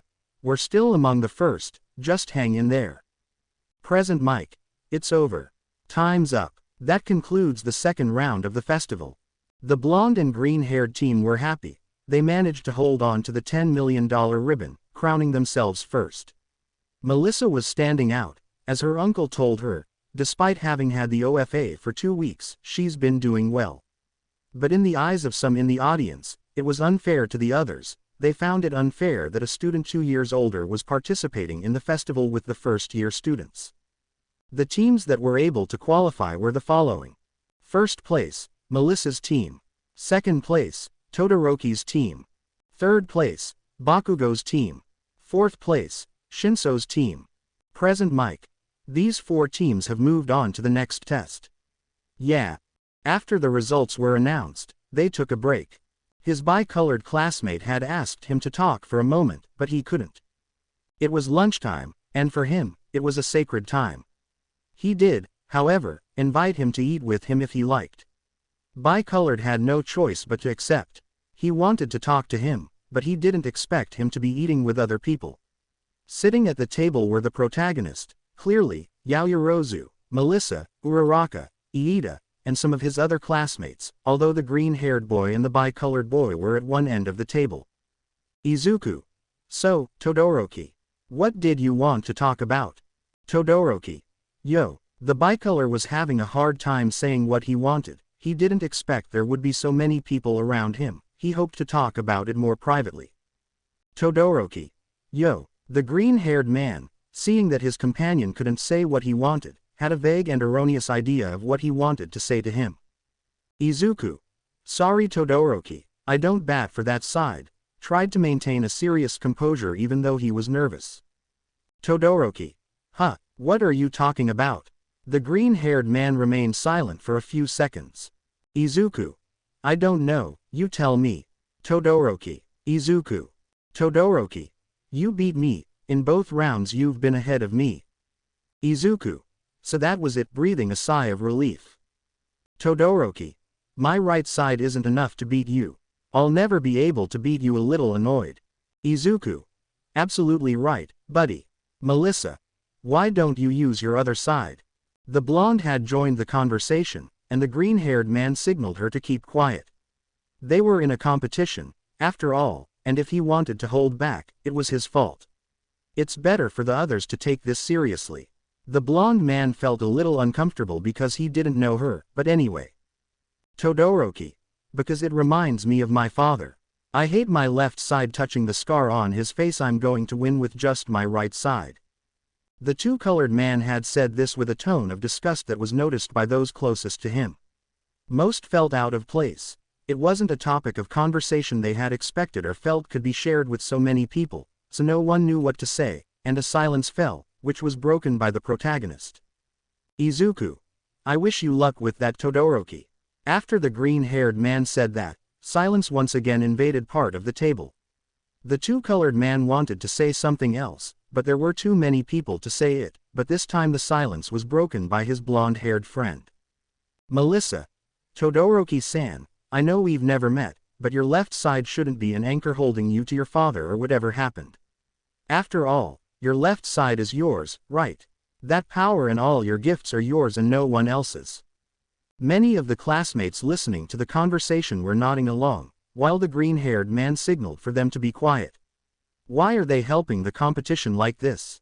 The two-colored man thought for a moment, but decided to speak. Todoroki. Shield-san, right. The blonde nodded. Are you, by any chance, All Might's secret daughter? All. Todoroki. I've experienced All Might's power up close and it's very similar to yours. I could say it's identical. Plus you have blonde hair and you managed to be transferred thanks to it. Not to mention that you're from the United States, the place where All Might spent a long time. Melissa. It's just a nervous coincidence. The bicolor said nothing more and proceeded to leave the table, although before leaving he said something. Todoroki. Maybe, but it's all very suspicious. After the two-tone was retired, there began to be great doubts about Melissa's father. She could really be All Might's daughter. Izuku. What were you planning on doing? Why are you helping him? Don't you see that he's the competition you're meant to defeat? Sighing. Melissa. Because that's what heroes do, help others. Momo. Heroes don't take what doesn't belong to them. Looking at the blonde. Melissa. There's nothing wrong with taking something that doesn't belong to anyone, looking back at the brunette. Uraraka. I think they're referring to something else. They both looked at each other ugly. The green-haired boy didn't understand what they meant and neither did the others, so they just continued eating while they let the topic drop. Time passed quickly and the lunch break had already passed. In that time Mineta and Kaminari approached Momo to tell her that Aizawa had ordered the girls in the classes to dress as cheerleaders, but Izuku said that it wouldn't be possible, that if the sensei was going to make a request he should tell the class representatives, so he would take the blame if the teacher gets angry. The perverted duo tried to convince him, but the green-haired boy was a wall of steel. After the break, all the young men who passed the second test gathered in the center of the stadium where the tournament matches would be drawn, but two people who were part of Shinso's team withdrew because they didn't feel they should be there. Sashiozaki Ibara and Tetsu replaced them. The matches were as follows. 1. Midoriya Izuku vs Shinso Hitoshi. 2. Shiro Honda vs Todoroki Shoto. 3. Shiozaki Ibara vs Kaminari Denki. 4. Tenya Iida vs Mei Hatsume. 5. Mina Ishido vs Yuga Aoyama. 6. Melissa Shield vs Yaoyorozu Momo. 7. Tetsu vs Kirishima Eijiro. 8. Bakugo Katsuki vs Uraraka Ochako. The green-haired boy was left thinking about the sixth fight. Both of his friends had to fight in the first round. She wanted to support the black-haired girl, but she also wants to support her blonde-haired friend, since she knows that she needs to win this sports festival. While both women looked at each other with great rivalry, neither of them wanted to lose. While the protagonist was thinking, Shinso approached him to wish him luck, but when the green-haired boy was about to answer, his partner with a ponytail covers his mouth so he wouldn't answer. The young man with purple hair, noticing this, laughs and leaves. His partner Ojiro was going to explain why he acted like that, but his partner stopped him and told him that it was not necessary, so he thanked him and left. Time had passed and the first fight was about to begin. Present mic. The first battle is about to begin. From the hero class, Midoriya Izuku. Against, from the general studies class, Shinso Hitoshi.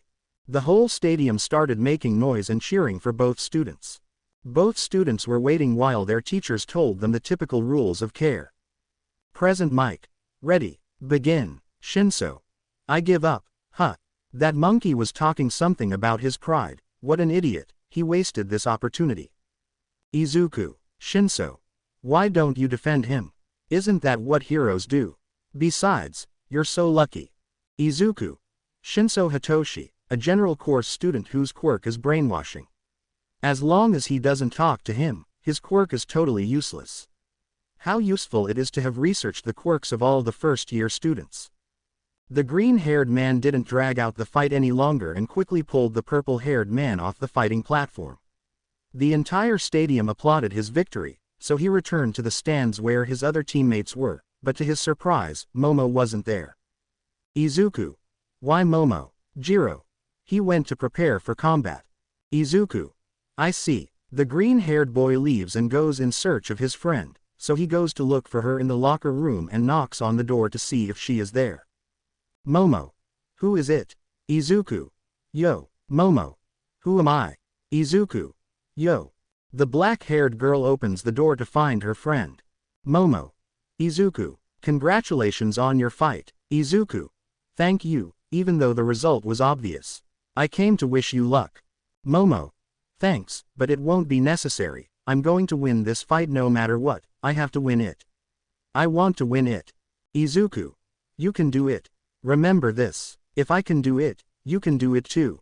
No, you can do it even better than me. Does anyone know where I got the phrase from? Momo. Thank you. I'm going to win this fight no matter what. Izuku. Do your best, Momo.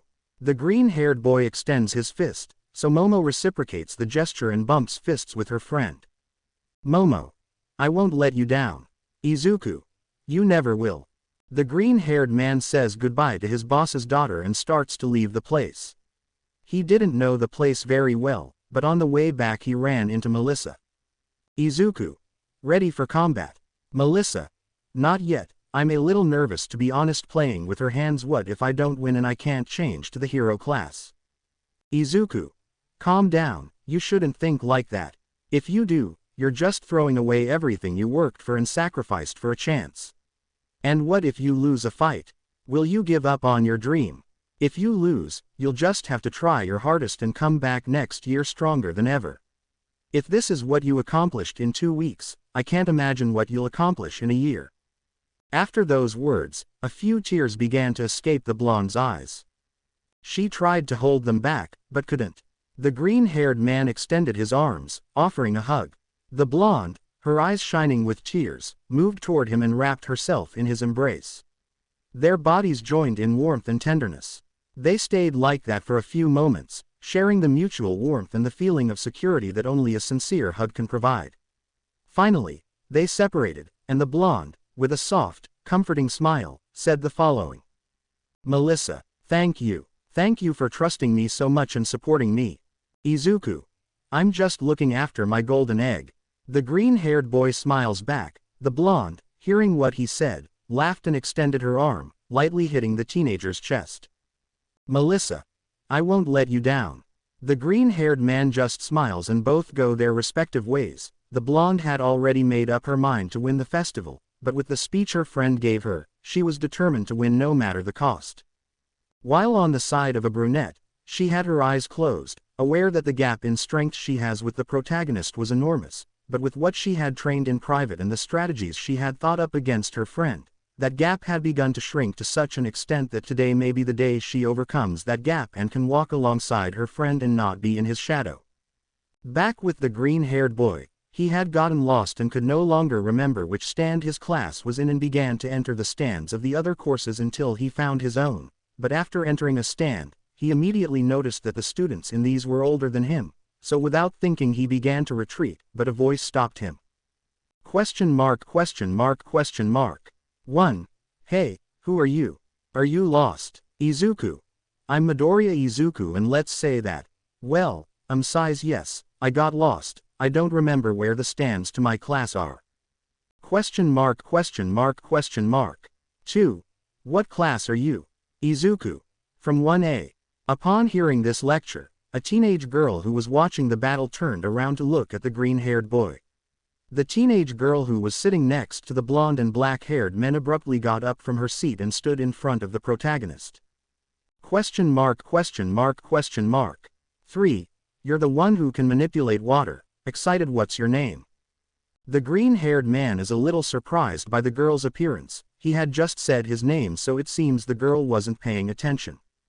Izuku. Midoriya Izuku. Question mark question mark question mark. 3. How does your quirk work? Can you use all kinds of water? Can you control your own sweat? Like not sweating or sweating whenever you want? Can you use moisture for your quirk? Can you? The girl was getting closer and closer to the green-haired man, causing him to walk backward until he hit a wall. The blue-haired girl was bombarding the protagonist with questions. Izuku. Wait, one question at a time. The girl had done it unconsciously, so she moves away from the protagonist and proceeds to introduce herself. Hado. Sorry, my name is Hado Najire, nice to meet you Midoriya. The green-haired man was a little confused, but he returned the gesture.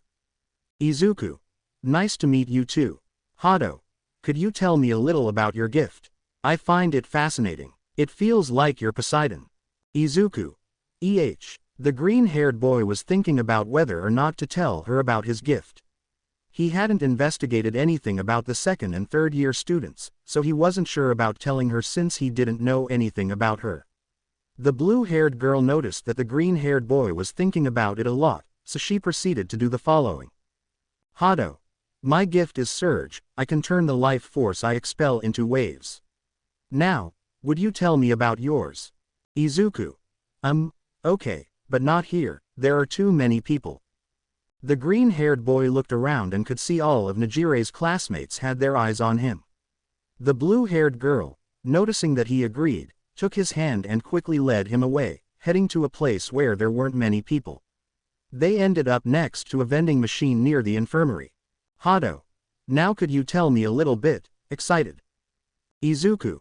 My quirk allows me to manipulate water in any of its 3 states. The green-haired boy could see how excited the girl's face was to hear about her gift. She had a face as if she wanted to see a demonstration. Izuku. Do you want to see it? Hado. Yes, nodding quickly.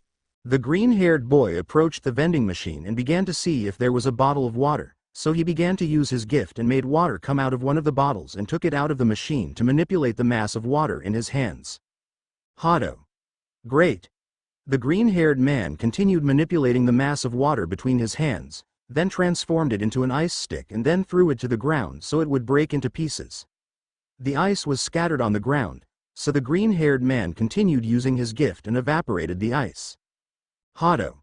How impressive, although there's an empty bottle in the vending machine now. Looking at the machine, the green-haired man noticed what he had done, so he took out a bill and bought the empty bottle of water, then threw it in the trash. Hado. And can you control your sweat? Izuku. I've never tried it. Hado. And the humidity of the water? Izuku. I haven't tried it either, although I've thought about it lately, remembering how the blonde's gift worked. Hado. You should try it. Your gift is fantastic, but you're very dependent. Imagine the possibility of gaining that independence. You'd definitely be one of the best. The green-haired man remained thoughtful and then went to a plant that was next to the vending machine. He tried to remove the water from it, but it didn't work. Izuku. No sirve. Hado. Obviously not, that plant is plastic. Laughing lightly. Izuku. The girl continued to laugh slightly. Izuku. Amazing how technology advances, it seemed real. Hado. Yes, trying to contain his laughter, the green-haired man lightly scratches the back of his neck while slightly embarrassed. Hado. You should try it in your next fight. Izuku. My next fight is with Todoroki, he produces ice so. Hado. True. The boy who created that huge pillar of ice, he's crazy. Izuku. Did what? Hado. Did you miss their fight? Izuku. Well, I was lost, so I don't know what fight they were in. Hado. They should be on the 3rd now, do you want to go see them? Izuku. Aren't you going to take me with the rest of my class?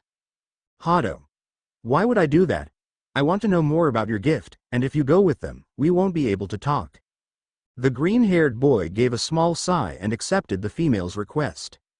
Both teenagers began to walk back to the stands of Hado Najire's class, although it was a little confusing for the green-haired boy, since they left there precisely to talk to him about his gift and now he wants to continue talking about his quirk in that place.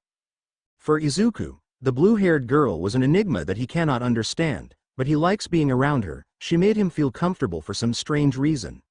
Both had arrived where they met for the first time. Their gazes once again fell on the green-haired young man. Najire takes the green-haired boy by the wrist and leads him to some seats where there were a young man with blonde hair and a young man with black hair. Hado. Hey guys, this is Midoriya. Midoriya, these are the guys. Sitting down. The three. Confused Izuku. Nice to meet you, surprised. Tagata. My name is Tagata Mirio and this is Imajiki Tamaki, the pleasure is ours. Tricks. Lead the green-haired man raised his hand in greeting and sat down. The third fight was just beginning due to a technical problem that occurred during Todoroki's battle. Tagata. If you were kidnapped, blink twice. The green-haired man laughed lightly. Najire. No need, Midoriya wasn't forced into anything. Right, Midoriya? The girl turned to look at the protagonist, who was blinking repeatedly until he noticed the girl looking at him and stopped.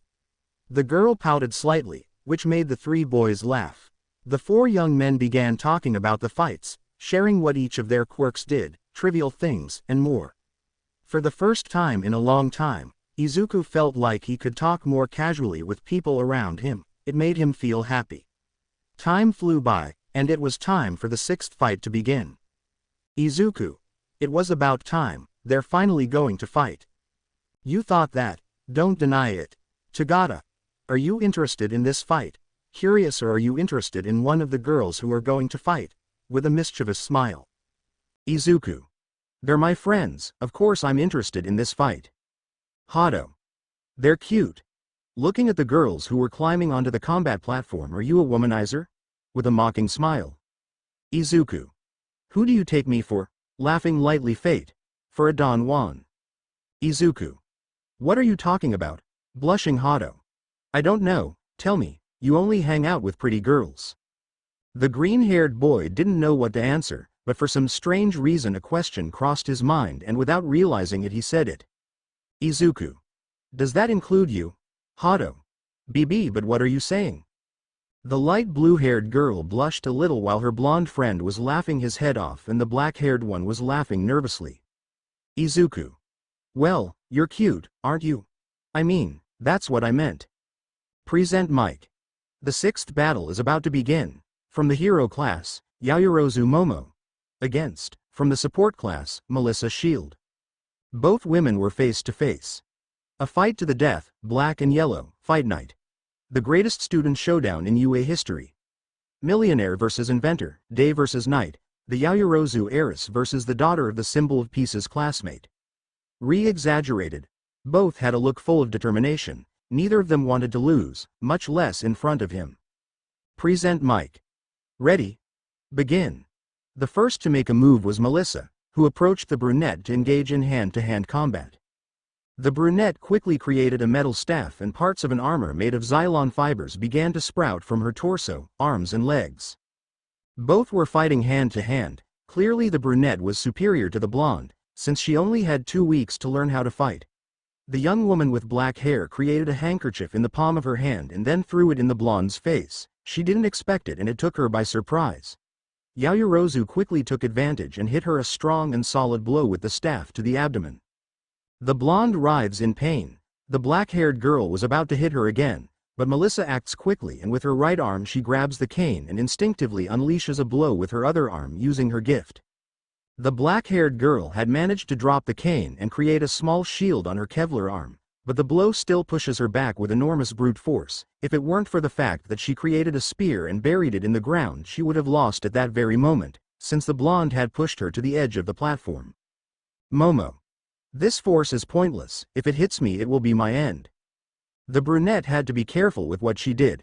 One false step and it was the end of her. Melissa was panting a little. The blow Momo had given her had momentarily taken her breath away. The blonde couldn't use her support items again.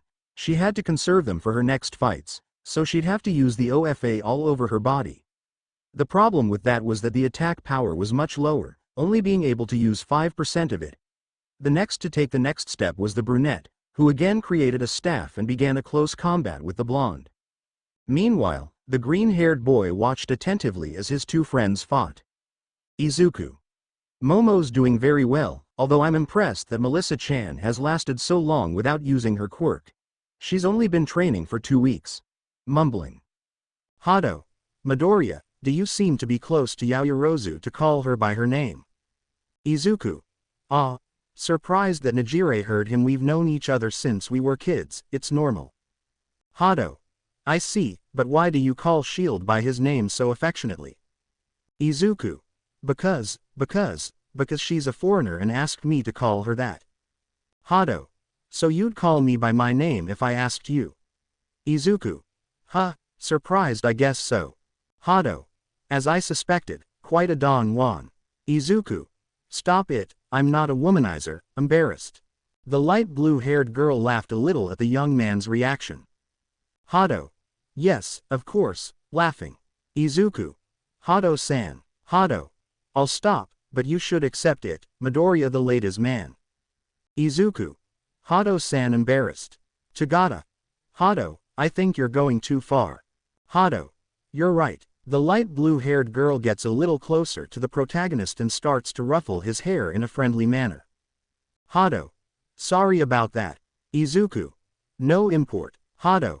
But you should choose one, you shouldn't play with the hearts of the ladies, Midoriya the ladies' man smiling. The green-haired man just sighs and continues watching the fight. The battle was already coming to an end. The blonde wasn't used to occupying the OFA all over her body for a long time, so she should end the fight as quickly as possible. The black-haired woman realized that the blonde was getting tired. She just had to hold on until she tired and take advantage of that opportunity, so she began to increase her pace so that the blonde would tire out faster. Melissa knows that she doesn't have much time left, so she quickly moves away from the black-haired woman to get some distance, but she had already tired and was no longer using the OFA, so she received a blow from the black-haired woman that took away her air and made her kneel. Momo. Give up already, Melissa, you're on your last legs. The blonde was tired, but she still had her ace up her sleeve. Melissa. Why would I give up, if I'm about to win? Smiling. The brunette was about to land the finishing blow, but the blonde unleashed a 100% blow on Yaoyorozu. Since she was tired, the blow wasn't very fast, allowing the brunette to create a shield. The blow sent the brunette back, who was at the edge of the platform. Momo. Same old story again, this fight is already M. The Yaoyorozu heiress couldn't finish her thought as in the blink of an eye the blonde was a few cm away from her. The black-haired girl didn't have time to react. The blonde was very quick as she used the OFA on her right leg, making the girl not react. Momo watched in slow motion as the blonde approached her, but she couldn't react to that. In an instant she felt the blonde's hands pushing her off the platform. There were a few seconds of silence in the stadium, until it was filled with cheering applause. Yaoyorozu was silent, seemingly in shock, but after a few seconds, she turned around and left in silence. The blonde was happy to win. She was getting closer to winning the festival. She turned to look at her uncle and saw how proud he was of her, although she couldn't find the green-haired man anywhere. The protagonist gets up from his seat and leaves the third-year stands, but a hand grabs his wrist and stops him. Hado. What are you doing? Izuku. Go see Momo. Hado. Don't do it, leave her alone. Izuku. Why would I do that? Hado. You're so insensitive to someone who just lost, she doesn't want your pity. Izuku. Huro. Hado. There's nothing you can do for her now. There are times when words of encouragement make things worse. Izuku. Even so I have to go with her, I can't leave her alone. The light blue-haired girl just sighed, let go of his hand and started walking in front of him. Fate. Follow me, let me guide you. Izuku. Thank you. Both teenagers started walking. They were silent until Nejire broke the silence. Hado. Midoriya, do you want to know something? The green-haired man said nothing and just nodded. Hado. The first year was very difficult for me, because of my personality not everyone liked me. In the entrance exam I got first place so all my classmates knew that, and as you could notice, I am very curious and I like to know about the gifts of others, but for my class that made them feel like I was putting them down, as if I considered them inferior to me, so I didn't have any friends for a long time and I became serious and reserved. Laughing lightly. The green-haired man just listened to her attentively.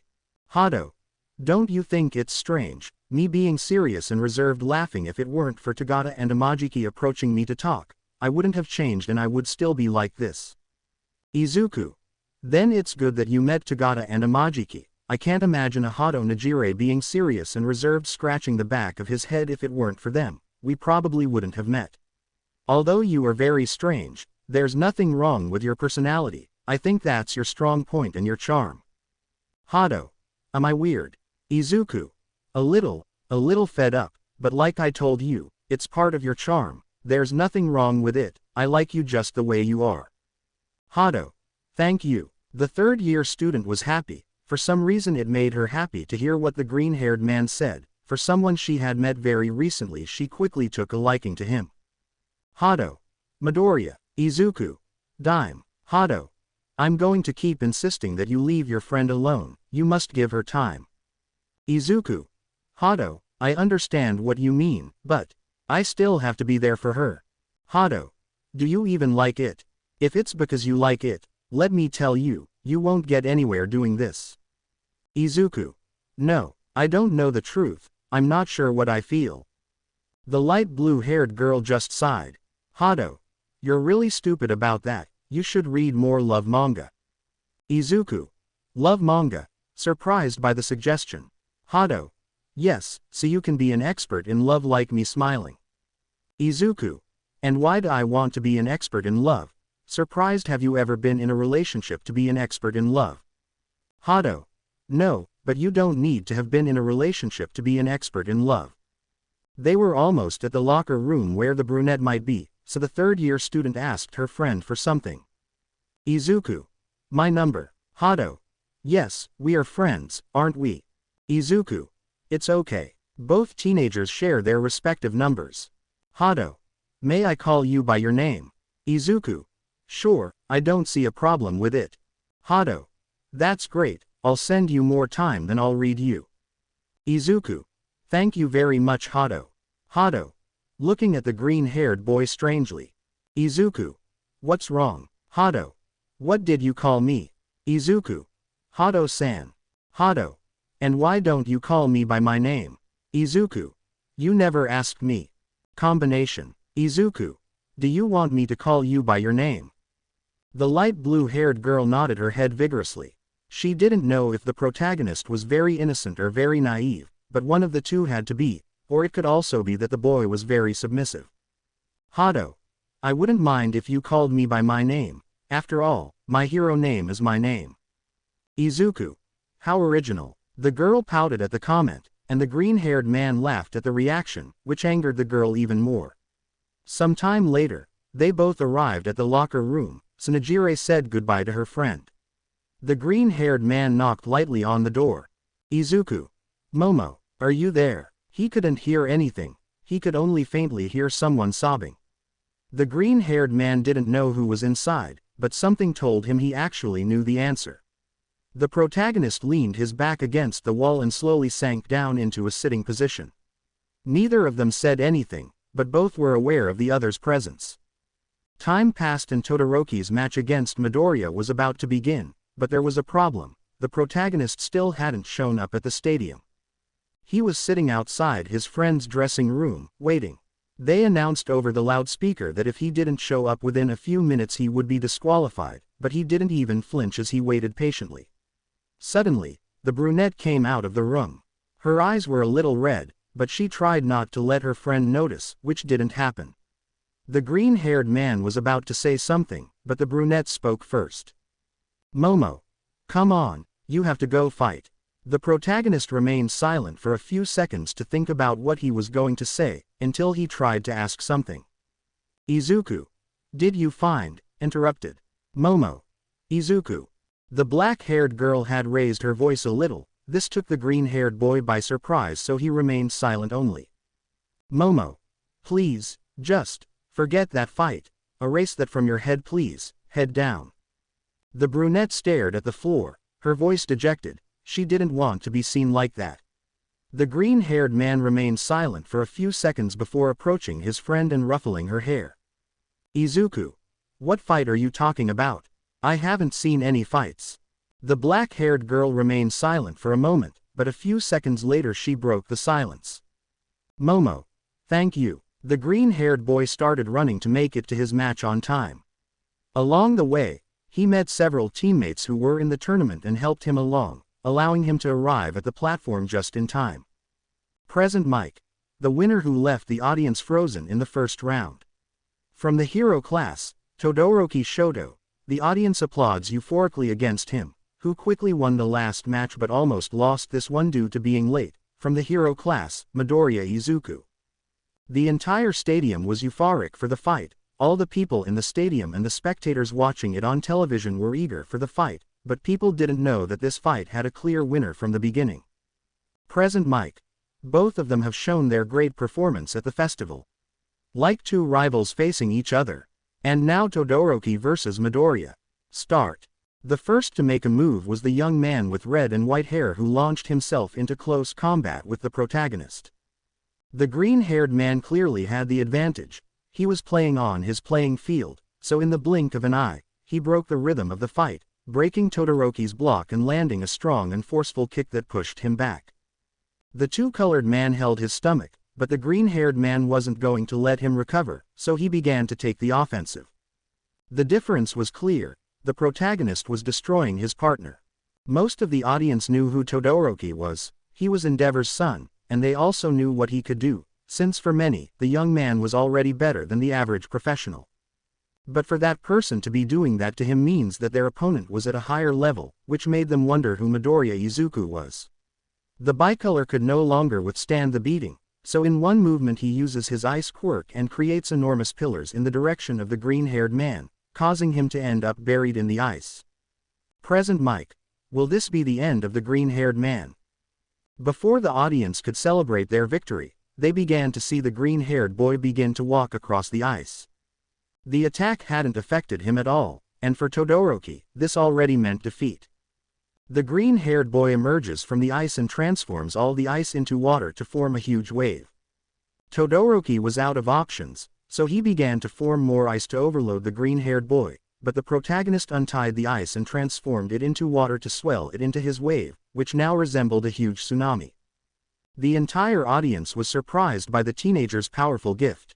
The mass of water had already reached 30 meters. The protagonist knew that if he threw it at his teammate, he would take him out along with the entire audience behind him. Before he could say anything, his teammate gave up and accepted defeat. The protagonist transforms the entire mass of water into steam. The audience was excited and applauded the fight fiercely. The fight did not meet expectations, but seeing the green-haired man's enormous attack power drove them crazy. Present mic. Midoriya Izuku is the winner. For pain and for glory. Showtime. Fits of fury. The cousin. Delete later. The protagonist leaves the platform and begins to return to the locker room to prepare for the next fight. Time had passed. The green-haired man had already defeated his teammate Ishido and Iida, thus reaching the finals, where the last fight is with Melissa, who had defeated Bakugo after a long fight in which she had to use 100% of her leg and arm, leaving her support tools with only one use on each limb. The two teenagers were already face to face in the battle arena, facing off in the finals. For Izuku, this fight holds no value, but for the blonde, this fight is her ticket to the hero class, the reason she sacrificed for a chance to further her dream. Present mic. Finally, the final battle of the UA Festival. The best first-year student will be decided in this match. For the first time in the festival, someone from the support class makes it to the grand finals. From the support class, Melissa Shield. Versus. From the hero class, Midoriya Izuku. Ready, get set, start. Yeah, showtime. The green-haired man kneels and places both hands on the ground. Everyone was confused, but a few seconds later, the grass surrounding the platform began to change to a darker tone and water began to levitate over them. Izuku. Gracias had. Najire. The blonde was surprised when she saw the water. She didn't know her friend could do that, so as quickly as she could she activated the OFA at 5% on her entire body, one for all. Full cowl and began to dodge the water currents that the green-haired man began to use to attack. The blonde tried to take the offensive, but the green-haired man wasn't giving her any chance. Melissa knew that if they continued like this she was going to lose, so with 100% of the OFA in her left arm she hit the ground hard, creating a strong gust of air that sent the water currents flying. The green-haired man was pushed back, but created a wall of ice. The green-haired man quickly went to counterattack, so he undid the ice wall and transformed it into 4 ice pillars that went in the direction of the blonde. Melissa tried to dodge them, but one managed to hit her in the shoulder. The moment the pillar hit, Melissa immediately knew the green-haired man was holding back. The power of that pillar couldn't compare to the ones he'd used in the short time they'd trained. She was annoyed, so she quickly moved toward him to engage him in hand-to-hand combat. The blonde hit a left hook in the protagonist's face, but he stopped it with one hand, but that movement was a feint on the part of the blonde to quickly land a strong blow to the green-haired man's abdomen, but he stopped it with his other hand. The blonde tried to land a strong blow to the abdomen, but the protagonist deflected it and with some footwork moved quickly behind the blonde, pushing her, causing her to lose balance and fall. There the green-haired man took advantage and distanced himself from her. The blonde had deactivated the OFA, full cowl. Melissa. Why are you holding back? Annoyed. Izuku. Because the idea is for you to win and be transferred to the hero class. Melissa. But this way you're throwing away all my effort. You're throwing away all that speech you gave me.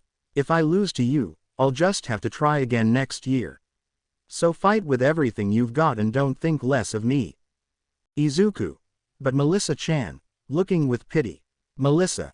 No, don't look at me like that. Of all the people in the world, the one I least want to look at me like that is you. Don't treat me like I'm less than. Don't you dare look at me with pity. Of all the people in the world, I don't want you to look at me like that. So don't hold back in this fight and fight with everything you've got. The blonde was upset. She'd told him that as a child, she'd always received those kinds of looks for not having a gift and being different from everyone else. She'd told him how she'd felt about it, and now that he was looking at her that way hurt her. The green-haired boy realized his mistake, so he slapped his face hard with the palms of his hands. Izuku. You're right, from now on I'm going to fight with everything I have, so I won't hold back. The green-haired man begins to assume a more defensive stance and becomes serious. The blonde adopts an attack-ready stance and occupies the OFA, full cowl. Melissa. Let's give it our all, Izuku, and may the best man win. Izuku. Same to you, Melissa-chan, I'm going to win this no matter what. Before the blonde could move, a pool of water had positioned itself beneath her and began to emerge upwards, enclosing her body in a prison of ice. The blonde began to move abruptly to break the ice, and when she did, the green-haired man was inches away from her and landed a strong blow to her face. The blonde quickly recovered from the blow, but the green-haired man had started a close combat and began to massacre the blonde. She could not dodge or block the blows.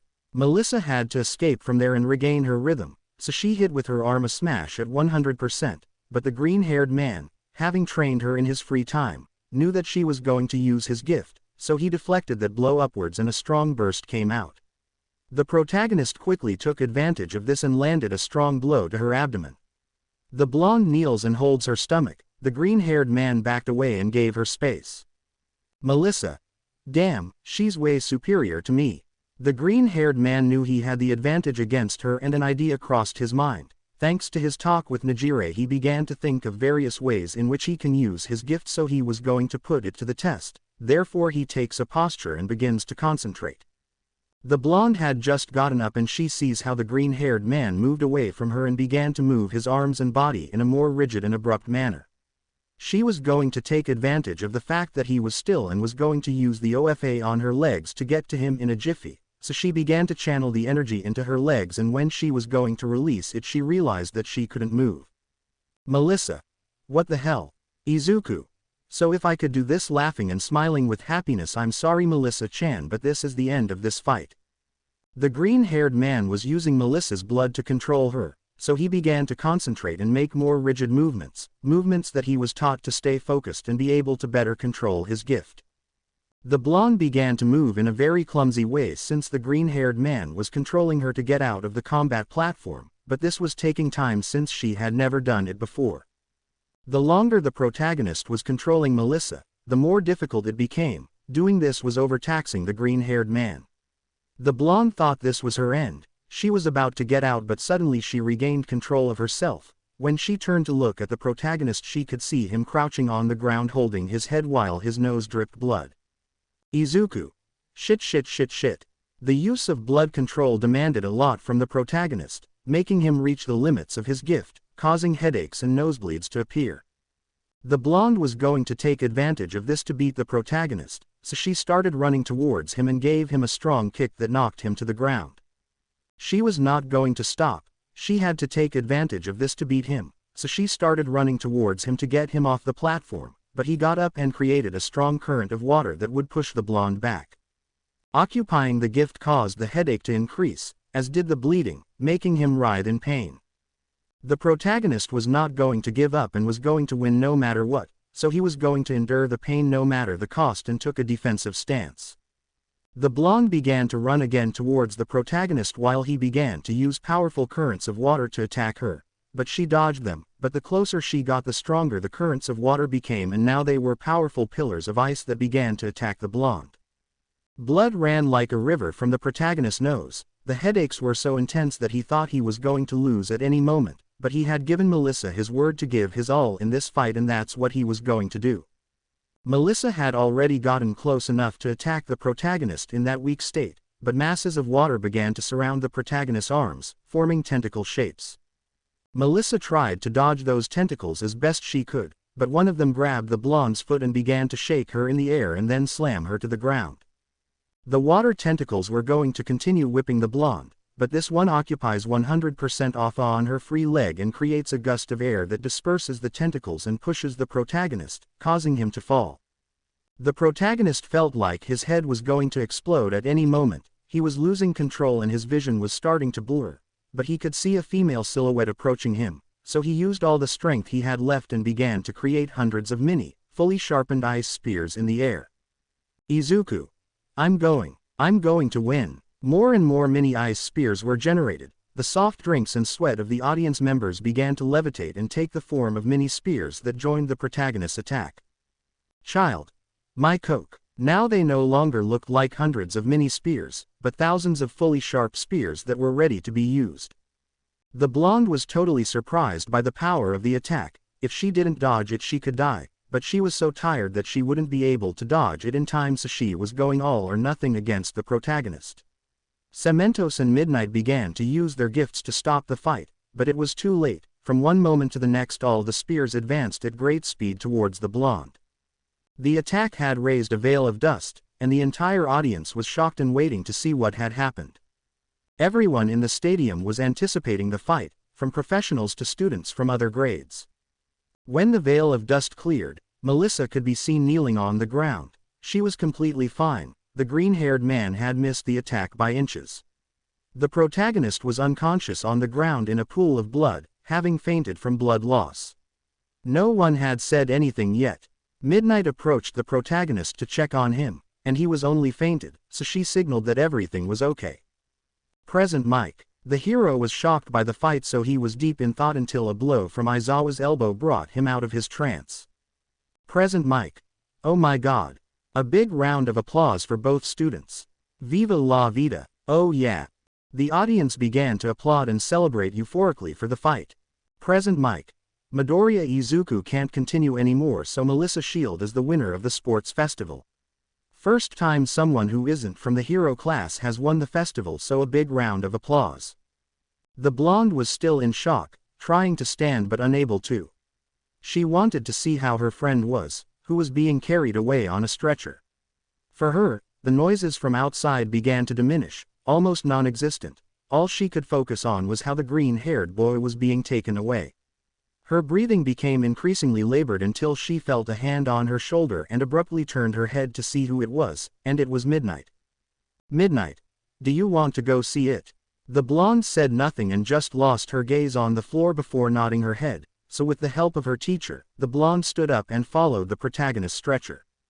Time had passed. The green-haired boy had woken up on a hospital gurney. He was disoriented. He began to look around and could see some blurry figures that were grouped on one side of his gurney.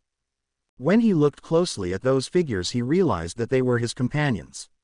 He could recognize that there was Momo, Melissa, Uraraka, Najire, Kirishima, Tsuyu, Kaminari and Ojiro. The other figures he could not recognize.